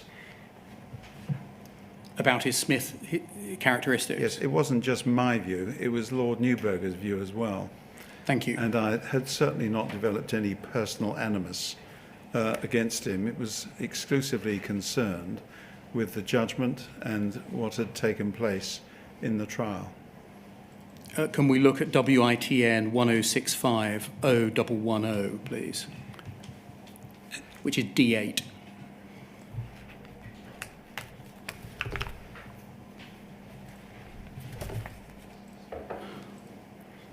And if we scroll down, please,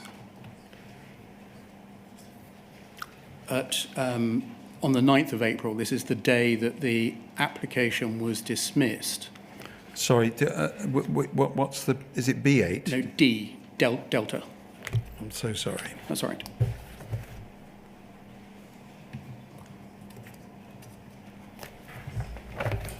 Yes. It's at the foot of the page. So this is the day you received the recusal judgment. You say, as predicted, Mr. Justice Fraser rejected the application and refused permission to appeal. He also directed that the balance of the fact evidence in Horizon trial should immediately proceed. He's produced a 302-paragraph judgment, which at first glance confirms our concern he's not fit to do the job.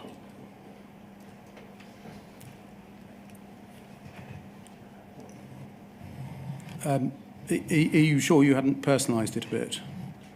No, that was my view and Lord Newberger's view. That's why I said our view.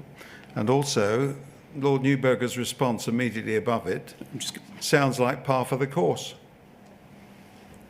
What does that mean, apart from the fact that he and I are agreed about this?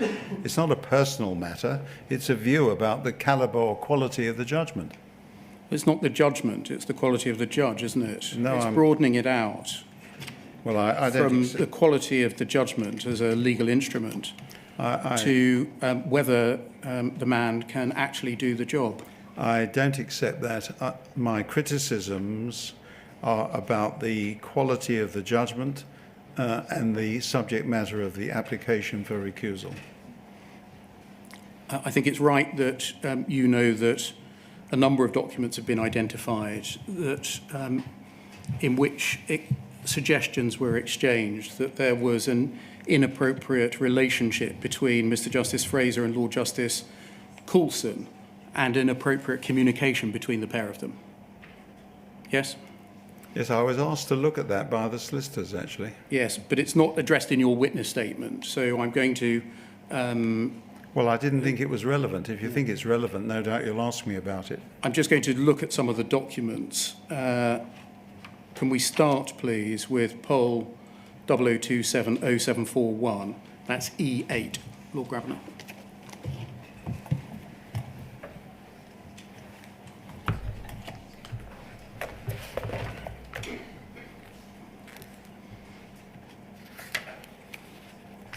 And poll 00270741, thank you. And it's at the foot of the page. Yes, I've got that. It's not an email exchange including you yet, but I just want to see how the point develops. It's the 12th of April. An initial order from the Court of Appeal is attached. And if we go over the page, Mr. Parsons says, one curious point is the order was made by Lord Justice Coulson, former head of the Technology and Construction Court, and Fraser, that's Mr. Justice Fraser, is of course the current head of the Technology and Construction Court. Given Fraser's comments at the handing down of the recusal judgment that he had warned the Court of Appeal that an appeal would be coming, it makes us question whether he'd lined up or spoken to Lord Justice Coulson, as he's called here, in advance. And then if we go back... No, but you've missed the key sentence, which is the next one. I've asked LGQC to think about this. Yes, and I... Maybe you did it on purpose, I don't know. No, I was about to come to what you said. Yes, but I did it. Whatever I have said we'll come to, but I did it because I was asked by the solicitor to do so. It is, and that's the sequence of events. It was spotted by the solicitor first. Well, spotted or otherwise, I was asked by him to think about it, as he says in his email. That was the first time that this issue arose. Can we look, please, at WITN 1065 0117? That's tab E21 for you.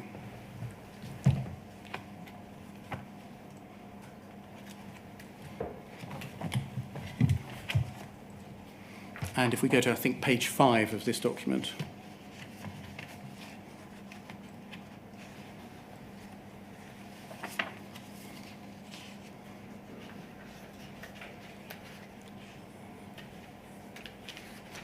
And if we scroll down. Sorry, page? Page 5. Ah, yes. Tab E21, page 5. Yes, I've got that. We see David Cavender saying, yes, it looks very much like this is what Mr. Justice Fraser set up in advance with his mate, the former head of the TCC, unless you believe in coincidences. This is very bad news. And then a reply from Gideon Cohen. Chances of us not getting permission just went from negligible to rather high. And then if we go to page 3, please.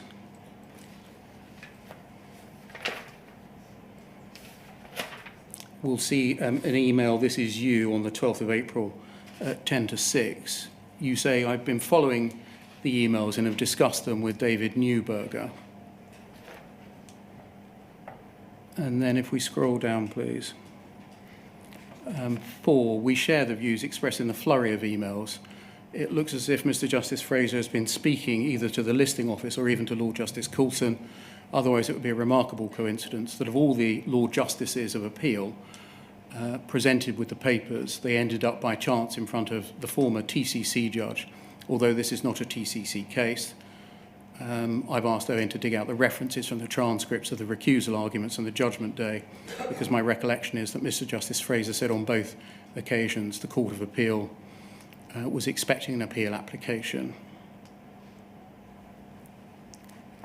And then if we go, please, to what Lord Neuberger said on page 1.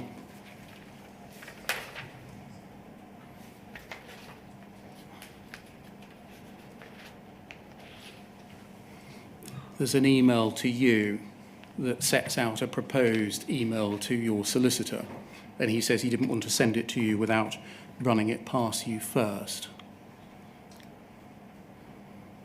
And then if we scroll down, please.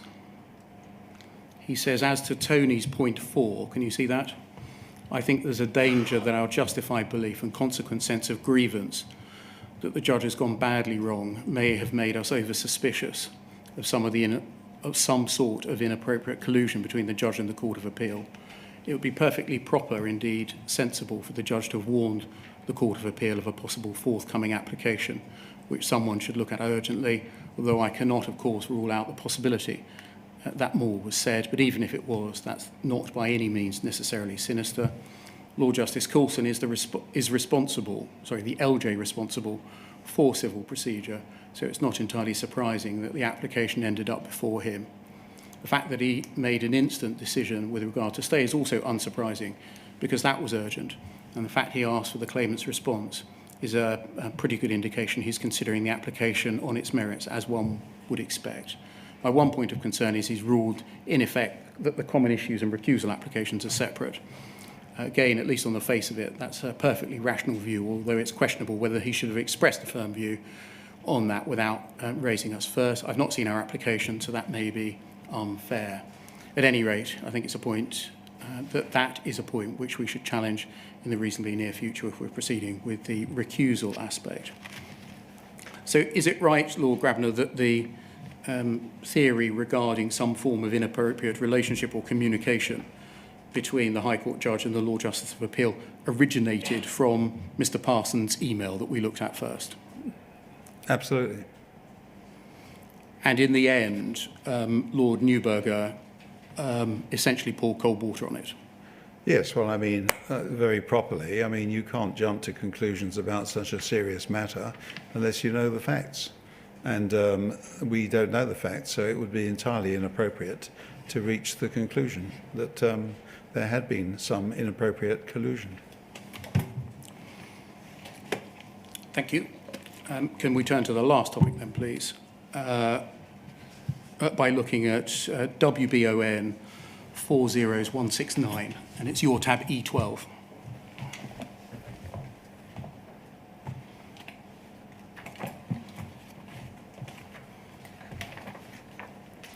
And can we start at page 3? You're ahead of me. Sorry, hold on a second.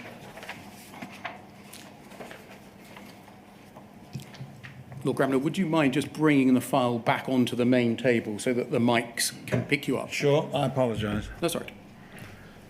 So we're at page 3 of E12. Yes, I've got that. And if we look at the bottom, please. Sorry, the top. And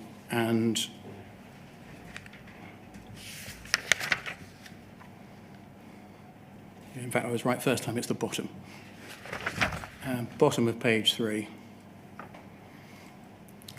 Now that the council team have had a chance to review yesterday's judgment, that's Mr. Justice Fraser's recusal judgment.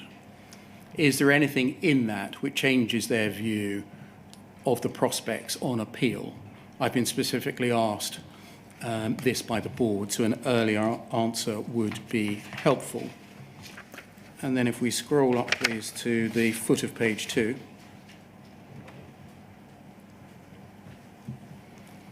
Mr. Parsons replies, none of these include you.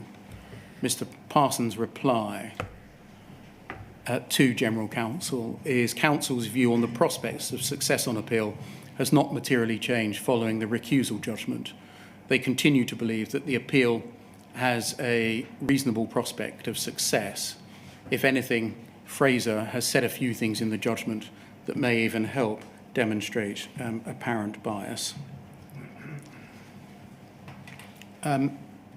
Was that your view as communicated there by Mr. Parsons to the General Counsel? I think that's. I suspect that is accurate, and we had already advised, I think, that we expected that the recusal application would fail, and that the best possibility would have been in the Court of Appeal, because the judge himself would be unlikely to recuse himself, and so the best prospects of success with the recusal application would be in the Court of Appeal. That was certainly my view, and I think that there are emails to precisely that effect. There are indeed, and if we scroll up, please. Miss MacLeod replies to Mr. Parsons, "Hi Andy, sorry to be petty. Lord Grabiner QC told me when I met him, it feels like ages ago, that we had, quote, strong grounds to bring the application for recusal.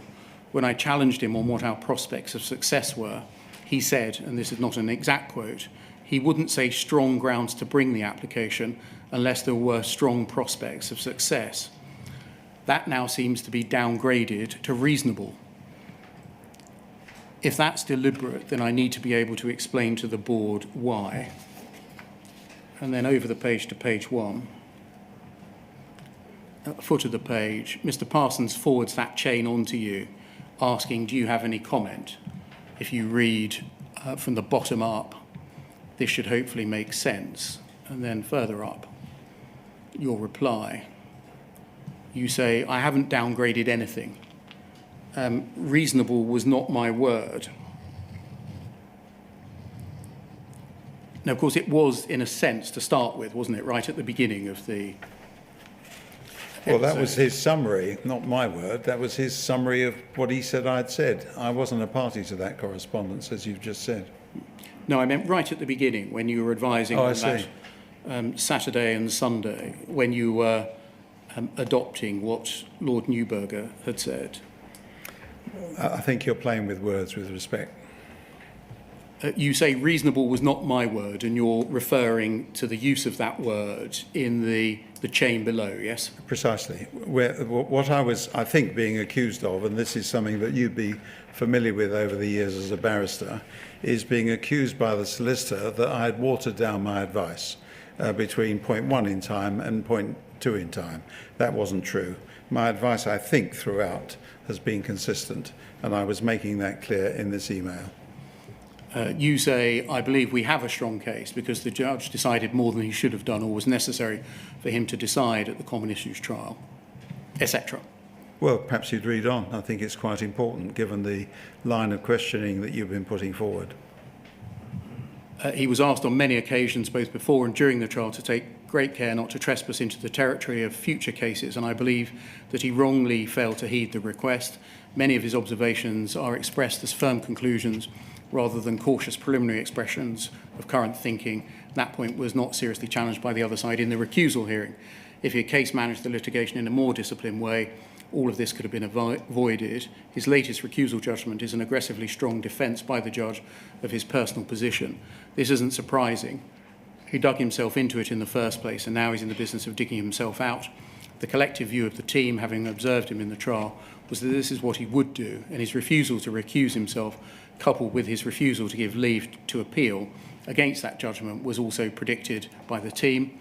As previously explained, I also believe in all the circumstances, the Post Office has no real alternative but to pursue appeals to the Court of Appeal against both the recusal and common issues judgment.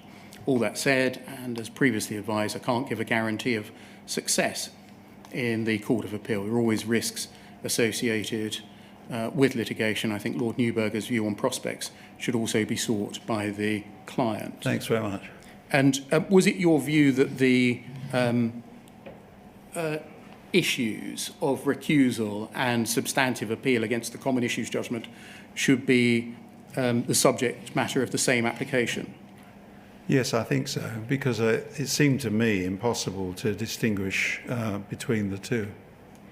And there were, I mean, I wasn't primarily concerned with the merits or otherwise of the judgment itself in terms of the legal analysis, but what I had seen of it seemed to me to give rise, and I know this is Lord Neuberger's view as well, that there were points decided in that case that were the most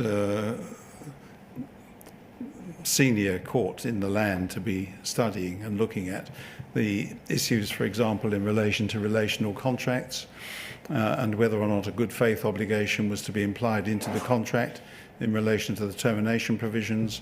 I mean, these are serious and very complicated issues of law that needed to be properly investigated and ruled upon by a senior court, in my view.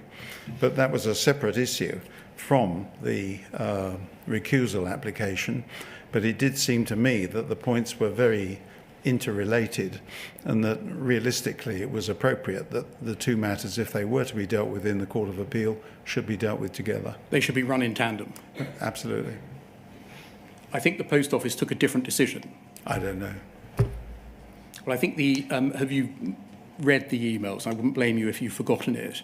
If they decided on Herbert Smith's advice to run the appeals separately. That may be. I mean, I've got no memory of any of that. I don't think I was involved in that. There may be the odd email when I was being told about it, but I wasn't asked to advise about that point, I don't think. Can we look, please, lastly, at tab E23, therefore, which is WITN 1065-0137. 24, do you say? 23. 23. Yes.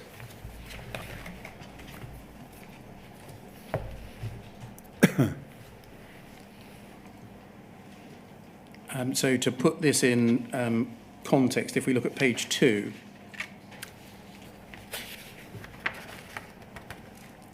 this is an email we see from the foot of page 1 of Saturday, the 11th of May,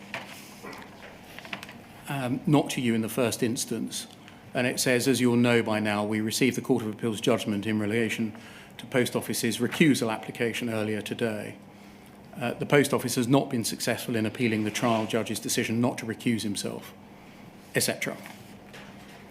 And then if we go up, that's forwarded on, we see from the bottom of page 2, bottom page 1 rather, to you and to Lord Neuberger. And then if we scroll to the top of the page, we see an email exchange between you and Lord Neuberger. Well, I think it's from Lord Neuberger to me, isn't it? Yes, and he says, one, it's simply wrong to refuse permission to appeal. As I've always said, once a Lord Justice feels he has to, or she has to give detailed reasons, he or she should realise there's an arguable case to test. Quite apart from this, David Cavender's email rightly identifies a number of errors. And it's 3 that I'm interested in. I think you ought to read the lot, actually. Well, I'm very grateful for your suggestions, and I will do exactly as you require. Particularly as a former member of the judiciary, I hate seeing judges, especially senior judges, making a mess of things, and all the more so when it can lead to the unfortunately understandable view, which I do not share, of some sort of intrajudicial conspiracy. Paragraph 3, which was one I was interested in, the client misguidedly refused to follow our advice about running the 2 appeals together, which gives us an out in terms of our advice appearing wrong. But more importantly, it's helped to produce this unfair result. Firstly, were you party to the advice that the 2 appeals should be run together? I must say I have no memory of that at all. No. Did you think that the client's failure to follow your advice gave you an out? No, I didn't. And this is not something that has even crossed my mind. Did you discuss things at all with Lord Neuberger after the event, after perhaps recriminations started to begin as to whether or not you needed an out to explain away the advice that you'd previously given? I've never, ever considered that I needed an out in this case. No. Did you respond to his suggestion that No, I didn't. the client rejecting the advice on running the 2 appeals together did give you an out? Absolutely not. Lord Grabiner, thank you very much. They're the only questions that I I'm asked. tempted to say thank you. I don't think there are any questions from other call participants. So those are the questions that I ask on behalf of the inquiry. Do you have any questions of Lord Grabiner? No, I don't. Thank you very much. My only words, Lord Grabiner, are to thank you for making the witness statement and for appearing before the inquiry to assist me to get to the bottom of various issues, one of which you've been dealing with. Thank you very much, sir. Thank you, sir. So we resume again at 9:45 tomorrow? 9:45 tomorrow, yes, sir. Fine. Thank you. Thank you.